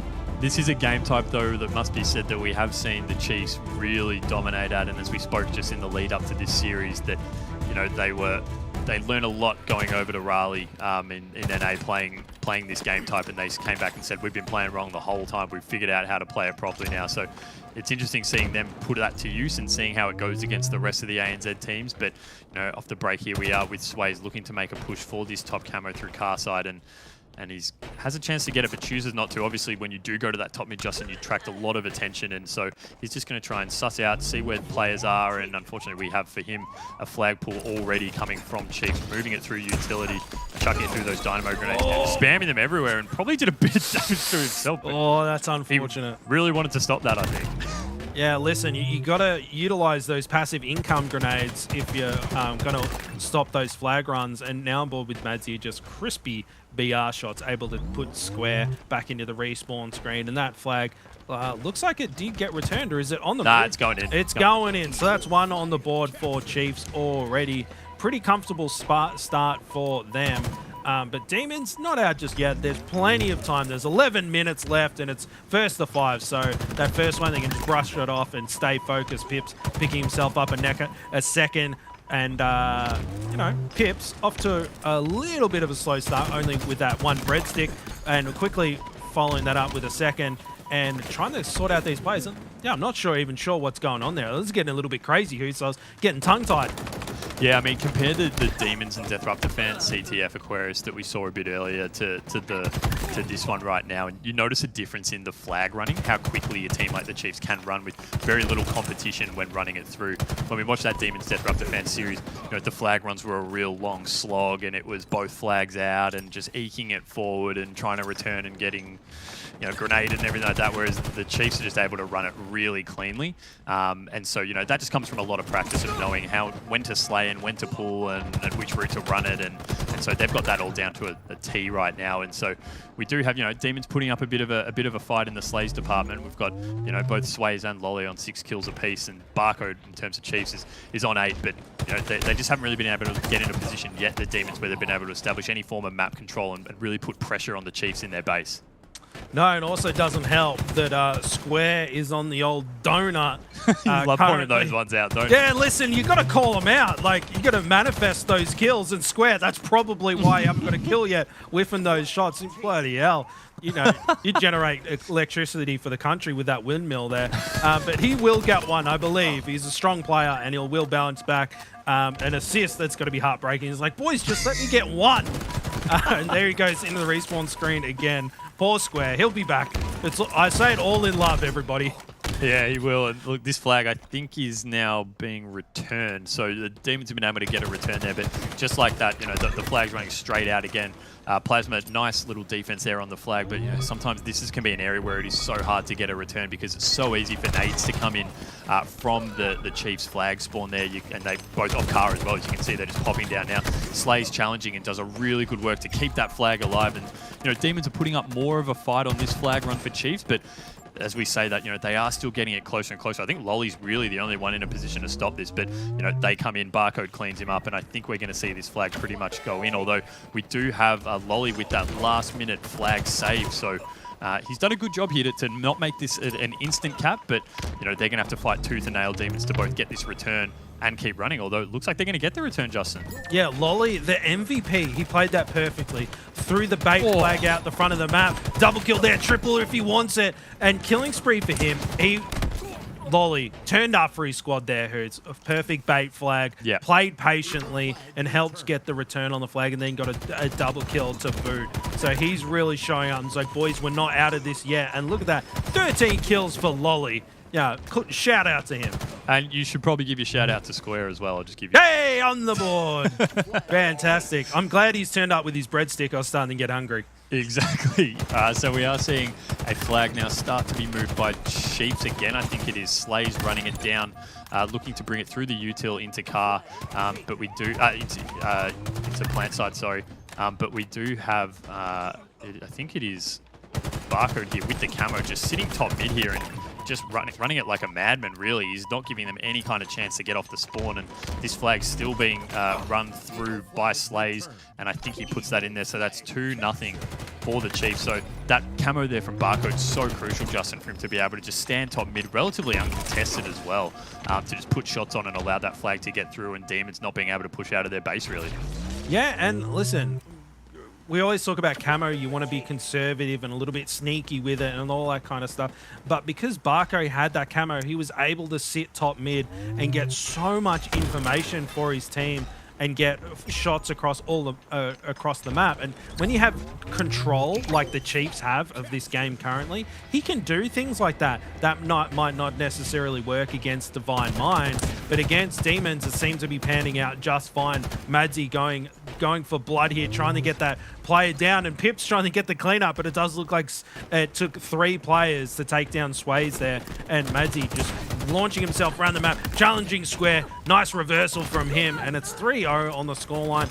You know, Chiefs, they're looking pretty dominant, Hoots. Yeah, Barcode I don't think has even actually died since we were talking about him top mid then, and he's just been able to, look, he's up there again. He just shouldn't be able to stay alive for that long up there, so, you know, Demons really need to do something to try and get him off that power position, because he's just running amok right now. 18 kills, 9 deaths, and on the flip side, you know, Square's probably having a bit of a rough run at it here, and sometimes when you are, you know, not having that Barcode, he gone for the triple and picks it up with the camo again, which needs to be said. Go for the overkill. He doesn't want to challenge Plasma. I don't mind it, because, you know, he's just trying to put that, make sure he can get that flag in instead. You know, they've got a clear run, Madzi there, bringing that flag in, but Barcode really team orientated. He turns around and just makes sure that he's absolutely clear to get that in, there to provide assist if needed, but it's not, and Barcode still has not died. I think he's got to be close to a running riot soon, I think. Yeah, 22 kills. He's got to be getting up there. Only 1 more flag on the board. He's probably like, boys, I only need 2 more kills and I get my running riot. Just don't win just yet. And here he goes. He gets shot a little bit and instantly turns around for the challenge. Slay's helping him out there with the assist shooting coming in. Square still struggling a little bit, but the other boys on Demons keeping things competitive in the kills department. And there we go. Barcode finally fallen. And he can have a little bit of a rest in the respawn screen. And Madzi just kind of just sitting there chilling out. I'm not sure what he was doing. Yeah, he should go on a double respawn for that. We do see the Chiefs moving in now to the base here of the Demons, looking to start to get a flag pull. But, you know, Plasma's just trying to play a bit of defense, it looks like. And unfortunately, the flag pull's not probably going to be in a position here, but the back smack. Oh, sorry, they were in their own base, actually. My apologies. But we are on board with Square. He's picked up 3 kills now, Justin, so he's starting to get a bit of a move on. But, you know, when you've got Barcode here, 24 kills, 7 assists, 10 deaths, it's just something that's really hard to counter. He's clearly just running amok. Yeah, he's just doing as he pleases. And listen, talking a lot about a smack about Square, but look at that, 11 assists. Yeah, exactly. He's top of the board, so he, you know, he's doing the dirty work for his team, trying to get things done, and you know he's jumping on the grenades like he's Captain America to protect the rest of his squad. So shout out to him. Now Slay's looking at Lolly here, trying to stop that run. Ran out of ammo though, and that flag's just sitting there. Double kill if he wants it.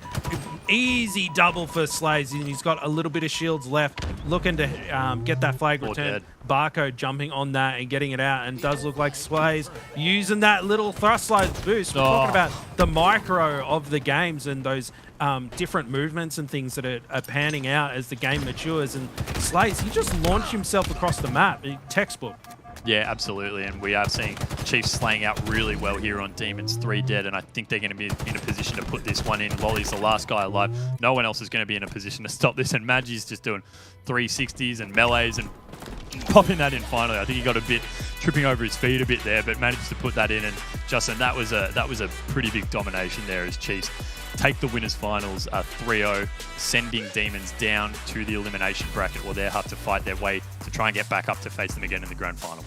Yeah, it's going to be a long road now for the Demons to try and get there, but I think the fact that we should talk about this first map a little bit, boys. Obviously, you know, it was a 3-0 coming out for the Chiefs, but that's such a heartbreaker. Absolute heartbreaker that we've had here on HCS, Justin, and like the fact that it was 248 to 250 just goes to show that these guys were here to party, and I think maybe that might have crushed them a little bit going into the rest of the series. The fact that the last 2 maps didn't really feel all too competitive, but the way they were able to put up some big numbers against the Chiefs to open up, even the overkill off the rip coming in from the second map as well, is pretty crazy to think that these Demon guys are here to party this much. But unfortunately, it was a kind of war of attrition, Justin, and the way that they got towards the end there, Demon lads just didn't really have much left in the tank. Yeah, listen, 250, 248. Doesn't matter if you win by an inch or a mile.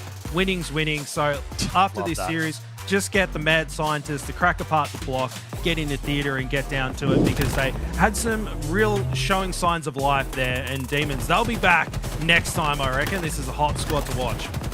Yeah, I think these guys certainly have a whole lot of a bright future ahead of them, right? And I think Hoots, the biggest thing for us is looking at this going in towards the Super, right? Like there's going to be a whole big road ahead of all these teams getting in towards that Super, and that's where it is going to be a culmination of the start of 2022 for a lot of these Halo teams to be able to have a big showing at that Super, to be able to get a whole boatload of that prize money and even more of those HCS points as well going in towards the next major. So the fact that these Demon lads have finally been able to peak towards the end of HCS Pro Series 4 against a team like the Chiefs, you got to be extremely excited with how they performed today. Yeah, no, they're timing their run perfectly, like a horse coming down the straight at Flemington for the Melbourne Cup. It's they know when to make their moves, and as you said, when there's some prize money on the line with the Super in a couple of months, that's it's a good time to start to peak. And so, they've performed really well so far. They're not out of it yet as well. Let's just keep in mind, but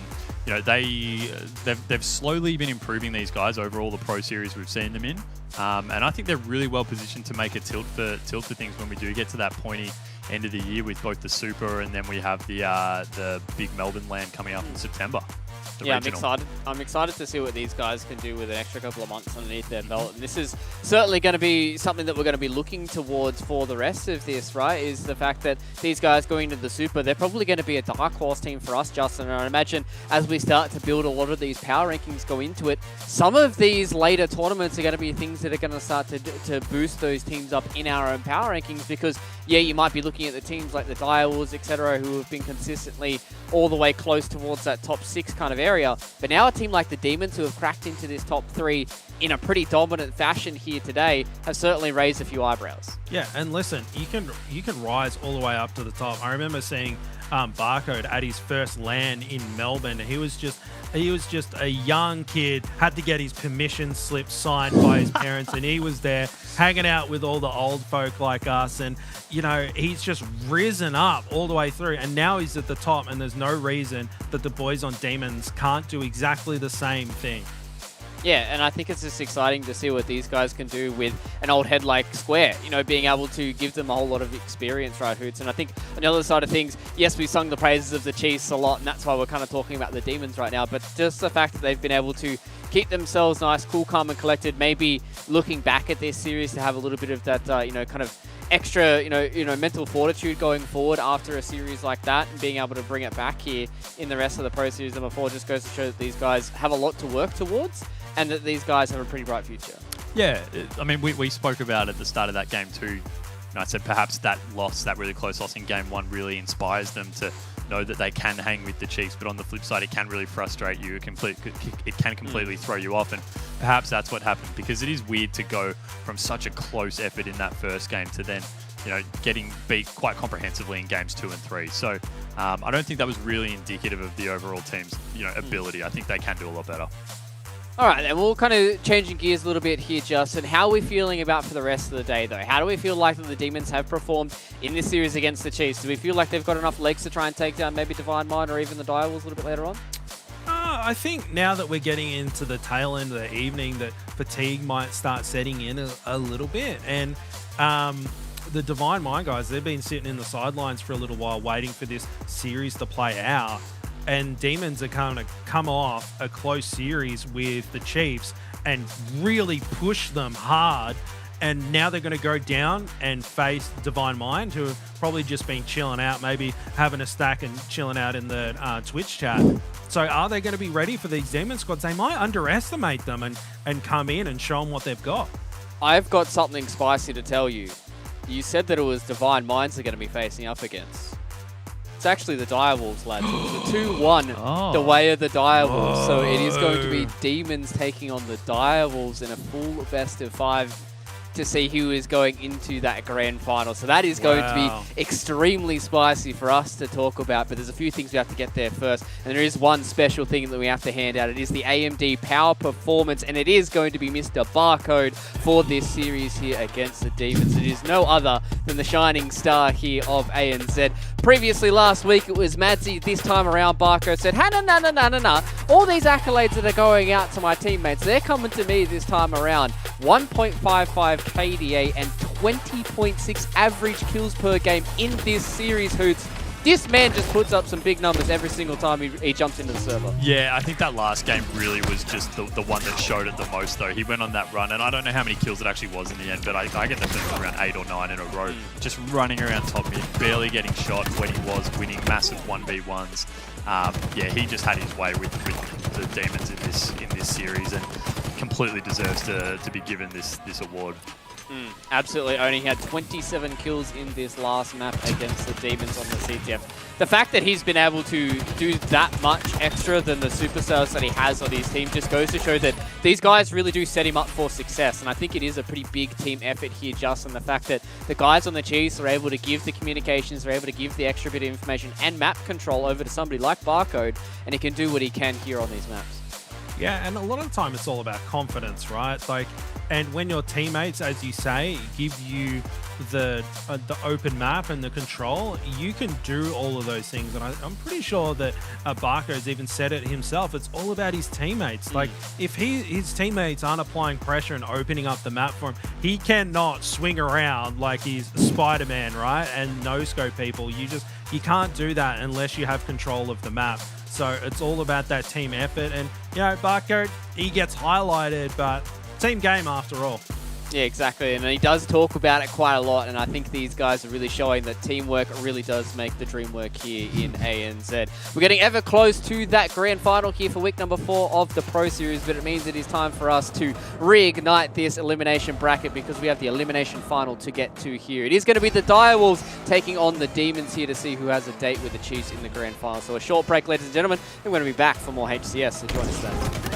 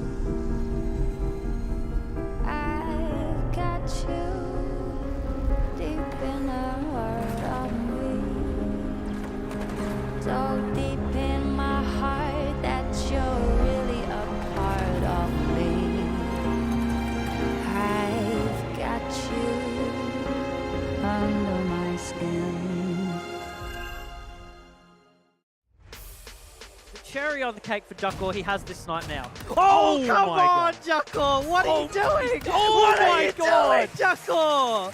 Oh, come on, buddy. My alias is Jocko, and my full name is Jace Monroe, and I've been competing since 2008, so a little over, I think, 13 years. I started playing Halo when I made friends with some kids on the street when I was about 10 years old, and I only had a PS2 at the time, but one of them had an Xbox.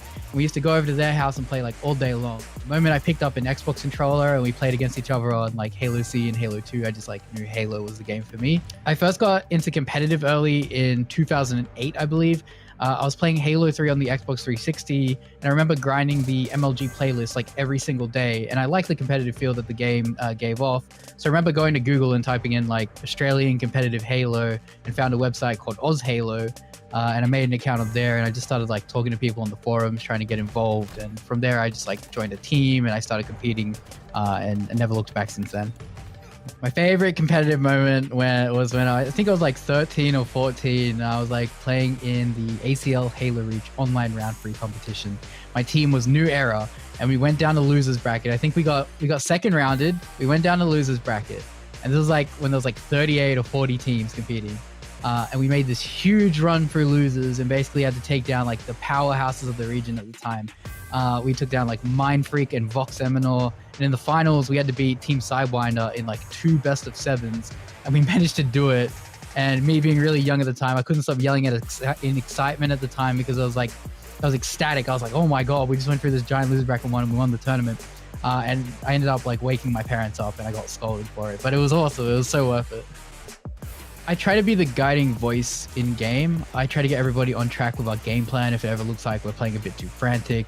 You know, I make sure before every game that we know what we're trying to do and get everybody on the same page. I'll always be looking over our scrim VODs and pointing out where we're going wrong, or looking at pro player scrims and pointing out plays they do which we should imitate.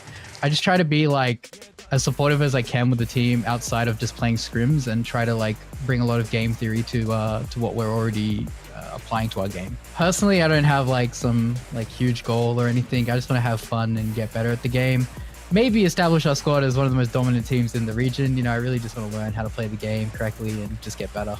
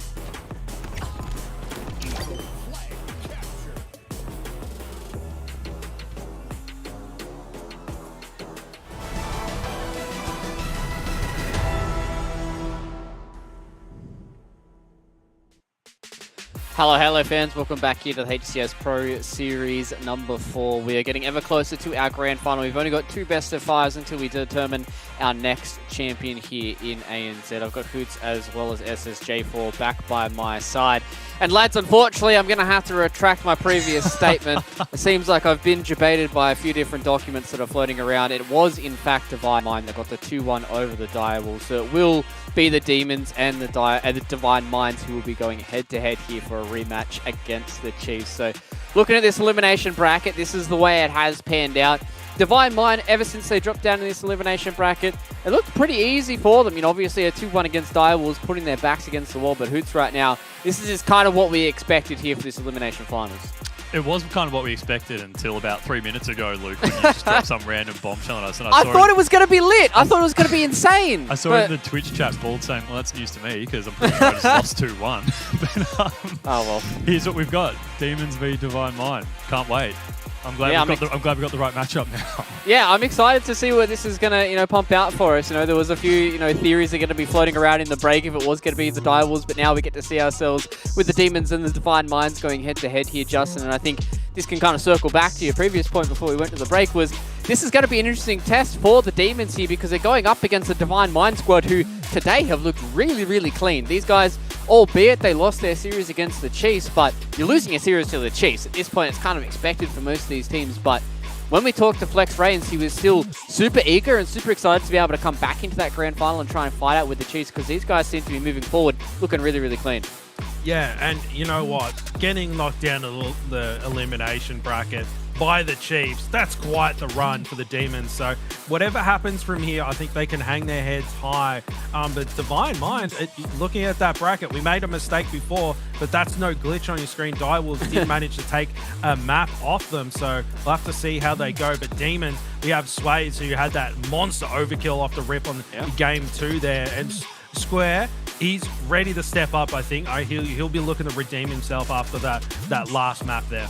Yeah, and I think this Demon squad so far is really starting to prove to us, Hoots, that these guys really are here to party. They've been able to put up some big numbers so far. Obviously, as Justin did just say, Sway's getting himself an overkill off the rip there on the streets means that these guys certainly have the slaying power, but I think it's something that we saw in that previous series against the Chiefs is sometimes some of these macro decisions, these rotations, you know, what places of the map to try and hold and where to go and that kind of stuff might be a little bit of a step too far for these guys, but it still is going to be a great learning experience if they can put up a big show, because they almost took a map off the Chiefs in that upper bracket final as well. Yeah, and you'll be surprised how quickly that kind of stuff can click all of a sudden, and then bang, it just makes sense. Like, we've seen teams do it every now and then where out of nowhere, like we go back to the In Control, who ended up becoming Immunity guys back in 2009, just coming out of nowhere really, and all of a sudden everything clicking, and they beat the top teams in Australia back then. So it can happen and it can click really quickly. It's just a matter of when, really. Yeah, and I guess, you know, having a look at this Divine Mind roster nice and quickly here, Justin, like, this has been, you know, a team that we've talked quite a lot about because they have been a top 2 roster. Obviously, these guys have been chopping and changing a little bit, but I think, you know, so far today, I think they're really starting to show that this core 4 here are starting to click, and, you know, maybe in the future, if this is the team that sticks together for the Super, then these guys might be able to challenge the Chiefs in a couple of weeks' time. Potentially, and we have seen Divine Mind already today, and I highlighted Rated as someone that I liked the pacing. He knew when to go hard and be aggressive and push, and then he knew when to slow things down. So he seems to be performing really nicely. And Flex Reigns, he's flexible, right? It's right there in his gamer tag. He's filling in for all different squads, so he's got a lot of experience with a lot of lineups, and it seems he just fits right in with this squad. So see how Flex and Rated are going to perform against this Demon squad. Yeah, it seems like he's able to really kind of slot himself into wherever he needs to be here in ANZ Halo. But let's start looking at the best of 5 maps that we're going to be seeing here between the Demons and Divine Mind. I think that's going to be all important about how we're going to start out here. We're going to be starting on a CTF though, Hoots. You know, I was really hoping to see that maybe we might see some of these other different game types. You know, CTF today has been really kind of a dominant game mode for those teams that are much more favored in this series, and we've seen it so far. I think Divine Mind are probably pretty heavily favored going into this first map, but moving across the rest of them, I think this starts getting easier for the Demons as we get deeper in this best of 5. Yeah, CTF Bazaar's a map that's kind of like just organized chaos in a sense. It's, you know, quite small, and given how the spawn system works, that, you know, even if you are all 4 wiped and a team pulls your flag, you can be over in their base within a few seconds of respawning. So the flags can be really hard to come by, but good teams can really put the foot down on opponents if the skill gap is quite different. But I don't think that's going to be the case in this series. I think we're going to see a pretty big slugfest for that CTF Bazaar game. Yeah, I'm hoping to see that we get a whole lot of Slayers going through it. And I think, you know, as we get a little bit deeper here, haven't really seen all too much oddball for us tonight here, Justin. But, you know, being able to see what we've seen from the Demons on the streets, I'm sure they're going to be happy to be jumping back into that playground. And obviously, Strongholds on Recharge, it seems like these Demon guys are pretty good on that map and game mode as well. So, I mean, if they're able to come through the CTF, maybe with a little bit of a victory, even relatively unscathed, I think if we get deeper into this map pool, we're going to have a pretty even one, and maybe we go all to 5. Oh, mate, I love a game 5. Please get us there. I would love to see it. And you know what? Demons, they've proved themselves. They've done so well so far, and it took the Chiefs to send them down to the losers bracket, so maybe they're ready for Divine Mind too.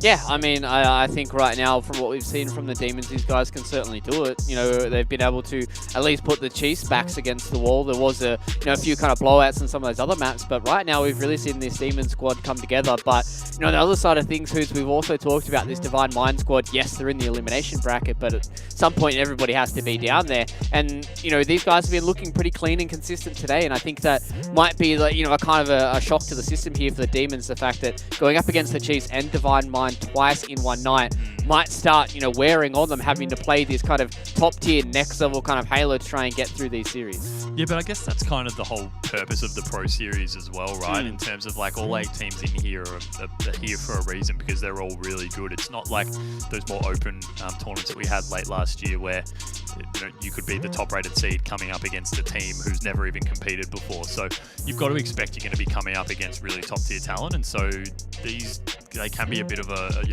war of what's the word? I guess stamina. It's like a war of stamina, effectively. So you need to be able to push through and be constantly playing top level, and it can be exhausting, especially if you get later into the night as well, like we are now. And I think, that's kind of something, we talked about, right, is the fact that this Demon squad, previously known as 1620 Kings before they brought Square in, they have only really gotten themselves into the top 6. So playing this deeper in the night in the competitive setting has been a kind of a new experience for these guys. So I just really hope that we get to see the best from them all throughout this series. Ladies and gentlemen, we are loading into Bazaar right now. So I'm going to leave it with the lovely gentlemen of Hoots and SSJ for to take you guys through the series. Yeah. Sorry, Hoots, I'm cutting you off again. I'm just so excited. I just want to launch straight in. Get out of my way, I'm coming in. And so we've got Divine Mind versus the Demons, who, as I said before, they've made a deal with the devil to make it this far through the bracket, and we're on board with Berserk off the rip, straight through the double doors, running through the gauntlet of grenades, finding Square off the rip. Square not coming in for the challenge, and here come those passive income grenades, putting that player down. Lolly gets some shots across map, finding himself 1 kill already, and they just went straight in there. It wasn't a passive slow start, Hoots. It was straight in for blood. Yeah, beasting consistently. We've seen in the last series we covered with them as well. He seems to be the power-up king, really. And Lolly has an idea of how to get rid of this overshield that he's got, and it's this plasma pistol right here. And unfortunately, the tracking not as strong as we've seen in previous Halo games, so he's going to back out of there with that grapple shot. Smart move and wait for his team to come back and help him. But yeah, it has seemed like Beaston's really got a great ability to be able to grab those power-ups consistently and use them really well. And so we are seeing now a bit of a push from Divine Mind into the Demons base, and they're starting to pull a flag. So we do see there the Demons guys spawning over on Rocket side, and they're just going to make a quick run straight to get to the other team's base, although it looks like there is a bit of a defense here from Divine Mind, stopping them from being able to get over there so easily. And that flag is going to be continuously moved, I think, through the truck area, and it looks like they're actually going to get this all the way down in their palms. So this could be in a pretty strong position for them to be able to take this. It looks like not much resistance coming through. Lolly's probably the only one at double doors for Divine Mind, and he's pushing straight through the middle there. But I think they're going to have enough players to be able to put this one in. And there we see first one in very quickly by Beaston. So Divine Mind taking a very strong lead early at the start here. And we said, these flag pulls can be quite chaotic, but Justin, they seem to move that pretty easily, Divine Mind. Yeah, they moved it across the map, but it is players dropping left and right. Berserk got oddly ninja'd there before. Not sure how that works, but it must just be the observer mode going. But now he has that Mangler, a very hot topic in the community. Couple of little double taps there, and Foil is up with the other one. Doubles there if he wants it, but the assist does come in. So Berserk poised to make another tasty little push here. But rotating through, he's getting the call out that there's some players down bottom mid, and he's going to apply that pressure before moving across the map, making sure that they have control before going in for another pull, Hoots. Yeah, smart move. There's no point running through really to the other team's base while you know there are 2 enemies pushing into your own at that point when no flags are out. You may as well go back and play a bit of defense. So it was the smart move there, but Divine Mind is 3 down right now. Demons, though, have taken a fair few hits themselves. Probably aren't really going to be in a position to make any kind of pull here. We do have Plasma in the bar area here along with Square, so they are set up to put a bit of pressure on these new spawns coming through from Divine Mind. See Flex Range stuck in the corner here. He's going to be hunted down pretty easily. So that is another 2 down for Divine Mind, all up for Demons, and they're going to look to make a push right onto this flag plate, you'd think, to try and take a pull, as we are seeing here right now. And we have Square now starting to push back. Rockets are up in a second, but look at the Divine Mind guys there running through bottom Rockets and just getting straight across. These Rockets are going to be a big deal here, but Square needs to watch his back. He's going to get taken down, and I think he was almost harpooned as well. He got tripped that up. might have been what actually killed him. I'm not 100% sure on that. Yeah, he's a harpoon like he's Moby Dick, just taking one to the ankle there, and Plasma going down. It's still only 1 flag on the board, though. And Divine Mind, they're able to get that one in pretty early, but Demons, they're still able to keep that pressure at bay, and Divine Mind not really having an easy time of it so far from my interpretation. FlexRain's trying to get that kill on the Sways, but he just slinks around the corner and just smooth slides around into safety, and FlexRain's not getting greedy with that. He just instantly changes his position, goes up, that guy's getting away, not getting hungry. Discipline plays from him. Sway's just shooting himself across the map there. I think probably trying to get a grab on that flag. Actually couldn't work and gets the stick there. FlexRain's unreal. Goes for the triple and almost gets it. Lolly was no shield, but he gets dropped. And we are seeing this flag still not being able to be returned just yet. So we do have Plasma here just hanging low down in the cuts here. But this flag is going to go back, and so they're going to have to make another attempt at this. But clearly he's right there, and so he is going to be able to put in a few shots. But they're getting it through to Plant really easy, through to Palm really easily. And I like their Rated actually doubling back to help with the kill on Plasma, and now going back and running the flag. And look, he's got a pretty good run so far. He's going to be able to get it probably to their balcony, but top rockets is where most of the fire is going to come from the Demon squad. Yeah, look at that Rated. Like, he could have just kept running that flag, but he must have got the call out that there was a lot of people watching. Did it pan out for him in this situation? No, it didn't. He might not have been able to get it through the doors into safety. Didn't pan out for him that time, but it could have been the right play, Hoots. We'll never know. Yeah, I wonder if you just try and even go for one more toss and get it up to balcony, and give your team a bit more of a height advantage to try and be able to grab it without having to drop down into bottom mid, which can often be a bit of a death trap. I mean, at some point you do have to make the call of when to slay or when to run, and it's going to be a 50-50 time sometimes, which it was then, but just unfortunately wasn't able to continue on there. But FlexRain's, he's heading straight back into the Demons base here, and Demons look like they are really being pressured back, Justin. I think the majority of this match, it's been more of Divine Mind on the Demon side than vice versa with Demons on the Divine Mind side. Yeah, but all it takes, I mean, there's only 6 minutes 30 left on the clock, and Demons, they're getting enough slays. It's pretty even in the slays department, and they're just going to get the slays at the right time when they have map control, a couple of picks, and get the flags moving. So at any time, we could see Demons get a flag on the move, and Divine Mind, they seem to be in control, but they're only one up so far.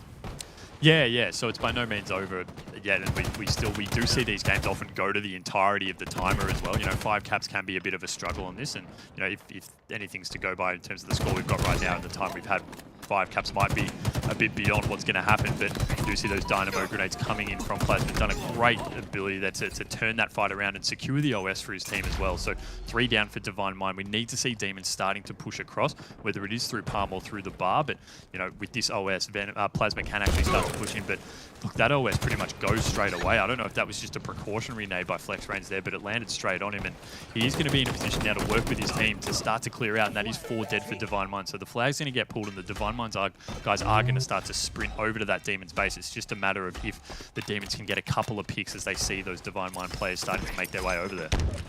Yeah, and it looks like Plasma, he noticed that they weren't getting a lot of pressure on their base, and the spawners overextended right away to put pressure on the flag, and it seems to be turning into maybe a little bit of a standoff here. Flag returned, and looks like Divine Mind have actually got the flag on the move now, Hoots. Yeah, they're running a counter cap here, which is the right move really, and the Demons guys haven't been able to actually get across. They got to spawn more on the flag rather than down near the rockets, so it's harder for them to get across there and really contest and overextend, like you said, Justin. So a bit of luck there for Divine Mind, but they really outslayed them, got pretty much 3 or 4 down, I think it was, and were able to run that in really quickly and completely uncontested, which is something we don't normally see on these bizarre CTF games. Yeah, well, I don't know, maybe Demons committed all of their resources to trying to stop that counter cap going in, and just unfortunately lost that round of slays, and the flag went in for free pretty much while everyone's chilling out in the respawn screen. But now we have Beeson with that Mangler as well. Oh, he doesn't get the kill. He gets on the second shot. Didn't connect on the second shot, and didn't connect on the melee by the looks of things, so he gets taken down. Really unfortunate being that close to the flag too. You get that kill, and then you start running that flag. Could have been a different story, but that's how things go when you lose a crucial 1v1. Now board with Berserk, put some suppressing fire down, picks himself up a kill. Here comes Spider-Man, takes him out. Green Goblin straight into the respawn screen. Rated, switching over to him. He goes down as well. And it's 2-0 currently for Divine Mind. 3 minutes 50 left, but Sways with that fresh overshield and he's got a teammate to back him up, and it looks like they're poised to get a flag moving. They've got the numbers advantage. They've just got to get this one moving, trying to get the cleanup. He briefly stops and sways, using that overshield and getting the flag moving. Will we see this go on the board, Hoots? It does look like it is. Yeah, but Rated has pulled a flag on the Demon side. So, you know, Demons were getting 3 or 4 dead of Divine Mind constantly. Then it looks like they'll actually be able to get a return here. So they should be able to put this one in pretty uncontested, I think. They do need now, once they put this in. So good work by them. But they now need to start to make a move on these Rockets. They're up in 10 seconds. Flex Range is actually positioned at top Rockets, waiting for them, I believe. Or he might have moved off slightly. But, you know, with 3 minutes to go, these Rockets can go a long way in helping them get another round of slays through to take that pull. But I really like that whole play then from Sways in particular. When he got that OS, he didn't put it in straight away. He waited till he moved into the Divine Mind base a little bit, popped it in then so it was brand new and fresh, and was able to do a round of slays and really make that move on the flag. And Rocket's up now with the grapple hook. I think he's going to look to make a play, although I'm not really sure the route he's taking here, Justin. It looks like they're going to forego the Rockets, I think, just to try and get in. But his heart was in it. His heart was in it. Yeah, he fumbled it a little bit there, Hoots. He had all the equipment to secure the Rockets there. Unfortunate for him. Now on board with Lolly, looking at the kill department. He's on 18 and 10. So he's dropping big numbers against these Divine Mind guys. And that's really awesome to see. Look at Sways, 21 and 13. And you're talking about Divine Mind, arguably the second best team in the region. Sways with a triple kill for himself. You see how hungry he is for that overkill. So I'm just going to check this angle. Bet you the little rats down there not able to get that over, but the triple kill has opened up the map for the rest of his team. And there's the OS rewarded with another one. He's got the timing perfectly on that. And Demons, I think they've had almost every OS, haven't they, Hoots? Pretty much, yeah. I think Beeson got the first one, but apart from that, I think they have had control of all of them. And just looking at the scoreboard quickly now as well, again, trying to do some quick maths in my head, but I think Demons are pretty considerably outslaying Divine Mind. And so, you know, they haven't been able to convert that into a lead, although this flag run now that they're looking to make a move from with Rated being dropped there, this could really start to convert some of their slaying dominance into an actual tie game, which is what they need. But, you know, time's starting to become a bit of an issue now as well. A minute 20 left, and Divine Mind have done a pretty good job of actually stopping that flag pull. I thought they were a chance to at least get it to their palm side, but Divine Mind swarmed really hard and were able to stop that. And at this point, I don't know, Divine Mind can maybe choose to play a bit defensively with a minute to go. I'm not sure. Like, Demons seem to be playing a slightly different game that they have the last 10 minutes or so, and Lolly going in for blood on Flex Range. Him desperately trying to stay alive. Plenty of shields left. Flex Range barely touched him there. There's still enough time to get a flag moving, and it does look like the Demon players are focused on getting that done. They're going in for the push. Nice prediction made there, but Berserk comes in with a full challenge and able to secure that kill. And you know, Berserk being very cautious here. He gets taken out. 35 seconds to go. If Demons is going to get a flag moving, they really need to get in the enemy base right away, Hoots. They've got a full send. Yeah. Rockets are going to become completely irrelevant at this point. You know, 20 seconds to go. The game's going to be over at that point unless we can get a flag pull and force a little bit of overtime. But we have got right now Flex Range starting to move in, although he's the last guy alive for Divine Mind. So if Demons are going to make a run, it's got to be now. And we do see there the flag is pulled as we have Divine Mind starting to come off the respawn. So I love this sneaky play, though. Just waiting here with the Bulldog, is able to get one down, goes for a second, and at a minimum they're dropping grenades and is able to at least stop that flag pull going all the way through. And with this overshield coming up, if Rated can put this in, this could be all she wrote, really, if they can get a return here. We are in overtime, and with that return going almost in, I think. Have we got a return here, Justin? Where is it? There it is. Okay. I was just laughing at that rocket as you heard just straight past the screen, but the Flex just won them the game there with that sneaky play. He only got the one kill, but those grenades went down. An easy cleanup from there. He was calculated. He knew what he's doing. Is that Bullfrog, and he's like,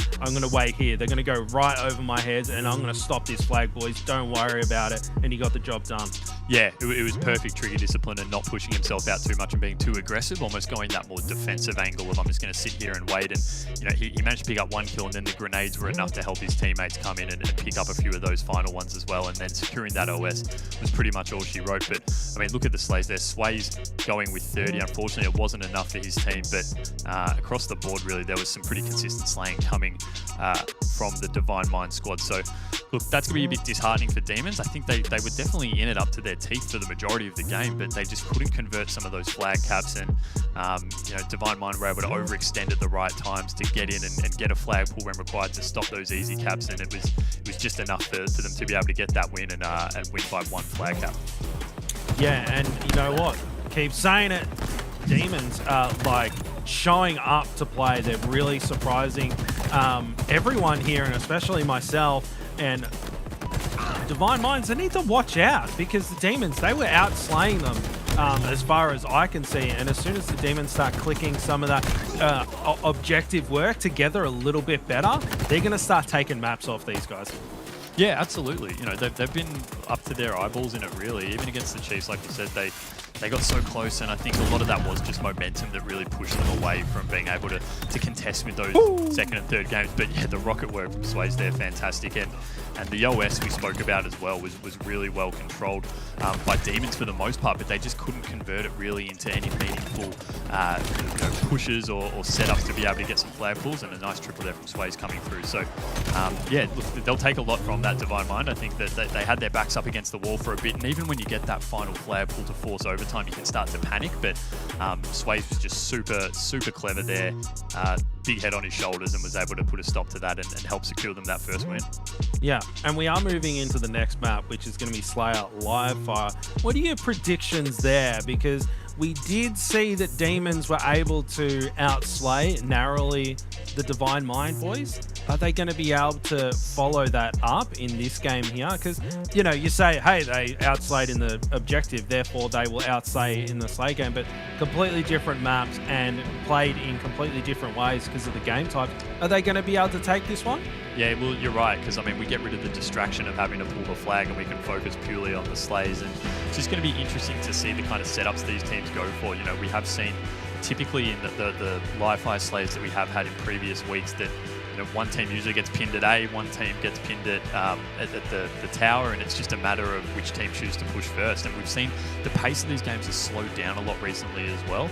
So, you know, I think we do have a pretty aggressive team here in Divine Mind. You know, Beast is someone who loves to just run around like a madman, and so that can disrupt the team who is trying to slow it down a little bit. So we do see off the rip here, we are with Sways making a push through to the sandbags here, going for this to try and lock down this snipe a little bit, but instead backs down because this power-up obviously spawns a little bit after the start of the game. Beast in there getting a nice trade. So we have a 3-2 start for Demons as we are looking to see which team can try and set up for this opening power-up, which is just about to pop. Yeah, and a pretty even, scrappy start so far, and all the boys seem to be wide about what they're doing. Berserk going in full aggression, looking for all those players there and getting the cleanup, and he's just a turret. He's just looking around for everything that he can find, finds himself square for his efforts, putting him into the respawn screen. 6-4, the scoreline, still the very start of the game, so scoreline not really meaning much at this point, but you'll see that OS on that player across the map there, and Berserk running into 3 enemy players. Not ideal situation around a corner too, but rated with that double kill, cleaning them up. Triples there if he wants it. Grenade comes in. He's hungry for it. There's 2 more players in front of him. He's going, nope, I'm not challenging that. And I love that he changed angles instantly. Yep. He was cleaned up from Lolly there up in the BR tower. He wasn't even killed by the 2 players he was fighting. So rated, one-man army. Yeah, Demons did well not to actually give away too many kills there, right? Because they were all pinned down at that B stronghold area, and it looked like Divine Mind were just swarming on them, but I think 2 of them were able to actually get away without being dropped. So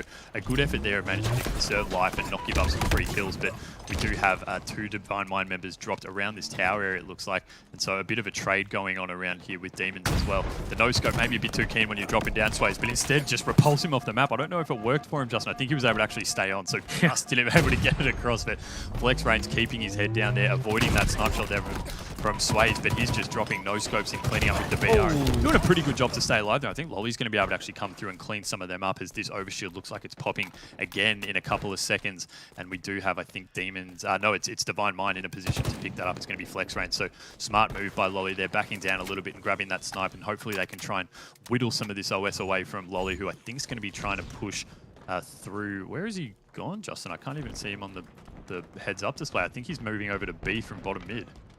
Yeah, it's very odd. And, you know, Lolly, he's only got one bullet to play with here, but that's enough to start a push. You get that one pick, and then suddenly you can do a rotation. Doesn't hit the no-scope there, but does get the cleanup with his teammate. And they're desperately trying to stay alive. The nades come in. FlexRains goes to the challenge, puts him into the respawn screen, and FlexRains instantly going for the push. They're going in for the collapse to clear out these players, but the scoreline is completely even. They're just trading kill for kill right now. But Demons, they're targeting Rated, and he goes down.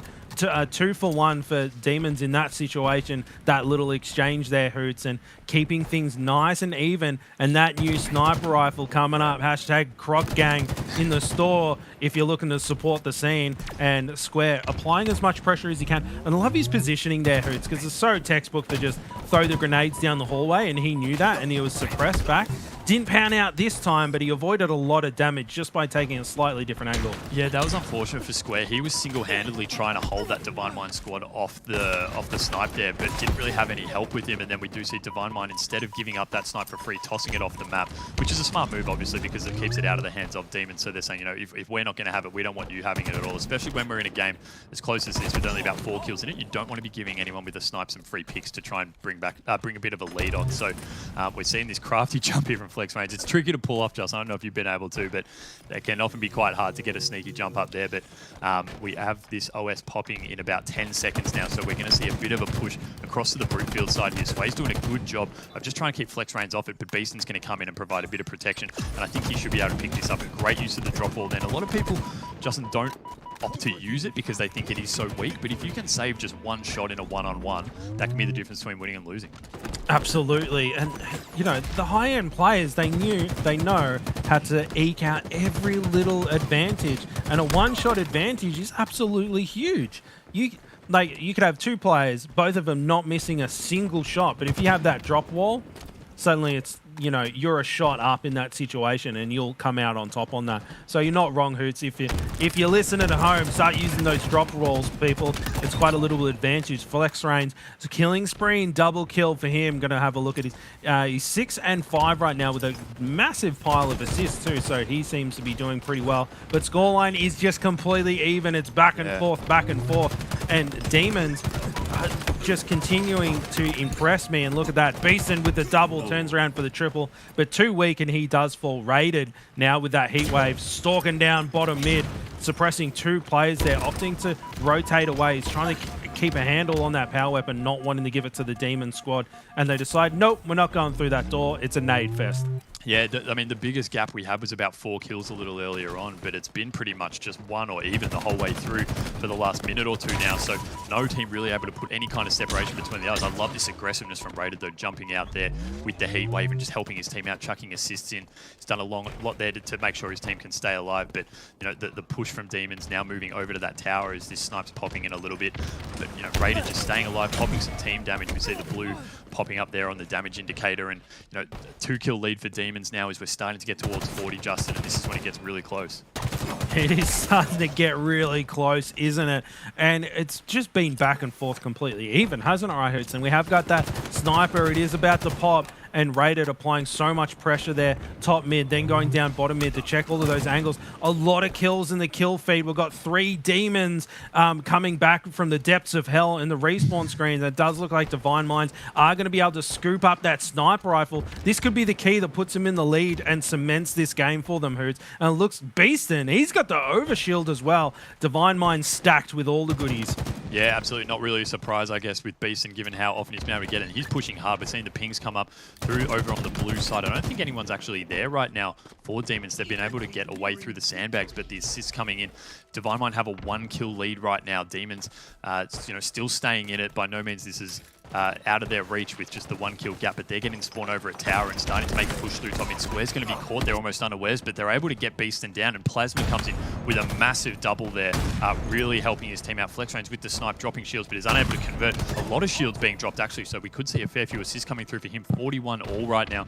FlexRains using this sniper really well, and he's going to be faced with 2 Demons members, and unfortunately he's taken down, so I think we will have a snipe in the hand of Demons down at B, Justin. Yeah, and now Demons with a 3-kill lead, and Flex Out of nowhere. just gave him the sniper rifle. Well, he didn't give it to him, but they ended up in their hands as well. Demons poised to take this map. Berserk going, nope, not dealing with that one. I'm not going to be the first person to get picked off. And it's really starting to get down to the pointy end. Hoots, my heart rate is starting to elevate. Nothing like a 49-49 finish. Berserk turning his back to square and him sending him into the respawn screen, 45-42. Sway's rotating bottom mid here. It does look like that overshield has just popped up. And look at that. Here comes Divine Mind to clean house, but Plasma responding with those grenades, and he has got the Mangler as well. He's a bit low on BR. He only has 6 shots left there, Hoots. Yeah, could actually be a bit of an issue, although if he's in close range, like down at bottom mid here, it is going to help him. He's taken out by Nate, so only a 1-kill gap now. Divine Mind trailing by 1, looking to move it in. This OS is popping in 3, but look at the amount of Divine Mind places all around it. Smart move there by Lolly, actually not dropping down. Massive double there. Shots on Flex Range. If he can actually, Flex Range manages to get the OS in, so that's still a 1-kill gap. That was huge by Lolly there, choosing not to drop straight away and putting some shots in, but with that OS, Flex Range just has a little bit. He's going to get an assist there, so 47 all. Moving through to the sandbags, it looks like most of the Demons players are hanging around that tower area, pushing through top mid. We do have Rated. He's caught though from behind. I'm not sure who that was. 48, 49. Divine Mind up by 1, shots on tower. He's going to push back Berserk, and so right now we're going to see a bit of repositioning as Berserk is moving in. We're on with Flex Range actually, sorry, that's a bit of an error on the heads up, but pushing it behind square. I like this Rupture. Demons, right don't do it. Do it again. They've fallen short again. No. Another 49-50, and they turned that around so quickly, Justin. They were down by 3 or 4 in that final 30 seconds or so, and were able to just come back and turn that around. And I thought Lolly had done that perfectly, hanging up on those top sandbags there, not dropping on that OS. He had 3 players below him. It was so calculated, right? Yeah. He saw him, he looked at the players and went 1, 2, 3, 4, and went, all right, this one. And then he got the double kill. And then if it wasn't for that OS, he had Flex dead to rights there, and he just pulled out the reverse card from his Uno deck and popped the overshield on, unfortunate for him. So look at that, Demons falling short against another monstrous squad. I'm feeling for him, but Demons, they keep stepping up to the plate, Hoots. It's only a matter of time until they start taking maps. That's it, exactly. It's like if you keep getting so close, eventually it's got to fall your way, right? And they've just been really unlucky a few times in these Slayers in particular. Yeah, but look, that Flex Range, that final play there, as you spoke about just then, Justin, was absolutely massive. I mean, he managed to put shots in, grab that OS. As soon as he knew he had it, he dropped back, popped it in, and that OS was the difference between him being able to out-BR Lolly there. And it was really unfortunate for Lolly. He did come so close there, but it just, that OS just popped at the exact right time there.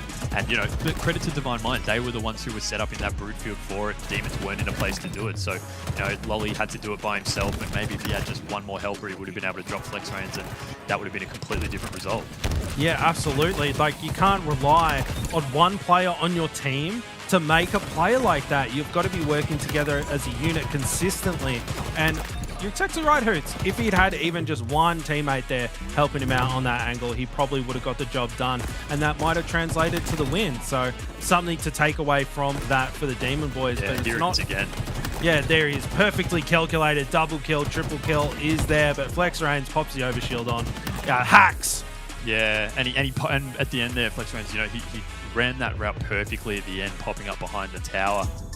You know, it was actually interesting. Flex Range actually popped out before that OS was in, and I'm pretty sure he was one shot at that point. Lolly just wasn't looking at him. He was looking on the other side. So, you know, just those little moments that don't go your way, and they can be such a difference in the end, because, you know, Lolly kills Flex Range. They've got OS as well. It's not just the kill swap. It's the fact that they've got OS, and he can push around through that brute field really easily. Yeah, unfortunate. And when you have a game where 1 or 2 situations could have gone either way, sometimes there's takeaways and sometimes there aren't. And I think in that situation there, you know, Lolly did really well, but a little bit more team coordination to apply pressure to that OS probably would have won them that game in that instance. But we do need to start thinking about this next one, Hoots, because we are moving into game 3. And Demons, they're almost there. They're so close. Couple more things, a little bit of tweaks in the workshop, and they'll be able to get a map on the board, and we are going to be launching into Streets. Oddball, we haven't seen this one tonight, Hoots. I'm excited. We're on board with Rated. Yeah, no, this has always been a really interesting one to watch just in terms of where teams choose to hold the ball. And I think, you know, often you do see that when you're playing regular matchmaking, you see that PD hold a lot, but the competitive teams you know, tend to stay away from that more. It's usually holding around the A stronghold or the C stronghold area. And so it looks like right now Demons were trying to make a push down towards the tram area, but that's stopped there by Venom. He is dropped though, and we are on board now with Sways. So they're in a position to start to get a bit of control in C here, but with a few dead and coming off the respawn as well, it might not be too long before Divine Mind starts to push, and as we're seeing now, Justin coming down through the arcade area. Yeah, and it's 2 players down for Demons, but Square doing well to get some points on the board at least. And with these rounds, like, scrap time is just so important because you can scrap together a round win and move into the next one. So Square doing well for the pressure that was coming in to get some points on the board. Now on board with Lolly. He's going to take 2 on the jump. Is he going to go for take 3? No, he's going, nah, I'm going to take a different route. Go for the third. Third time's the charm, mate. You can do it. And is he going to do it? No, he's like, I'm taking the stairs this time. Cut your losses. Yeah. He saw everyone was watching. It's like, I can't do it when everyone's watching. Oh, there we go. Woohoo! Well done. Lolly comes in, misses the back smack, and then he gets put in. No, that's so unfortunate for him. And now ball with Sways. He picks himself up a kill. Already on 2 and 2 assists. And 15 and 9, that ball's just sitting there at the moment. Yeah. Rated, scooping that one up, now putting some points on the board for the Divine Mind squad. But Sways, he's going in for the push. Here he comes. Doubles there if he wants it. Triples there if he wants it. So much pressure. And here comes to help. Plasma going for the cleanup. Flex ring trying to get away. Double kill for him. They've just got to scoop that ball up and start getting some time. But the discipline from Plasma to make sure that they've cleared out the players before going after that ball is really good to see. And he's using that thrust to get that clean up, and now he's going to turn around and get that ball nice and secure, and that should translate to a lot more ball time than if he just scrapped it together by jumping on it. I think we might have rockets potentially in the hands of Demons as well, which is massive for them. We saw Divine Mind were in that tram area for a long time with the ball and 2 or 3 players alive there consistently, but they just weren't able to actually translate that into any kind of lead or ball time. I mean, look, they've only got 11 seconds, but they were in that tram area for a good minute or so, but so much was the pressure from the Demons, it just stopped them from being able to get any time. They were still too busy fighting, trying to hold them off, and it just didn't work. So, you know, Demons have done a really good job to capitalize when they do have a chance to eke out some time, and Divine Mind not so much on the flip side. Yeah, and it's been pretty back and forth. Not a lot of like oddball action, right? They've just kind of been slaying each other a little bit. The scoreline is basically even. It's been 11-25 for an eternity, and there's only 2 minutes 30 left on the clock. So we might have a situation where the round timer just sinks down, and that ball, that's reset from inactivity. And now it's back in the center of the map. And gonna have to see who's gonna jump in there and grab that. Couple of players down on Divine Mind, so Demons poised, taking advantage of those slays to get something going. But look at that, Plasma drops straight away. As soon as he gets his hands on the balls, he's straight in the respawn. Yeah, it's Divine Mind being very conscious of keeping the ball out of the hands of Demons, but not really then converting that to ball time of their own, which they need to start doing. They might be in a bit of a position to do it here, as we do see Rated starting to drop it back down to its spawn. But with, I think, a few Demons players actually stuck here around the PD sort of area, we are going to see Divine Mind, you know, struggle to really move it there at all, and so that's why Rated was actually dropping back down to that spawn there just to try and get it away from them. But consistently a fair few dead for Divine Mind, and we are going to have Demons now be in a bit of a position to try and run the ball to Tram. We see their Plasmas there getting set up, trying to keep the Divine Mind guys at bay from them being able to get there, but the ball has been run there successfully, so they've set up here nice and well. But Rated with those rockets, he's going to put a few long range in ones, but Justin, they often just don't work, and they can often be out of pure desperation of just trying to get a pick and be able to move in. Yeah, the rocket's not the most reliable weapon on the map, but Rated managed to pick up one double kill there, and he's single-handedly breaking this setup at this point. And check it out, he's checking every single angle to make sure he's cleaning out the base before he even thinks about grabbing that oddball hoots, and that's translating to Divine Mind being nice and comfortable, and they're starting to rack up some points. And the deficit is only about 20 points right now, which is not a lot. It's one round of slays, and here we go. Rated just putting so much pressure on the map and trusting that his teammates are holding on to that ball. And it's like, boys, hold on to that. I'll be right back. I'm going to keep the other dudes off you. Yeah, and look, he was in a really good position there to get a fair bit of time. They had a good setup there, Divine Mind. You had most Demons guys spawning over at PD, and they had the setup at Tram with a fair bit of presence at Arcade. But, you know, probably a bit too late, Divine Mind were in trying to rotate that ball out of there. It was pretty obvious Demons were coming through, and so I would have liked to have seen them maybe start to try and run it over through Cafe side. But unfortunately, that wasn't the case, and we do now have at least the clearing out of the Demons squad. So Divine Mind being able to set back up in that area, and we do have Demons once again spawning in PD. And just look at this Rated pushing in with the Bulldog here, and he should be able to have a couple of kills. Unfortunately, only one really. I thought he had them dead to rights there, sneaking up on them, but all the while this is happening, we've got Divine Mind holding the ball in Tram. FlexRain's over there by himself pretty much, and they've now got the lead, Justin. Yeah, just amazing stuff. And I'm going to bang on it about it again.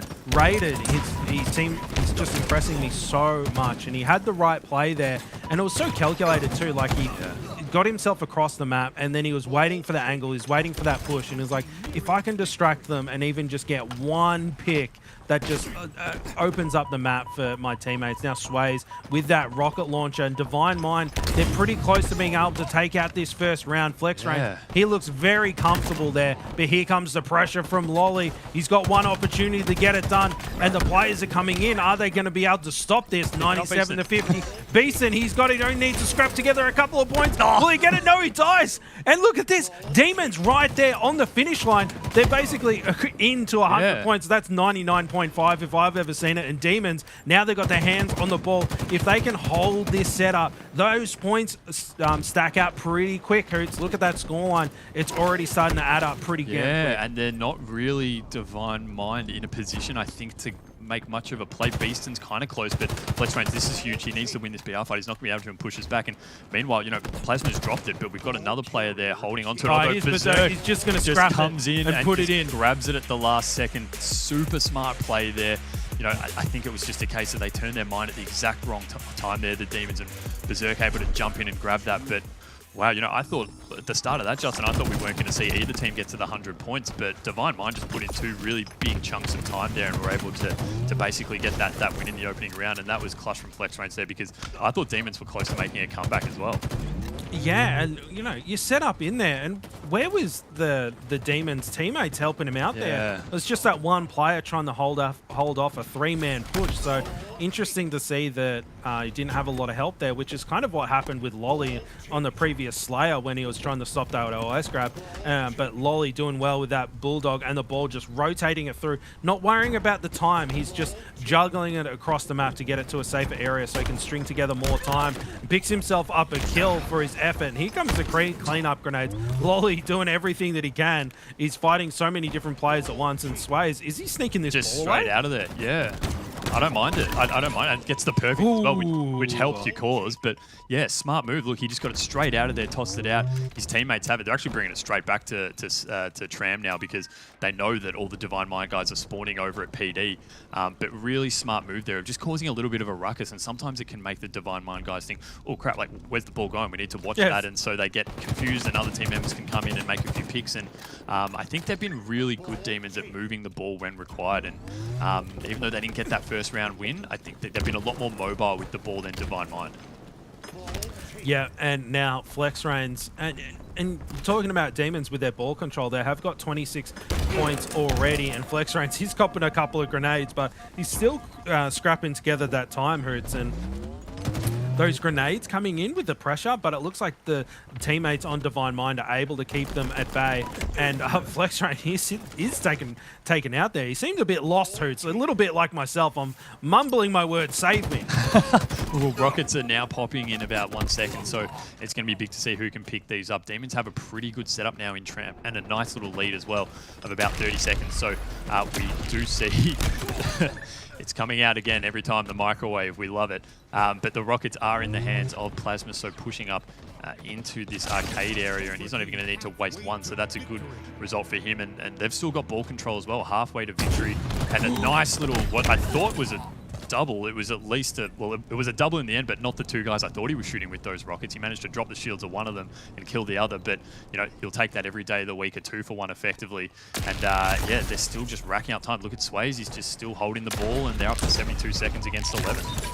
No, double kill for Lolly, using the old microwave like he's getting set for movie night with the popcorn, sending those two guys into the depths of hell. And Demons, 80 points to 11. They're poised to take out this round. They seem so comfortable right now, Hoots. Divine Mind, each of their pushes has just been shut down from one of the Demons players really showing up for their squad. Look at that, 94 points. They're only one scrap away from being able to take this round out. And they've been moving the ball really, really well as well. Like we were speaking before and they were holding it at Tram, and then all of a sudden you see they've got it over at PD.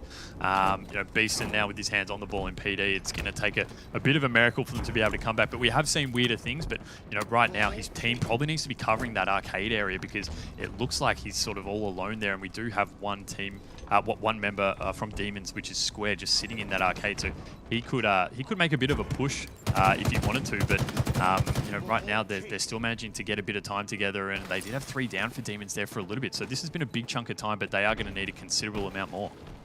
Yeah, listen, Demons, if you can hear me, don't break my heart again.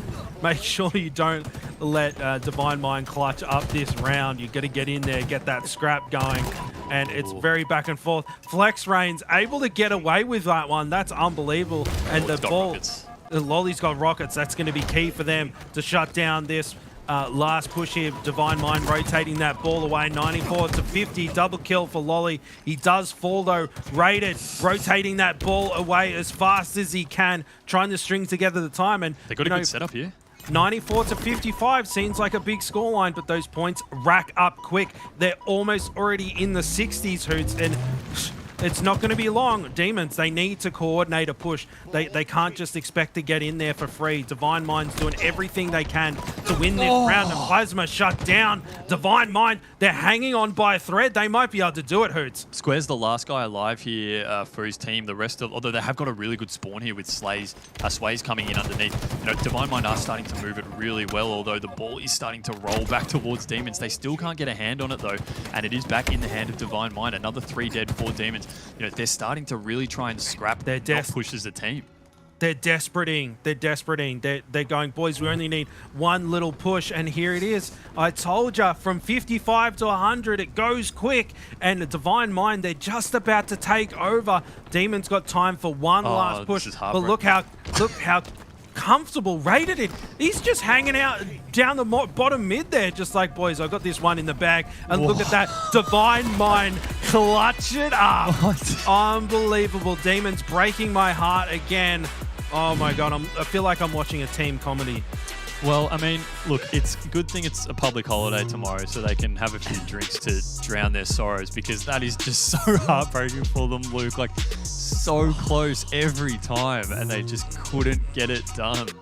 I think we need to call the Demons the Heartbreakers from here on out, boys. Heartbreak Kids. Oh, man, it feels so bad. They're so close to being able to finish out these rounds that it just feels like when push comes to shove, they just need that little bit extra, but you can just see these teams clutch up, and this is why we talk about these teams as being the top in our region right now, because they have that kind of calm mentality to be able to have those situations where it might be 96 to 55, and they're like, yeah, we can do this, boys. This is fine.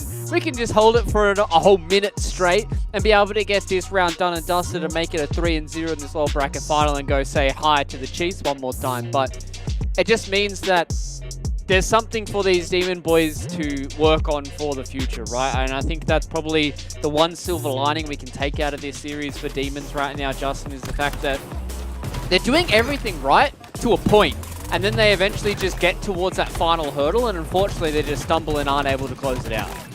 Yeah, and it's unfortunate to see, but what that means is a few more scrims, some more matchmaking practice, a couple of reviews in theatre a couple of nights, and they'll start being able to get things across the line, and they'll start taking maps. Like, imagine if they took that first game against Chiefs, what that might have done to their confidence. And then even if they got knocked down, it's like, boys, we took a game off Chiefs. Divine Mind, they got nothing on us. And that might have been enough for them to be coordinated and get this one in the bag. And we saw Demons, they could come in and they were styling on Divine Mind at some points. And the objective game was just too strong on Divine Mind.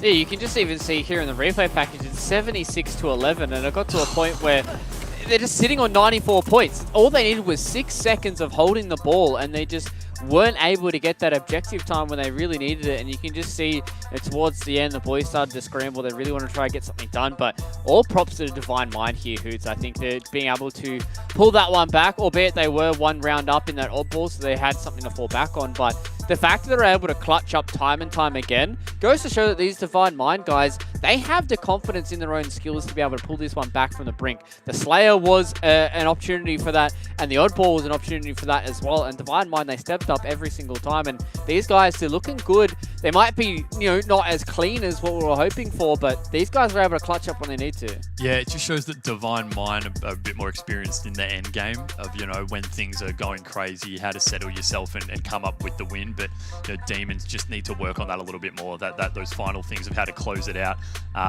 Yeah, very unfortunate for them. G'day, Flex Reigns. Just having a quick look at Flex Reigns' guns before we start getting ourselves ready for this grand final. Ladies and gentlemen, it is time for us to go to our final break of tonight. It is time for us to get ready for this grand final. Divine Minds need to go through a whole bracket reset to try and get a tournament victory under their belts. Chiefs are aiming for the 7th in a row. Let's see if they can do it.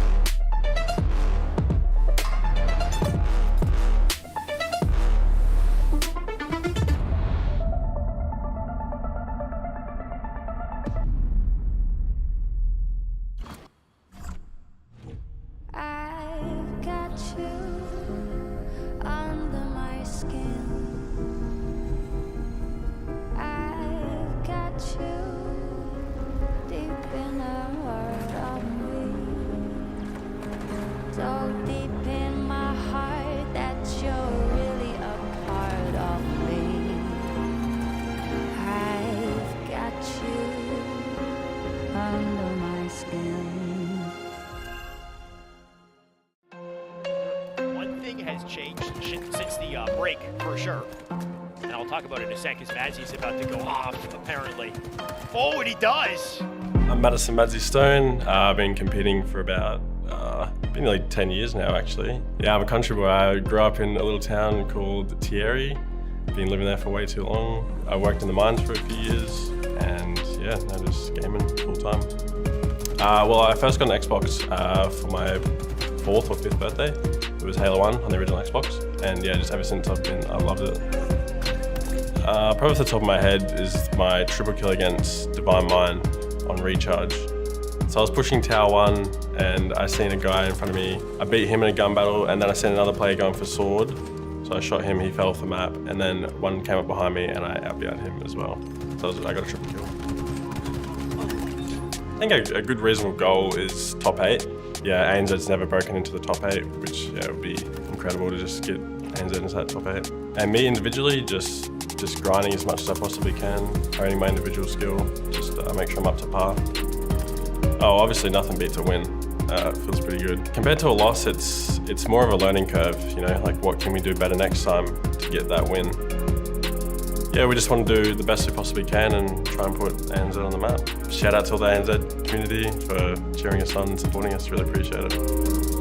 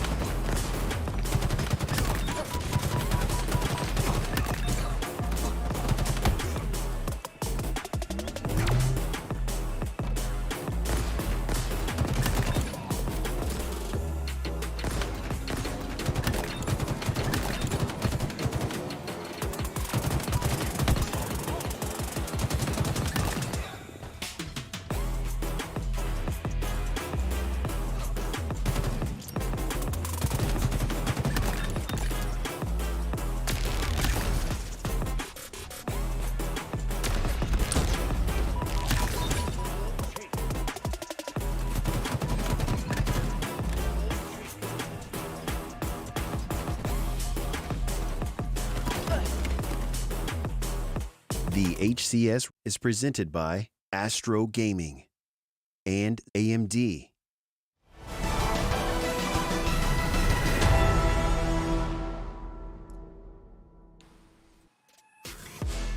Hello Halo fans, welcome back here to the HCS Pro Series week number 4. We are getting ready for our grand final here. It's been a long night for us. It's been a long couple of weeks as well for us to start to get towards this great crescendo that we've got here. I've got Hoots and I've got SSJ4 behind me as well. Justin, why do you look I a got little a surprise, boys. What? Green shirt. Oh We're shit! Let's go! Let's go, boys. Green shirts all around. Green shirts to the grand final. Uniform, baby. Hell I'm ready yeah. for the grand finals. I've been holding that one in the closet for quite a while, but now I'm ready. I'm loosey-goosey, fresh shirt. Let's get it. Hell yeah, I'm excited for that. I looked at you when we came back and I was like trying to do my intro the whole time and I'm just like, why does Justin look weird? Like, he looks weird to me. And then alright, looks like the reveal. Alright, I like that. So we've got the uniform. So it looked like you were wearing like an Series. apron or something. It was bizarre. Either way, let's jump into this bracket, lads. This is how we've gotten here. Grand final time between the Chiefs and Divine Mind. It's been relatively big 2-0s throughout the entirety of today. I think there's a few things we've got to touch on before we start getting into this grand final, lads. Demons, the 2-1 against BBR. 2-1 for the Death Raptor fans over Immunity. And now it's just been kind of a run and a storyline for these Demon lads. And as we have a quick look at the elimination bracket as well, it was a whole lot of storylines that kind of came to the end down there as well. BBR were able to take down Immunity, and unfortunately they lost to Divine Minds, and even the Direwolves made a little bit of a run through that elimination bracket and got themselves a top 4 finish for today. But this is where we expected ourselves to be, boys. This is what we expected our grand final to be. Hoots, it's been, what, 3 out of the 4 Pro Series Grand Finals that we've seen so far, and the fact that we've seen these guys in the Grand Final so many times against each other just goes to show that how consistent these players are and how, I guess, kind of solidified this top 2 is between the Chiefs and Divine Minds. Yeah, exactly. But I just want to point out, like, that elimination final we just had then, even though it says 3-0, in my eyes, that wasn't a 3-0. Like, yeah, that was like a game 5. Yeah, it felt like that. Even though they swept them, it just, every game was so close. It came down to the last, like, couple of seconds. It was crazy. crazy. Yeah, and I really think that the Demon boys, you know, if one thing went their way a little bit earlier on in that series, we could be singing a completely different tune. But let's start talking about the grand final. Is the Chiefs taking on Divine Mind here, and this is a story almost as old as time this time around for us here in Halo Infinite, boys, because it feels like every second tournament is going to be these two guys going head-to-head, and whether it be a best-of-5, grand final, bracket reset, we've had everything between both of these teams. And Justin, this Chiefs roster, they came into Pro Series number 4. They decided to bring in Slays here as a little bit of a fill-in. A change-up, a fill-in, whatever you want to call it here for the Chiefs. Getting out of Prades and now coming in with Slays. And these guys, they haven't missed a beat throughout the entirety of today. And I think, you know, this is going to be no different in this grand final. Yeah, and Slays snaked from Divine Mind. I'm not sure what the situation is there, but he is just a superstar with his eyes on the prize, and I would be watching out for him. And it'd be interesting to see if maybe there's a bit of bad blood from the Divine Mind boys going, listen, Slays, you're going to regret ever leaving our roster. So they're going to be fired up even more to take down the Chiefs, in my opinion. I mean, we could have said the same thing last time we saw Flex Reigns playing on the roster for the Chiefs. It was kind of the same sort of scenario, yeah, right? Flex is too nice to hold his grudge against. That's the problem. He just gives you that smile, and you're like, okay, Flex, it's okay. You can do what you like. You're all right, fine. Take the tournament victory. It's okay here. We don't want it. But anyways, here's the trophy. Here you go. Take my HCS points. Unless Slays is a plant and he's there to lose on purpose. Oh, this is some crazy conspiracy theories we've got floating around here, boys.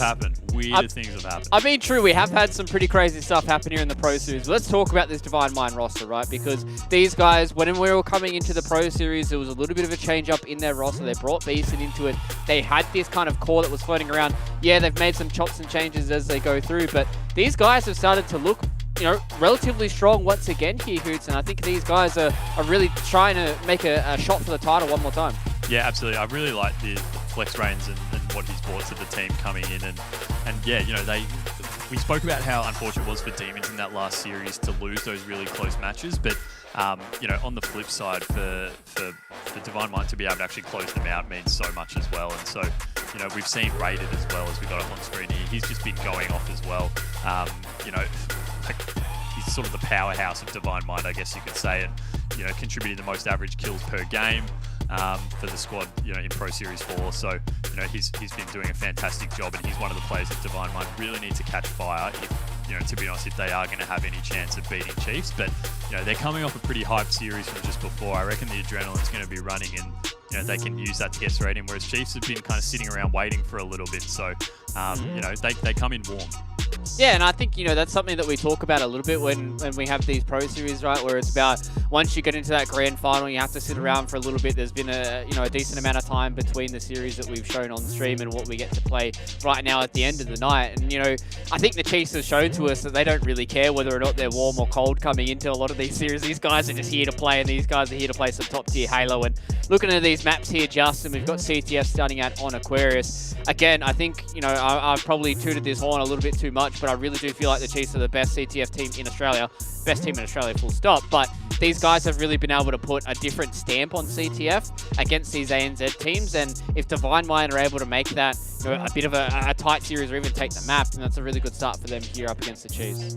Yeah, their timing just seems impeccable, right? Like, it seems like every time they're pulling a flag, it goes in or gets almost all the way there. You won't see them just, you know, overextend and like desperate flags and that kind of thing. They take their time, they get a couple of picks and rotate off map control and get those flags moving. And that's really translated into winning a whole lot of CTF maps. So CTF Aquarius is a good one to start off for the Chiefs, because if they're coming off Divine Mind, they're coming off a hot series themselves. They're nice and warmed up. So Chiefs needs a strong map for themselves that's going to give them some confidence to take down this Divine Mind roster that's hot and ready to go. Yeah, and I think also something that we need to touch on as well here is the fact that if Divine Mind go for the title here, they have to get a full bracket reset. And I think going through the way that these bracket resets work, I think you know, who's almost, I don't want to say all the time, but if you want to try and make a legitimate shot for the title, I think you have to make the first series relatively quick and easy for yourself. You have to try and make this look as clinical as possible, move into the next series as kind of fresh as a daisy and see what you can get done from there. If this turns out to be a full 5-map slugfest, it's going to be hard for both these teams to try and get through this, considering the fact that Divine Mind have had to play a lot more Halo today than the Chiefs guys have. They've only had to play 3 series to get to this point, and Divine Mind have had to play through 4 or 5. So the fact that they've had to play so much more Halo, and if it goes all the way to 5 maps and we go back into another best of 5, that's when you're really starting to be like, okay, how long can these guys be playing at 100% to try and take this title? Yeah, Divine Mind need to, what you're pretty much saying is right, Luke, like they need to just take Chiefs and just snap them in half straight away and really get on to the next one. Yeah, no, you're 100% right. It's something they need to do straight away. And as we were just talking about before, you know, it's kind of unfortunate that the opening map is CTF Aquarius, given that it is one of Chiefs' strongest maps. But, you know, weirder things can happen. So, you know, Chiefs will take some solace in the fact that it is one of their stronger maps going off the bat. But, yeah, Divine Mind are going to have to bring it pretty quickly. Yeah, and I mean, you know, of Halo games of the past here, Justin, we've seen BBR take CTF Aquarius against the Chiefs, so it's not like these guys are completely untouched across it, but it has just been one of those kind of stomping grounds for the Chiefs, and especially when we start to see players like Pips or even Barcode pick up that heat wave, we've been able to see what these guys can do. So I think that's probably going to be the real big focal point for us looking at both these teams, is who's really going to be able to have control of a lot of those power weapons and even the equipment. Hey, listen, maybe the fact that this first map is one of Chiefs' stronger game types could play into the hands of Divine Mind, because they're coming off the back of a series and they're ready to go. If they can take one of Chiefs' strongest maps off them early on, then that's going to set them up for momentum. So we're talking about Chiefs having a little bit of a buffer, a little bit of time to warm up so they can respond to these hot Divine Mind players. But it also might be a good opportunity for Divine Mind to take a map off Chiefs early and to do it on one of their favored game types. So it would be a really strong start for them. Yeah, I think it's really going to be exciting for us to see if the Divine Mind guys can really start to fire up in this first map, really start to stick it to the Chiefs. But we've seen what happens when the Chiefs get their backs against the wall, Hoots. Like, we've seen these guys go all the way into an elimination bracket. They came from the bottom and went all the way through the grand final to get a 6-0 map score against the Divine Mind lads in previous Pro Series. So I think it's going to be a pretty hard task for anybody to take down the Chiefs. And Divine Mind, they've got a pretty big task ahead of them. But I think if they can start out with a bit of fire in their bellies, then we've got a hell of a series on our hands. Yeah, the Chiefs just get real angry, and that's what they did in that last time you're talking about, is that Barcode was just so angry and was just playing like a maniac, and he was trash talking and everything like that. Yeah.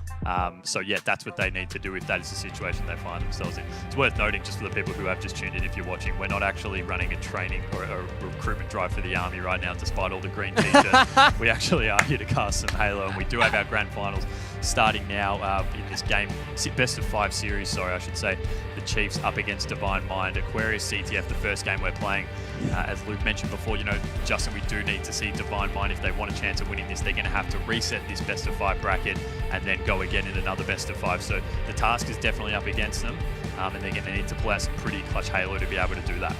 Yeah, and I love what Fluke said, is that they can't let the series drag out. They really need to come out hot and apply pressure to Chiefs right away. Don't give them any room to breathe. But as we say this, Barcode, just so aggressive, double kill already. And he's halfway across the map, grabbing himself map control. He's like, well, I'm just going to grab these thrusters. I'll be right back.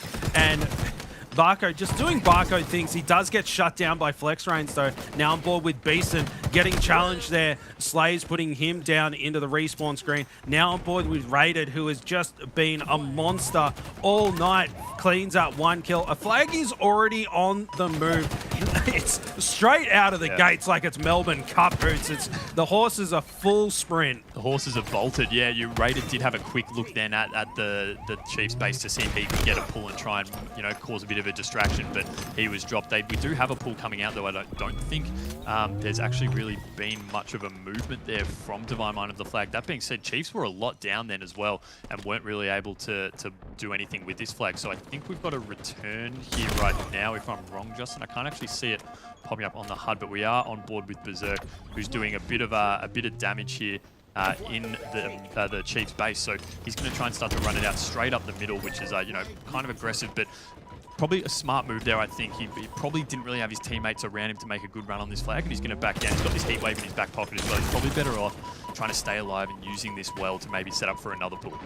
Yeah, he's doing very well. He didn't have any help with him, so he threw that flag out, caused a ruckus, as you like to say, Hoots, and did a lot of damage with that heat wave as well. And now Beeston, he's running that flag across, and that may not have been possible if Berserk wasn't applying pressure one spawn ago, and he's moved this across pretty freely. Beeson maybe putting the first flag in. One on the board for Divine Mind. Got ourselves a series by the looks of it, Hoots. Yeah, Divine Mind were just really aggressive, staying in that base, and even though they were having players dropped in the Chiefs base, they just kept sending people in to almost just brute force their way in, which worked in the end really well. They got a few Chiefs players down, and Chiefs just were never really in a position to run it. We even saw the comms coming through super smart from Beast, and he decided to back off and not really make a direct run at the flag there when coming through the utility. He waited a little bit and then put it in and was able to get through pretty unscathed. We are seeing now, it looks like a flag being run from Chiefs, and we have here Rated just hanging in his base, trying to stay alive. Unfortunately, that's 2 down for both teams, and it looks like we are going to have Pips up here in top mid. We saw Barco doing a lot of damage from here, Justin, in a previous game, but they are now in a position to start to run this flag, and I think Pips is positioned really well here to try and help. But unfortunately, I don't know who was actually running that flag first. Pips decided to try and run it. I thought he was going to try and stay and lend a bit of support. No, but it doesn't matter. It does look like Madzi is able to get that up on the podium, but he does fall. The Divine Minds putting a pressure across and able to get 2 kills as well. Are they going to be able to get that return? Pips, he wants that flag. He can see it. He can taste it. And the return's going to come in. And it looks like Divine Mind, they're poised to get another flag going. And it's on the move, Hoots. Divine Mind coming hot out of the gates, just as we said that they needed to. And they've already got that second flag on the move. Looks like they're getting it across the map for free as well. No response from the Chiefs. They might even let them just have this one, Hoots. I think the flag actually managed to get returned. So it looks like, yeah, they were in a bit of a position. I think one of the Divine Mind players might have been Rated, got dropped when running that flag, so he unfortunately wasn't able to put it in. But Barcode, he was holding top mid as we've seen him do, but constantly we are looking at this scoreboard here and the kill feed and just seeing that the Chiefs are 2 or 3 down quite often, and Divine Mind usually just 1 or 2. So they're definitely holding their own in terms of the slays, and they're able to stay alive and be in positions where they can stop these flag runs and make flag pulls of their own. But it seems like they're almost going that rope-a-dope style of play, just absorb, and then when you finally get a chance, make a counter punch and start to move in. It's a really smart play. Yeah, absolutely right. And now we have Pips putting some shots across the map there.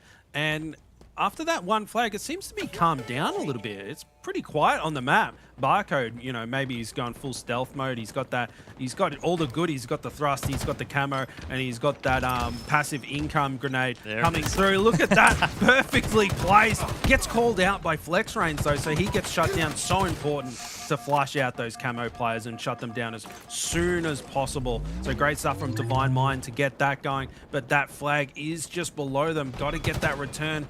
But look at this pressure from Flex Range. He's just coming straight into the base, and he's counter-capping. The flag's on the move, does get the toss out, but he's a little bit vulnerable here with no shields. But they do clear out all the players. Flex Range desperately trying to find an angle where a grenade or a bullet isn't coming his way, Hoots. Yeah, but just unfortunate taking down there. Though Beeston does a great job of staying alive, and he could be in a position. We can see Barcode making a mad dash. He's going to toss a few nades, but Beeston again really smart here, laying low. Barcode's going to probably come in from bottom util. In fact, he's moving over to the stairs, so Beeston just needs to be careful of Barcode's going to be right on his right there. He does have that heat wave though, so that's going to help him if it does get to a close quarters battle. As you see there, he is able to drop Barcode, but in the meantime, their flag's pulled, so Beeston's dropped, and we may actually see it's all dead for Chiefs actually. So Divine Mind could be in a great position here if they get this return, which they do, to put a second flag in. So they're just out slaying them really hard, Justin.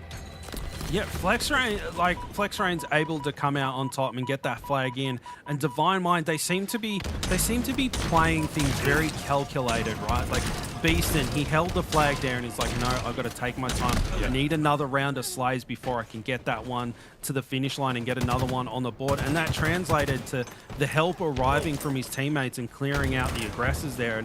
And now they're up 2-0 against Chiefs on their strongest game type. Yeah, Beeson's been super disciplined running these flags, and we are seeing a flag now being run by Chiefs. Pips and Madzi, it is working together really well actually in that utility. Berserk's probably not going to be in a position to put much of a stop on this run, so he's going to probably just hang back, and I think Madzi's going to run. I think they're pretty much given that one up, Justin. They've just said, all right, let him have that one. There's no point putting ourselves in an overextended position where they can look at running a second one. Let's just stay back, and that's a smart move in the end, because Madzi and Pips were working really well running that one through the car side. Yeah, and listen, if you've got all the wrinkles in your big brain firing on all cylinders, you can let a flag go across and it keeps you focused on the task at hand, which is safely moving flags across without giving up map control for it. And, you know, hit the nail on the head, Hoots. It's just sometimes it's better to just let them go and let them have that one. While they're running that in, we're going to take control of the map. And Chiefs trying to get another one going, but Rated and the boys able to shut that one down. Barcode there, he does fall, so it should be an easy return for Divine Mind. And picking up another one, responding to those call-outs so well. Such a small little gap that he could look through that angle, but responded to it and got the cleanup, and picking up Madzi as well. And he was pretty weak in that situation too, so Rated, he's just performing all of tonight, Hoots. He's got to be MVP for the evening. Yeah, he's doing fantastically, and you can see he's working with flag. We've actually got 3 from Divine Mind pushing in to the Chiefs base, so they're going to spread out a little bit as Chiefs are 3 dead. Looks like they're getting spawned in the flag, as you see Madzi running straight out through to the util here, trying to put some kind of a stop to it. Rated's going to put a stop to him, and it looks like Berserk running that flag down through the car side, but Chiefs have been able to do pretty well and make a pretty mad push onto this flag and put a stop, and they're going to get the return as well. Actually, I thought they were gone for all money there, but they've done really well to get that return, and instead it looks like Divine Mind pushing back to their flag a little bit, playing defense, knowing that they're a few down. Yeah, and Pips going in for a little bit of a push here, responding to everything that he can. The communications coming through. 3 dead for Divine Mind, so Pips in a really strong position to run that flag straight down the middle, getting things around and cutting around that angle, and he's just a fraction too slow to get around that corner. But here comes Slays for the backup, but they're dogpiling on that return. Berserk and Flex Rain's too strong for Slays there. Taking him down, and now they're getting set up for a flag run of their own.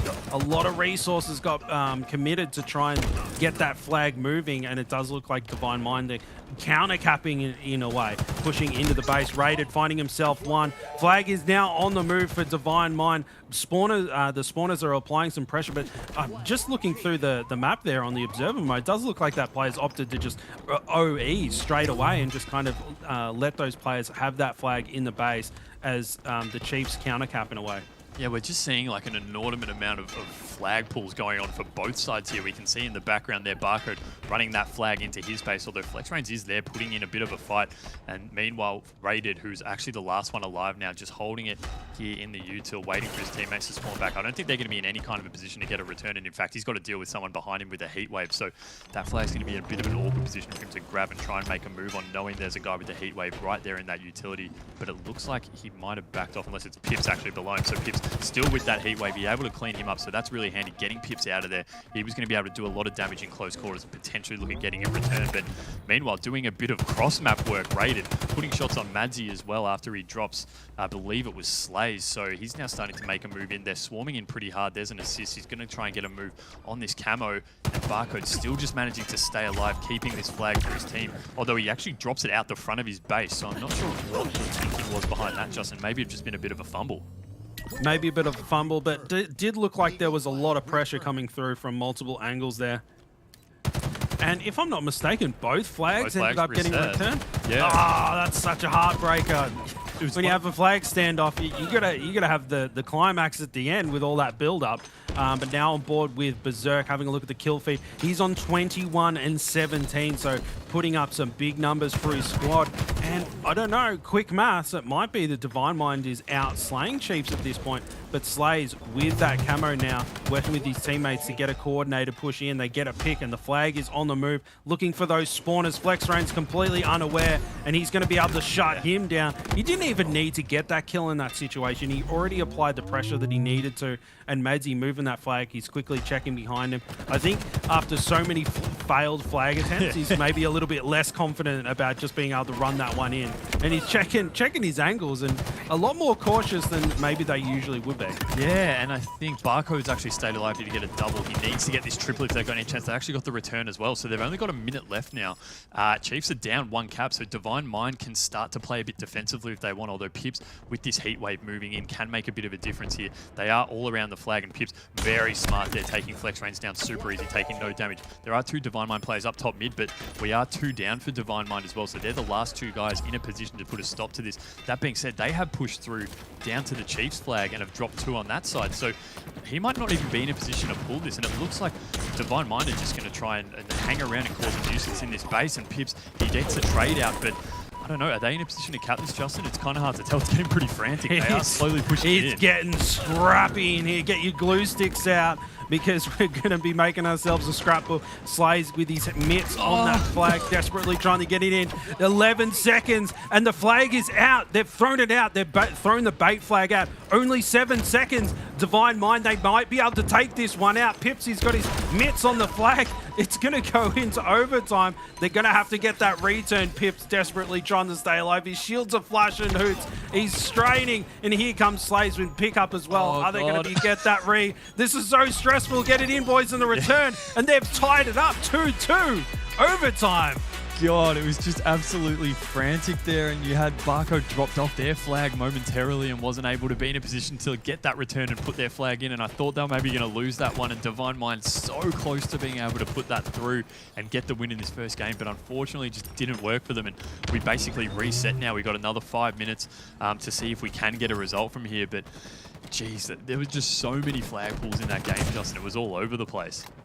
Yeah, and you know what? It was always down to the podium, right? They never, got caught halfway. They always got it basically all the way across the map. Nice shots from Pips there, the cleanup rated, and now we're on board with Flex Reigns. He has got that heat wave and the camo, and he's got a thrust in his back pocket as well. So he's got all the utility, all the goodies, and it's very silent right now. Not a lot going on. Excuse me? What? Hello? How does that work? Where's his kill? I want to speak to the manager. Like, he's definitely going to need a refund after that one. The Berserk, tasty little double kill there, going for the 30. Does get shut down. Maybe a little bit too overconfident there.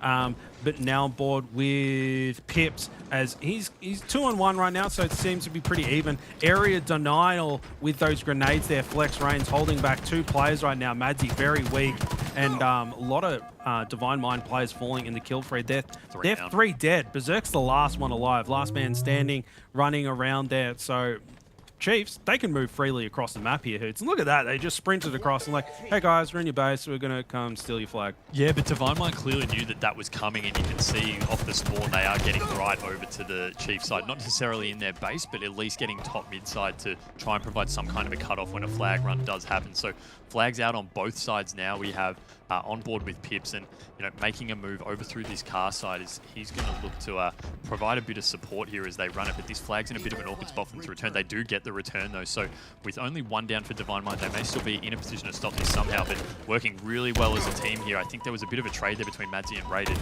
Pips just trying to stay alive. This flag's still being run, but they just can't get there. Beaston manages to get across into the Chiefs flag and put a bit of a stop to that, but flag's still out. They just need to somehow get a touch on this Chiefs to keep it alive. It looks like they're going to be able to do that now as Slays comes in and just keeps it alive, but doesn't even get the trade, and Barcode now the only one left. This flag's going to return, Justin.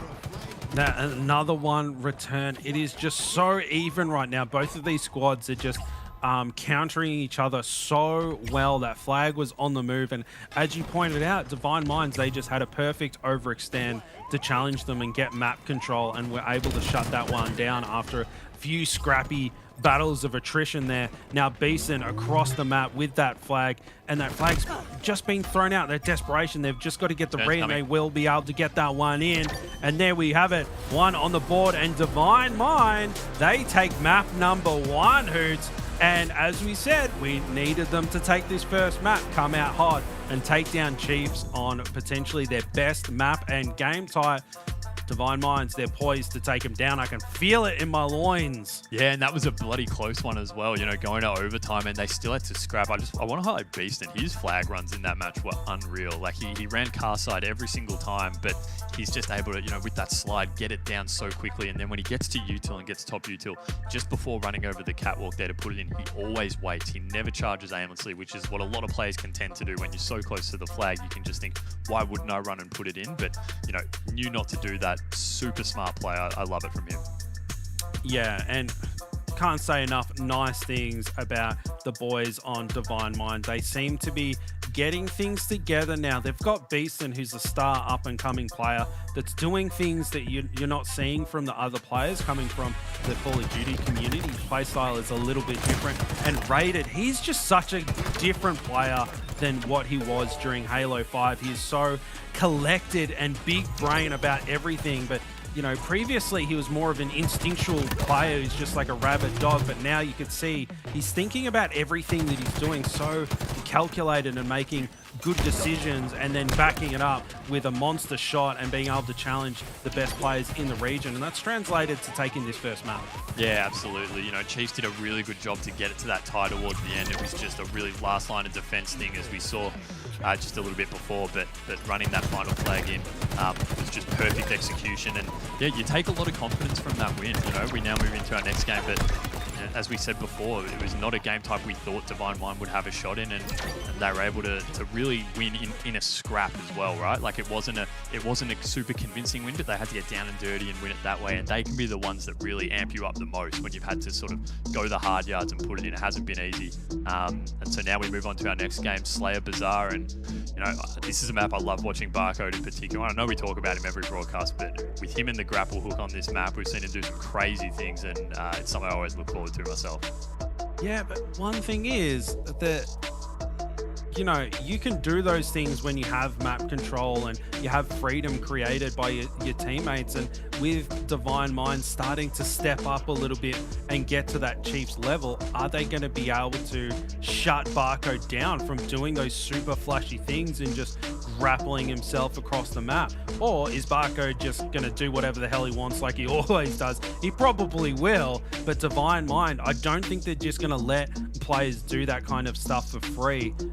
So I think Chiefs, they need to be careful about how flashy and how confident they are on this next game type. They've got to play good Halo. Yeah, absolutely. Like, it's good to see that Divine Mind, they're the only team we've seen so far send Chiefs down to the elimination bracket a couple of weeks ago, and it's great to see that they're still able to hang with them as well. Chiefs have been practicing and scrimming non-stop, but, and that can often be the time when it's those particular teams that just start to put a real gap between themselves and the rest, but Divine Mind can certainly hang, and it just bodes really well for the rest of the competition to prove that, with enough practice, these top teams, even though Chiefs have won 6 and they're going for 7 in a row, they're still gettable. And a map like that we've just seen then shows that. And like you said just now, Justin, the pressure that they're going to have to look to apply on, and Barcode not going to be able to have the free reign that he typically does when going up against some of the lesser teams, is going to make a massive difference. And so he can't just pop off like he normally does against some of those other teams. He's going to have a lot of pressure coming from him from players like Rated, who we saw in that last game, just going absolutely crazy. Yeah, and you know what? With the way that Rated's been playing, he's going to hold good angles and apply pressure where it's needed rather than being careless with his life. He's very conservative and checking his angles and putting himself in good positions to apply pressure to the other team. And that's going to be critical on a map like Bazaar, because you have that whole middle area that is just so open. So you need to be disciplined about how you rotate across that to collapse on other players. You can't just run down there to the market looking for a piece of fruit, because you're going to have your head taken off. And it gets exploded at the start of every game anyway. Yeah. Look, we're just waiting for the next game to get started. We just had a few little technical issues, but we're getting them sorted out in a second. It's worth talking, I think, briefly about Kansas as well, that we've got coming up, starting in, I believe I've got it written down here, 29th of April to the 1st of May. So, once this Pro Series is done, we do have a bit of a break before we start getting ready for the supers and everything, and then have Kansas afterwards. But it provides an interesting opportunity where there's not really tournament play for a little bit of time here in ANZ, but these teams have a lot of time to start scrimming and be doing things on their own terms, playing maps and game types that they might particularly want to work on rather than what's dictated by a tournament schedule. So, you know, it's going to be interesting, Justin, for us to keep an eye at least on who we're seeing online playing a lot, who's scrimming who. You know, we heard before some teams getting, I guess, you know, pushed a bit to the side in terms of wanting scrims but not being able to get any. Are they able to break through, and how do we see the scene start to evolve between now and when we have that super? You know, the scene could change completely. We've seen how much it's changed since November when the game launched. You know, this can be that time where we really see the game starting to go up to another level. Yeah, and listen, the teams that keep their practice consistent in the down periods between tournaments, they're the ones that are going to continue to get better. You can't expect to go, hey boys, well, we're not going to have a cup for a couple of weeks, so therefore I'm just not going to play any Halo. I'll see you before the tournament. You've got to make sure that you're maintaining that. I mean, your fine motor skills, they're all muscles and tendons. You've got to make sure that you keep them tuned up, and then your brains, you've got to work them out. You know, like, you've got to keep your brain in tip-top shape if you're going to be able to think your way through all of these games. So the teams that are consistent with their scrims and their practice, even in the off seasons, they're the ones that are going to be able to step up and surprise people when it comes down to tournament time. Absolutely, got to get that brain work and get the Nintendo DS out. Bit of Big Brain Academy for anyone who's played that back in the day. That used to be my alternative to studying. I'd just be like, oh, I'm playing Big Brain, I'm working my brain in other ways. And yeah, didn't really work out that way when the final exam results came through, but that's a story for another day. We are jumping into this second game type here. Slayer on Bazaar, on board with Barcode at the start, grabbing that thruster pack to get right into the fight here through Palm. And you know, it's interesting to see, Justin, I think Barcode at the start of most of these Bazaar games used to go straight through double doors and grab that grapple hook and make a play for rockets, but we're not really seeing that anymore. He's mixed things up a little bit, and instead it looks like he's getting in a position for this overshoot. I think Madzi is going to have a pretty clear run at it with some great cover fire from Barcode, using that thruster, just going towards flex range, dropping him, and Madzi with that OS. It's going to be a good start for them as they look to get a bit of map control. Yeah, listen, maybe the change up off the rip is more to do with where players were spawning. Like, for instance, the tail end of Halo 5, it got down to efficiencies of what you did off the start was based on where you spawned, right? And maybe that's how things are starting to translate. They're going, listen, if you spawn here, you're going this way. If you spawn here, you're going this way, because it's the most efficient way of getting things done. I could be completely off base and they're just changing up how they're starting their games. But it potentially could be that. And Barcode on a tear right now. He's already bagged himself 3 kills. 9-1 currently. So nice strong start from the Chiefs right now. But here's Barcode just running across the catwalk there.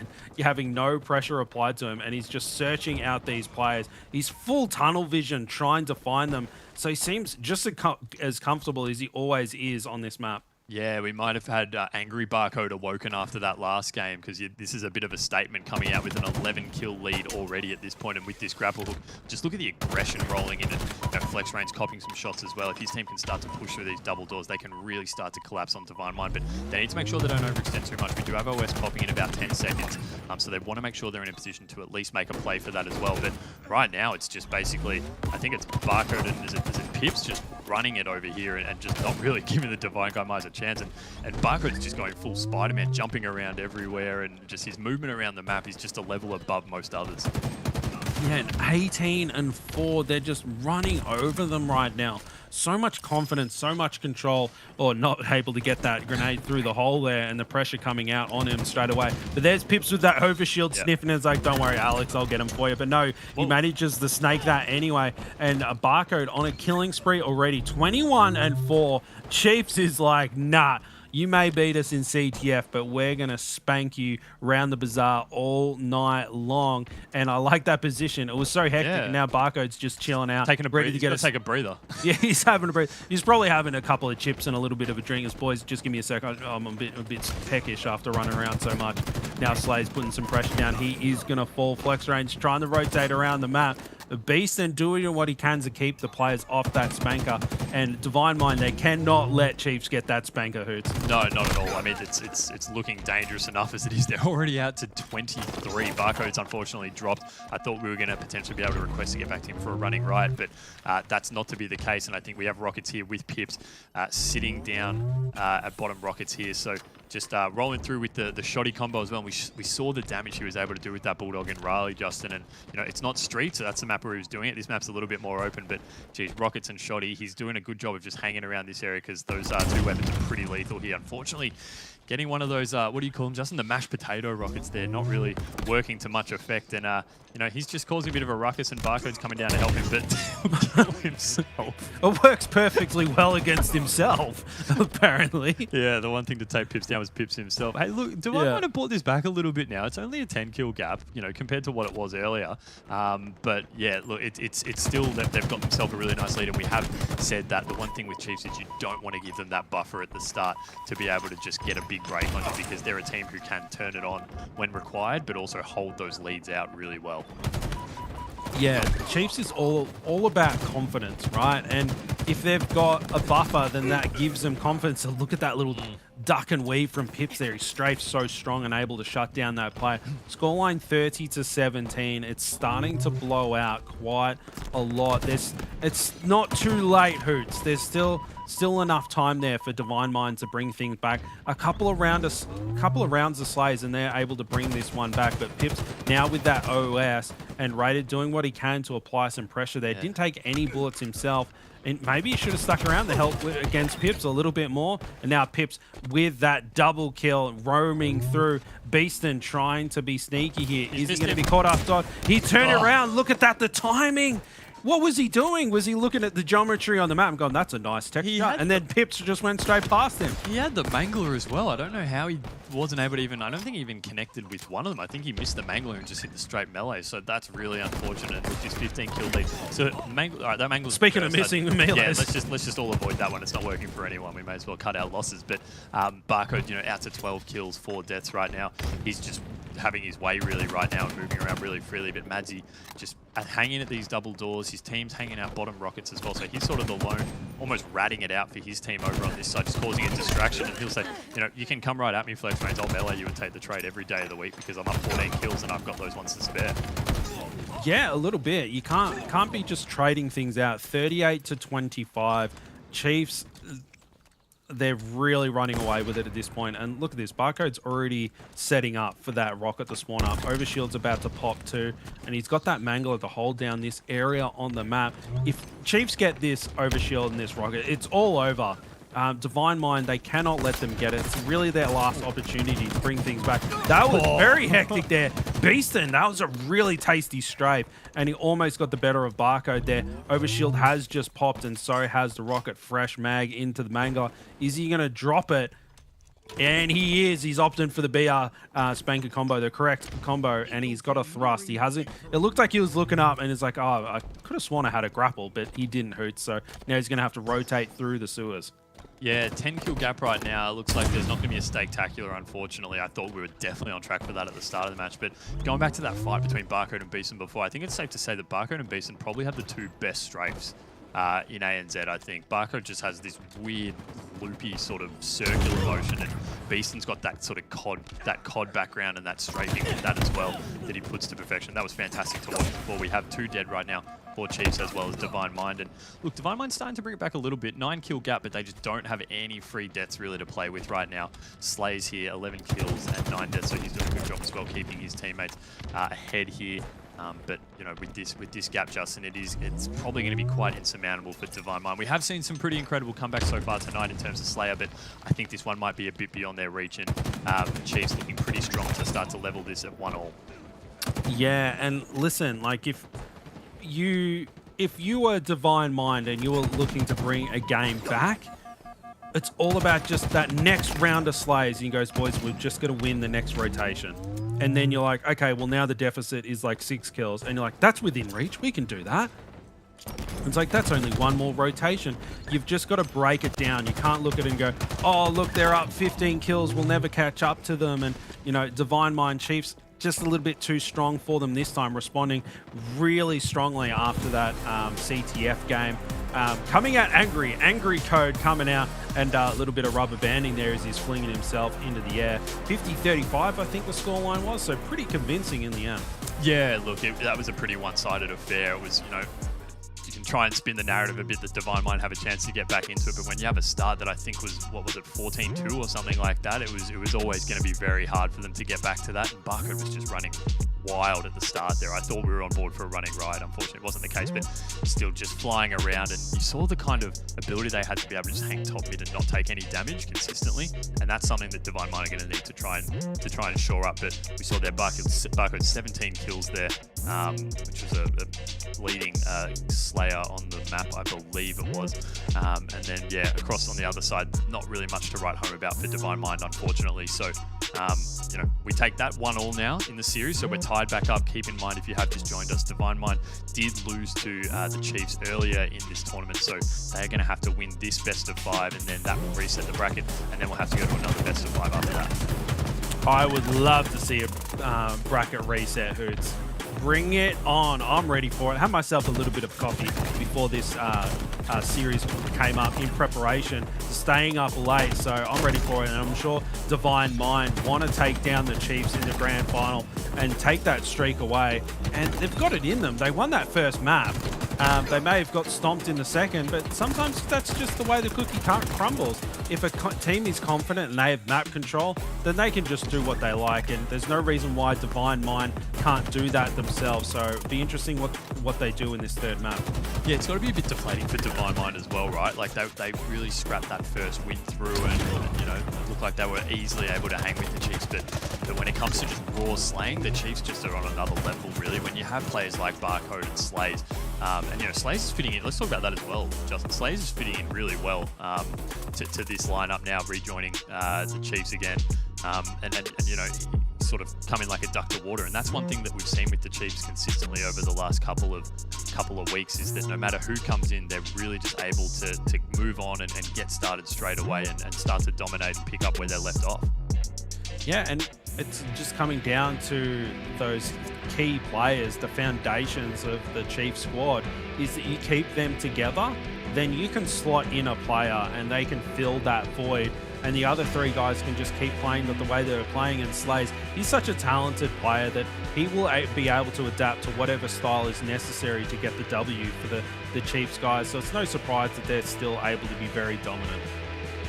Absolutely. So we are just getting started now in this Game 3 Recharge Oddball. We've seen some fantastic Oddball games before, and one in fact that we had Divine Mind in last series, where they were able to just take an absolutely heartbreaking victory over Demons, coming back out of nowhere. So we know that these guys, no matter how down and out they might look, they're always still keeping positive and able to mount a comeback when possible. So we are starting with Slays, making a move for this camo. It looks like once he clears out flex range down here, he will have a pretty free run with this camo, because he has another teammate down there as well, I believe. Although Barcode was dropped, so camo is picked up by, I believe it was Pips, who's got the sword and the grapple hook, I think. So camo in the hands of Pips as we are with him now.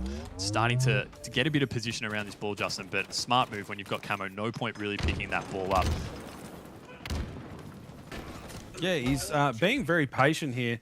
And Pips, he was just looking at that ball, right? He had the grapple on it and he was setting up, ready to pick that one up, and he didn't scoop it up, letting his teammate grab that and start rotating it through. And Pips, he's been using most of this camo and not really doing a lot with it other than holding map control, suppressing that player back there and changing angles instantly. Has got that needler in his back pocket. I would love to see a pink mist kill. And Beaston, Pips are just really just holding that angle and just going, go on, peek, I dare you. He does get dropped though, but Slay is able to put a lot of points on the board for his squad so far. Not a lot of pressure coming his way, but it does look like underneath him on the observer mode, the push is coming in, but they're able to shut that down right away, and Slays is just going to go back up the stairs and start getting some more points, going in for the challenge. Raided trying to rotate away, and Slay's doing so well there. Now he's got that Mangler, and he's got a repulsor charge as well, hanging out there on his utility belt, so Slay's pretty stacked and doing well to keep control of this area of the map. Yeah, they're just doing really well to keep Divine Mind at bay here, right? Divine Mind are in the top gold area, but just not really able to mount any kind of a push across. That being said, Flex Range does move in, and Rated is in a position as well, it looks like. But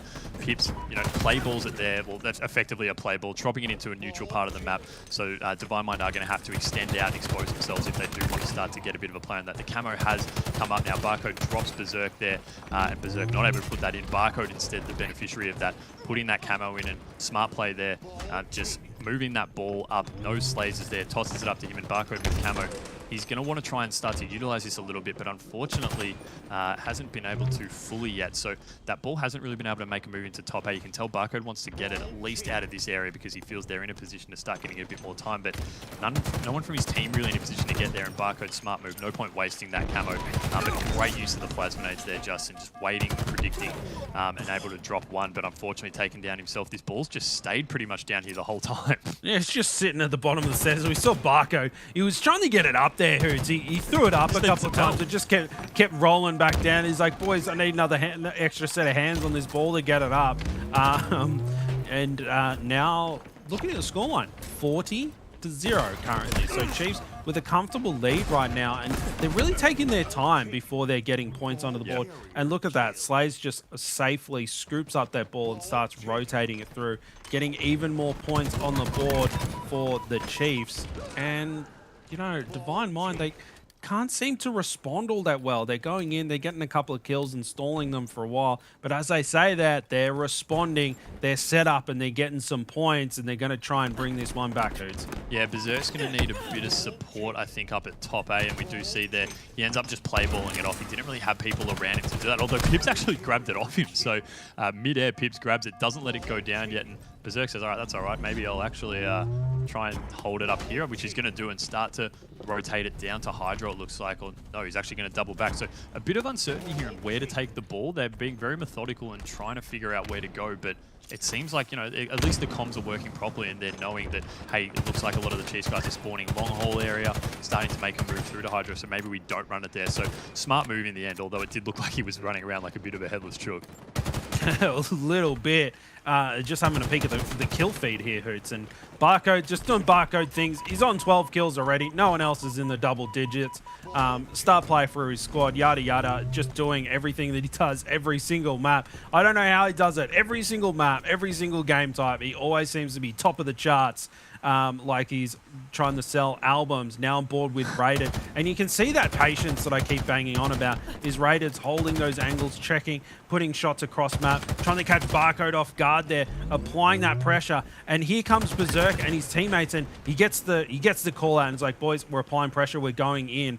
And Rated just playing really good Halo there, and just waiting for the correct opportunity before launching across the map. Gets an easy cleanup, and look, he's going to be rewarded with the ball. Madzi's there to challenge him, and he's shut down. One shot. Berserk desperately trying to get the other kills, opting to try and thrust slide around the corner there. Goes out for the challenge, and I think he was hoping that Pips would go in for the pursuit there to try and clean him up, but it didn't pan out this time, Hoots. Yeah, Divine Mind definitely had Chiefs off kilter then. They were pushing really well and scrapping ball time up as well. Chiefs did have a bit of a setup here at top gold, but unfortunately, I think when Madzi was dropped, they realized that this wasn't really worth sticking with and have tossed it off. But they've tossed it right over to Flex Range, who started to move it back towards the A side a little bit, but there hasn't really been too much ball time in the last minute or so. It's just been a lot of fighting and slaying, and with about a minute left on the clock, that clock obviously stopped now because the ball is in the hands of Divine Mind. This one's getting really close, and Divine Mind have done a great job of being able to get back into this after the Chiefs started with about a 40-0 lead.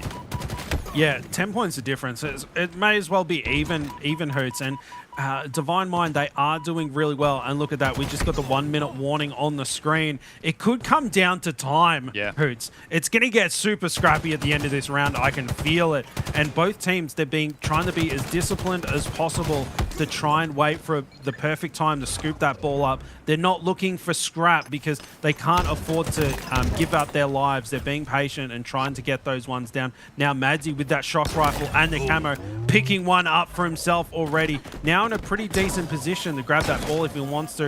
trying to push Flex Reigns back. He's in a tough spot now, and he's just going to hope those grenades don't come his way. And there they go to flush him out. Slay's picking up a nice kill on Beaston there. Is he poised enough to grab that ball? Only 16 seconds left, and it's just sitting down there.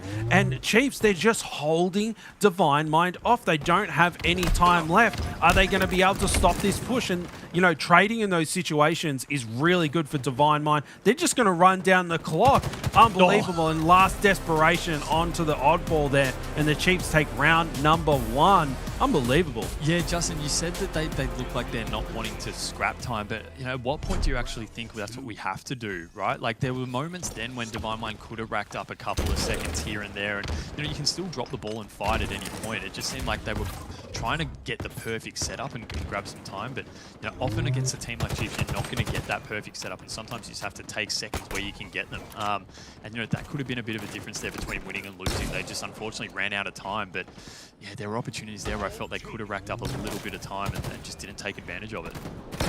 No, and here Barcode, he just had the dream start there, didn't he, Hoots? He grabbed that, he got the camo, he got the grapple, then he got the shock rifle, and you could see that's exactly what he likes to do off the rip there, and got rewarded with all the goodies. But you would think the Divine Mind would know that that's what Barcode likes to do and be able to shut him down. And as I say that, he gets shut down by Beast, and so he's going to get rewarded with whatever goodies are left on the ground. And Flexrain's going, hey bro, you forgot this, but I'll take it.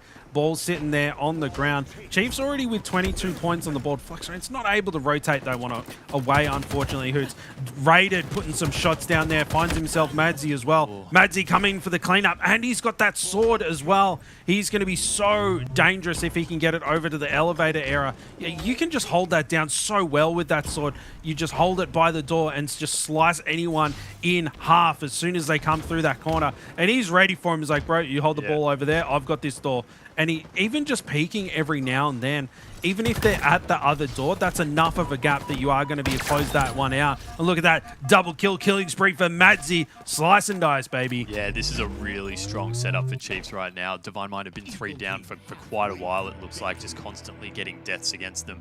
And look, the spawns are staggered as well. They're trying to make a move, but Madzi with this sword is just a real problem. Raining fire down on Berserk now, double kill. That's massive, and so they're now going to get a good chunk. They'll get up to about 75 seconds, you think, now with Flex Reigns being taken down. Beaston's the only last one really to contest with his ball, but he's being dropped, and you're just seeing the team shots really coming in for Chiefs right now. You know, there's a strong chance they could put this one completely out of contention right now, as they're putting in, as Madzi's putting in great shots on Berserk. Berserk unfortunately drops in there for Madzi's point of view, but yeah, this ball's just being held by Pips. He's pretty much the last one alive, and play balls it down, gets a straight ball and medal, which I don't think we've even seen on stream before, Justin, for someone to have ball for that long. Yeah, I don't think I've had that one myself, but Pips, I think he's well deserved. He's a ballin' kind of dude, and that's quite a big lead. 86-0, that's a massive buffer. So Chiefs, they really only need to have a couple more scrap sessions, and they'll be able to put this one in the bag. Barcode picking himself up another kill, and look at that, they're already starting to rotate the ball. Divine Mind, they're all the way on the other side of the map, Pips. I'm not sure there's as much they're going to be able to do. I think this one's going to be in the bag for Chiefs. Yep, absolutely. So that's the second round. That's the match. And then the Chiefs now take a 2-1 lead. So they take a lead in this series. And that second round then, Justin, that was just a real statement from them. It was really scrappy, similar to the kind of scrappiness we saw in that Aquarius CTF game at the start of this series. But in that one, they just had the setup set. And unfortunately, Divine Mind just kept spawning sort of in that long haul area, that top gold, and they just could not get across at all. They had Chiefs members in perfect spots everywhere. And by the time any Divine Mind member was able to get even close to Elevator or A, they were just, you know, they had 2 or 3 shots in them already. So yeah, that was a real statement. And we said there, look at Barcode again, no surprises there, 27 kills, 12 deaths, and then unfortunately on Divine Mind, no one getting over 20 kills for them. So, you know, they were just getting outslayed across the board, really, particularly in that second game. I think that's where you'll see most of the damage in terms of kills coming from.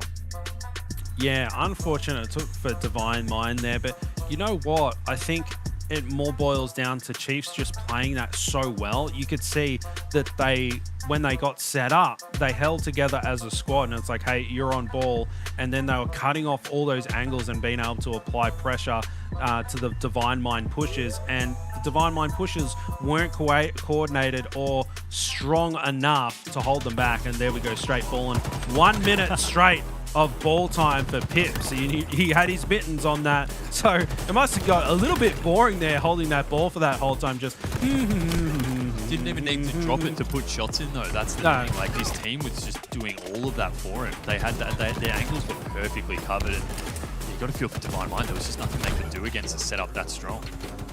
No, absolutely not. But listen, there was signs of life at some point during that first round, and Divine Mind have already taken one map. No reason to say that they couldn't take another. And you know, when the Chiefs are strong, they're strong, and it kind of goes both ways, right? Sometimes it's just kind of, hey, Divine Mind really strong and Chiefs can't hold them back, and then other games it's Chiefs really strong and Divine Mind not able to hold them back. So Divine Mind, they've just got to keep their heads up, confidence high moving into this next map. They're just got to brush off that loss and move on to the next map. Yeah, so we now move into live fire strongholds. It's, you know, it's a map that we saw the Chiefs in particular. I think it was at Raleigh against, refresh my memory, Justin, the European team that they did that fantastic comeback against Bing Chillin. That's it. So you know, we know that they're able to perform really strongly on this map. That was the game that really set up their pretty consistent run at Raleigh until they obviously encountered some of the really top teams like Optic and those guys. But you know, this is a game. It's do or die for Divine Mind. They really need to be able to pull this one out if they want any hope of continuing this series. Whereas the Chiefs, if they win this, they go on and win 7 tournaments in a row. Every online tournament we've run for Infinite so far, they will win if they win this game, which is a massive accomplishment off the bat, off the break of a game that's, you know, brand new. Everyone comes into this game on an even playing field, and they've just been able to cement themselves at the top from the get-go and are looking to continue that legacy.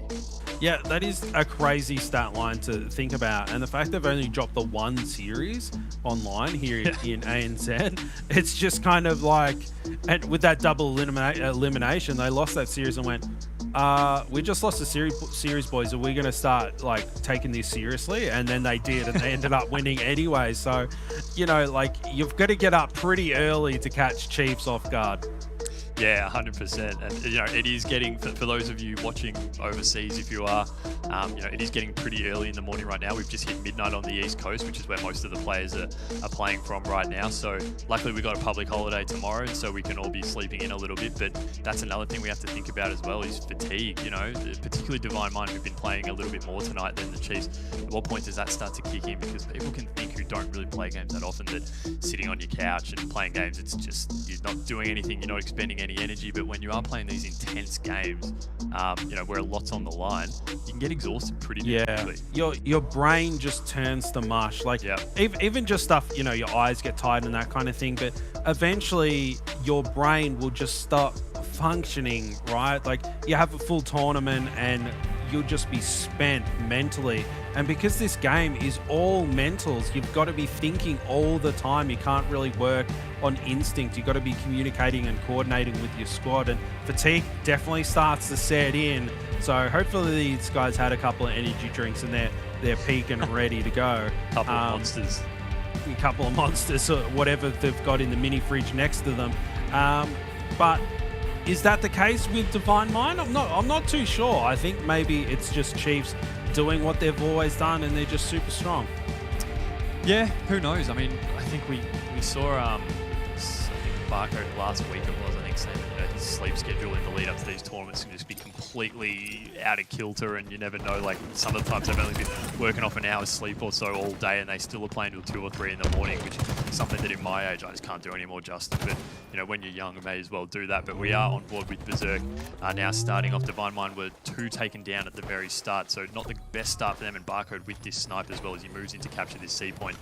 He's going to be able to put some pretty solid shots down over this brute field while this overshield pops up, and you might even be able to make a bit of a play at it uncontested. He is popping a few shields there on Rated. Rated's dropped another one on flex range, so shields just dropping everywhere, and he's almost shooting his own teammates, Justin. He's just firing at anything that moves, it looks like. 3 down for Divine Mind at that point.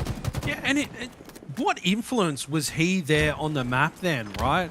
He was looking over into blue, applying pressure there, and then turned around and applied pressure on the players that came up behind him from bottom mid. Like, Barcode is just doing absolutely everything, and triple cap as the reward, and they're just going to be stacking up points so hard right now, and they've still got 4 bullets to play with. And Barcode, you know there's some tasty shots coming in, unable to get the cleanup.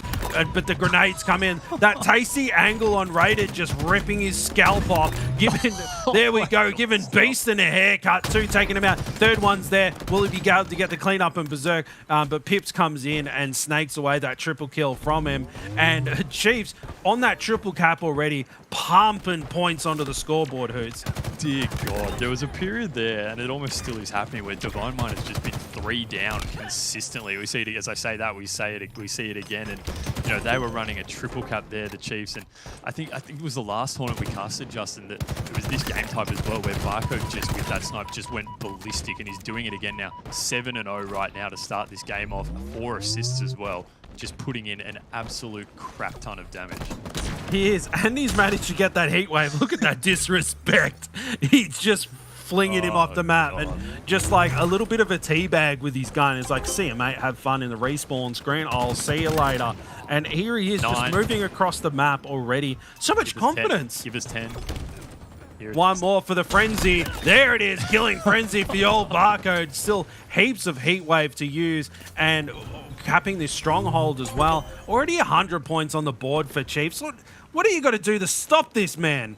Call the fire department, because this one's out of control. This is just insane. 10 kills straight, just poor flex rates. No shields, just caught with his pants down. Thanks bottom for the help mid. you gave us in the last couple of tournaments, but yeah, you're on the other side now, so you've got to be dropped. 115 to 17. We are seeing Divine Mind get a few capture points in here. They might actually start scoring if they can secure this A point, which they do. So Divine Mind now scoring a little bit, but when you've got Barco going 13-0. What do you do, Justin? How do you stop this? The guy's just out of control. If anyone's watching from overseas and sees this is the #1 player in Australia, as you can probably tell if you haven't been paying attention to ANZ Halo too much. Stay alive, Barcode. Yeah, he doesn't care. He's full sending. Look at him. This is ridiculous. What can you even say about this? A triple cap again. Has there ever been a perfection in a grand final? He comes Berserk, shutting him down. Oh, what a party pooper. What a dog. Get out of it, Harley. Justin, take it for a while.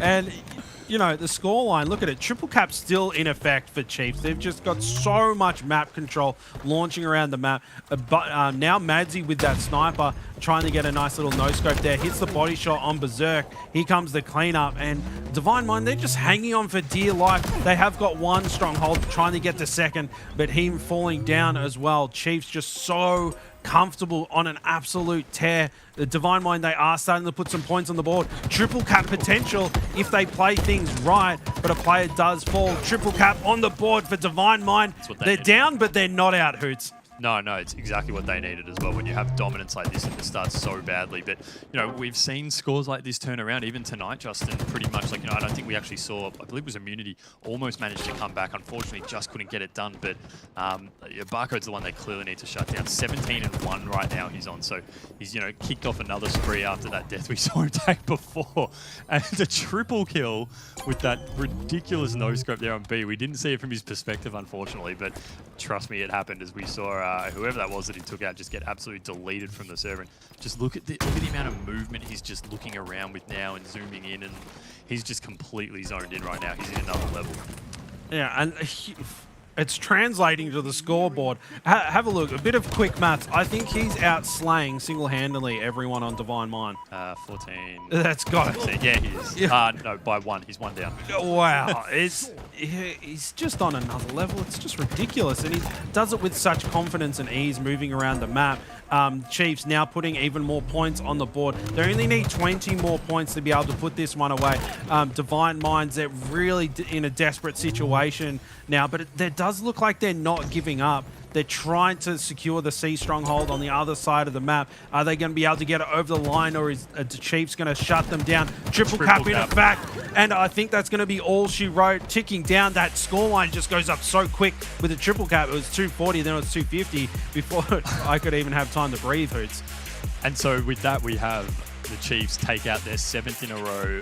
Barcode, unfortunately, had just 2 kills short of the entire Divine Mind squad. I just quickly checked the maths at the end, and I've had our tech staff in my ear tell me that we do have that last triple kill from Barcode on observer mode, so we'll be able to see that in the replay shortly. But Luke, How do you assess that? That was just absolutely bonkers. I don't know how you're supposed to talk about these guys now because we've talked about everything about them so far. I thought this grand final was going to be a bit of a spicy one. We had our first map go the way of Divine Mind, and I was like, all right, boys, I'm starting to strap myself in. I was starting to get the energy drinks from out of the fridge. Maybe I was going to put it on a coffee because I thought maybe this might be the time that we see a full bracket reset. But the Chiefs, man, they just flip a switch. It's like these guys are like, no. We don't ever lose, ever. We're just going to get angry and we're going to finish this one as quick as we possibly can. And Justin, like, the way they just put away Divine Mind, albeit outside of this last stronghold coming in from Barco, these guys just seem to, as soon as it gets anywhere close to them potentially losing a series or even a map, like these guys just turn it on and be able to put it onto a different level. And they've just looked so good across Halo Infinite so far that it is no surprise that they've gotten 7 in a row, but 7 tournaments in a row. Yeah, Come on. That's the thing. Not like one day where, 2 of the players were like too sick to play or anything like that. Like Barcode, he had COVID. He could barely speak.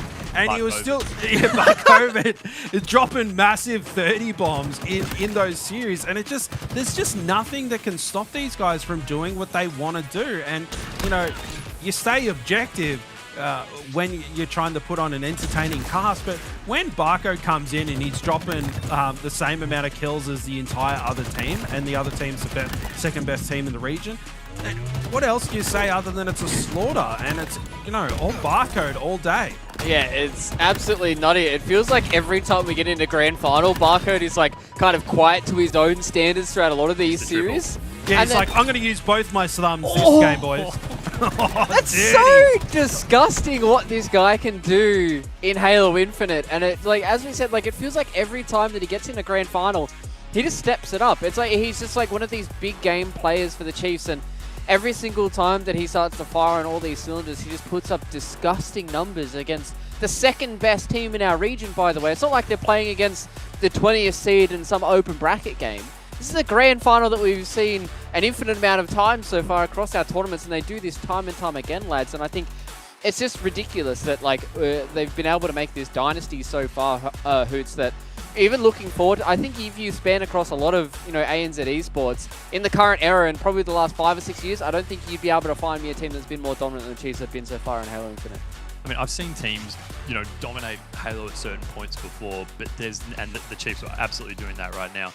But on all those teams, no matter how good they were, there's never been an individual player who's dominated games like Barcode has. So no matter when Immunity were at their peak or anything like that, there was never a player, like there was Voltage or Benno was never dominating to a level that Barcode is doing now in tournaments against, as you said before, like the second best team in the country. It's on another level. And the question has to be asked, like at what point does, he and the team consider a more permanent push over to NA to potentially start to get more practice? Because from just raw skill, they've clearly got it. And, we're under no illusions here that the NA scene at the top level is higher than ANZ. Like, I don't want to try and claim that at all, but to get them over there and get them exposed to these kind of top teams can do them a world of good, and who knows how high they could go. Yeah, I think it's absolutely nuts what these guys have been able to do so far, and I think even looking forward towards the Kansas major that we've got coming up in a couple of months' time, like these guys stick together and improve across Halo Infinite, I'm sure they can do some big damage there across in the States. But, lads, it is enough talk from us. Let's start to hear from our champion. We do have Madzy on the line, so let's bring him in. Let's have a yarn to the Shark. Madzy, mate, it's good to have you back here on the caster desk one more time. 7 championships in a row for the Chiefs. Absolutely gnarly performance from you guys so far in Infinite. I think we've asked you guys literally every question underneath the sun. So I'm going to ask you something looking forward a little bit into the future. There's going to be a month break between the end of Pro Series 4 and the qualifiers for the ANZ Super. So what's the kind of plan for the Chiefs now in this 1 month downtime? Like, how are you guys going to keep hot? How are you guys going to keep in competitive form? Just keep doing what we're doing, like scrimming, going over stuff. Nothing too much different, just make sure we're on par, like individually, and with that teamwork, just make sure we're on the same page. Yeah. Madzy, we've seen a couple times where you guys have maybe lost we've seen it once when you guys lost a series and you came out super angry after that and just dominated Divine Mind a couple of tournaments ago, and then we saw Divine Mind take his first match of this series, and then you guys just came out and pretty much stomped them everything after that. Is that something that you guys actually are aware of? Like, do you get super angry when you lose and it just motivates you to go harder and harder in the following games? Yeah, I don't know. Definitely that series we came out pretty flat, same as the series before versus Demons. Props to those guys; they were playing really well. But yeah, I don't know. It's probably just we sort of get that taste of the loss, and then we just don't want to lose anymore, and yeah, make sure we don't. Obviously. Now, Madsy, something like you guys are obviously very, very dominant, right? And we're seeing a lot of teams with some underdog stories throughout tonight. What would you say to these lower teams as sort of up and comers if they want to get up to your level? What's something that you what nugget of wisdom that you would pass down, so to speak? Just keep doing what you're doing. Just keep your grind up. Keep playing as much as you can. Like, yeah, we had some close games with the Demons, the Demon team. They played incredibly well. But I don't know, just keep doing what you're doing. Just keep grinding. Never give up. Yeah, I mean, I think it's a pretty insane, kind of bits of tidbits coming in from Madsy here. So I've got one final question before I do let you go here, Madsy. Obviously, right now we're talking about what you guys can do over across internationally and even North America. Do you guys kind of look towards a lot of these NA Pro teams, even in the NA Pro Series? Do you guys kind of try and emulate maybe a specific pro team over in North America, or is it something you guys are really focusing on, trying to emulate some of those big North American teams? Yeah, definitely before the Kansas event, we're going to analyze the North American teams a lot more because they're obviously just way ahead teamwork-wise. But yeah, I don't know, just I need to watch like what they do and just try and do what they do, but better. If that makes sense. Yeah, it certainly does here, and I think if you guys are able to emulate anything from those North American guys, you guys will certainly be able to do some big damage over there, and I hope we might be able to crack into a top 8 here for ANZ. So Madsy, congratulations once again on another tournament victory. 7 in a row, absolutely insane from you guys, so enjoy the spoils with the team, and good luck for the Super as well when you see you guys there. Thank you guys, appreciate it. Cheers. See you, Mads. Well done, man. At this point, we've interviewed these guys an infinite amount of times. It's been so many times that we've had every single player from the Chiefs come into our winners interview, and we have a yarn to them every single time. It just feels like these guys are super motivated and hungry, and I think Madsy really kind of put it, brilliantly, the fact that they get the taste of the loss and they don't ever want to lose again. And that's the kind of hunger that, being a team that has won so many times, it's good to see that those guys still have that hunger not to lose and continue to win here in ANZ. Yeah, 100%. You're right. I mean, we have pretty much spoken to all of them now and asked all the questions we can ask. I mean, I don't know what's next. Maybe we get their parents on stream or something and just ask them questions because we've done the whole squad. Let's get into the families or something. Change it up a little. Yeah, maybe we can get some pets or something like that rolled around. We can get some interesting interviews going in. But who knows? Maybe the Chiefs might not be dominant coming out of the Super. Who knows? Certainly, ANZ is starting to level up here. So lads, let's have a little bit of a recap of today here with the bracket. It has been a wild day for us in this Pro Series. I feel like, Justin, every single time that we sit down for this Pro Series, like, all right, guys, we kind of know what's going on. We know where these bracket is going to end up. And then it gets flipped on its head, and we don't know what the bloody hell's going on by the end of the tonight. And I think Demons have certainly shown us today that anything is possible if you're able to stick together and work it out. And even Madsy said in the interview, these guys played extremely well today, and I think they are very, very close to being able to crack into some more consistent performances. Yeah, and you know what? The craziest thing off the bat, you can see their immunity dropping to Death Rupture fans. That's a big one because immunity is such a household name in ANZ. They're kind of synonymous with this region. I mean, interesting to see how they bounce back from that because they're hyper competitive guys. And if Voltage is back, he's back in a big way. Like he isn't just going to get in there casually. It's just not in his mindset because he's a competitive guy. So it'll be cool to see how they respond next tournament. If they're going to be scrimming harder and they're going to, hey boys, my pride cannot take losing tournaments like this. We need to step things up. Yeah, and I guess, kind of coming out of this Pro Series that we're not going into Pro Series number 5 straight away. It's going to be a little bit of time before we get into that. So the fact that it wasn't a top 4 finish for Immunity guys right now was more kind of a test for them with this brand new roster. But looking across at the Direwolves here, Hoots, being able to get themselves into another top 4. I'm excited to see what those guys can do with a little bit more practice under the belt, see if they get that little bit of extra consistency, because I think, to me, they've certainly been a team that we haven't been able to highlight all too much in Pro Series, but they've been a consistent enough squad to be able to get in these top 8s, and now be able to get into a couple of top 4s. I think they can certainly start to challenge to the belt very, very soon. Yeah, it's a shame we didn't get to see them on the show tonight. yeah, we did see a lot of them early on actually in the last couple of tournaments, but they've just got a roster of sort of veterans, and so they've got the experience to be able to get these top placings. But yeah, just a little bit disappointing to not see them go a little bit further today, but they'll still be pleased with their efforts, I think. Yeah, exactly. And, before we start to close out this show, ladies and gentlemen, we have to start talking about the Super. It's been something we've talked about for the entirety of Pro Season. It's what these teams have been working towards. So the Super is going to be our next event that we're going to be having here in ANZ on the HCS roadmap all the way to Worlds. So we're going to have 4 teams that get invited to the ANZ Super from the previous major or the Super qualifier. So that's going to be most likely based on maybe some HCS points or, maybe some performances going into that. So we're going to have 4 invited teams. We're going to have 4 teams who are going to come through these Super qualifiers, and then we're going to have an open qualifier where you guys at home can join in on the action, see if you can get yourself into the Super. And that means we've got 10 teams who are going to be playing out for the Super here, Justin, and that's where we're going to have 3 days of back-to-back Halo action where we get to sit down, we get to see the best in ANZ, play it out in some pool play, and then go into a championship bracket for, let's just say it for everybody in the back, a 50,000 USD prize pool. That's right, ladies and gentlemen, 50,000 American dollars are going to be up for grabs there at the HCS Super for ANZ. I'm excited. I'm sure the teams at home are excited, Justin. Are you as excited as I am?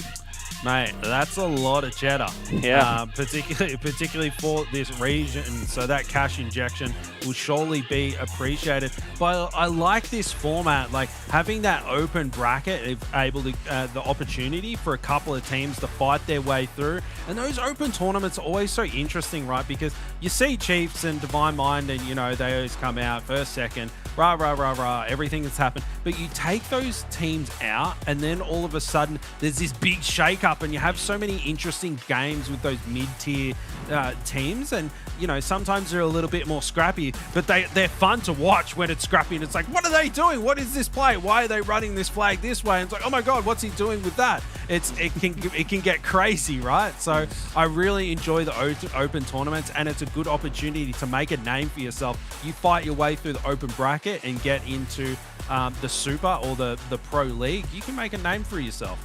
Oh yeah, and I mean, we've seen it across so many teams that we've had so far. Xavier's been one of those players. Lucas has been someone that's started to crop up. There's been a whole lot of these new players that have started to come through here, Hoots, and I think it's been a kind of beautiful development for us since the tail end of 2021, now coming into 2022, that we've seen some of these players start to make their name for themselves in Halo Infinite, and now moving into the Super, we've just got so much more to look forward to. Yeah, like Rice and Scoob, chuck them in there as well. New players. I just quickly crunched the maths on that $50,000 US. That's 70,000 Aussie right now, so that's a lot of cash. Yeah. That is a lot of cash. That is a lot for these guys to be playing for. And Justin, before we start heading off and saying goodnight to everybody at home, you got any final thoughts here to wrap up Pro Series? I'm already thinking about what shirt we're going to coordinate next time, mate. That's what I'm thinking about. Maybe we start to coordinate. Shopping trip with the boys. That's what I'm thinking we do on the break. Maybe that's some more content for you guys at home to start to consume. We're going to have some, some shopping trips with the boys. Everyone's going to start to get coordinated. Maybe we get the bald caps out for the bald brothers as well as we start getting ready for the Super. But we need to have something in common, right? Yeah. It can't just be those guys. Yeah. So, yeah. We do. And I ain't shaving my head. Who knows? It is a little bit of a while away before we get into that Super, ladies and gentlemen. As I said, it's about a month until we do see those qualifiers kick off. So we've got a little bit of time to get our wardrobes in order. And you guys at home also have your lives to get in order so you can sit down and watch the entirety of the Super with us. It's going to be a little bit of time before we're back here for more ANZ Halo, but it's been a wonderful time for us here on the desk to bring you guys Pro Series. So I've been Fluke, and as always, stay safe. We'll see you guys for the next one.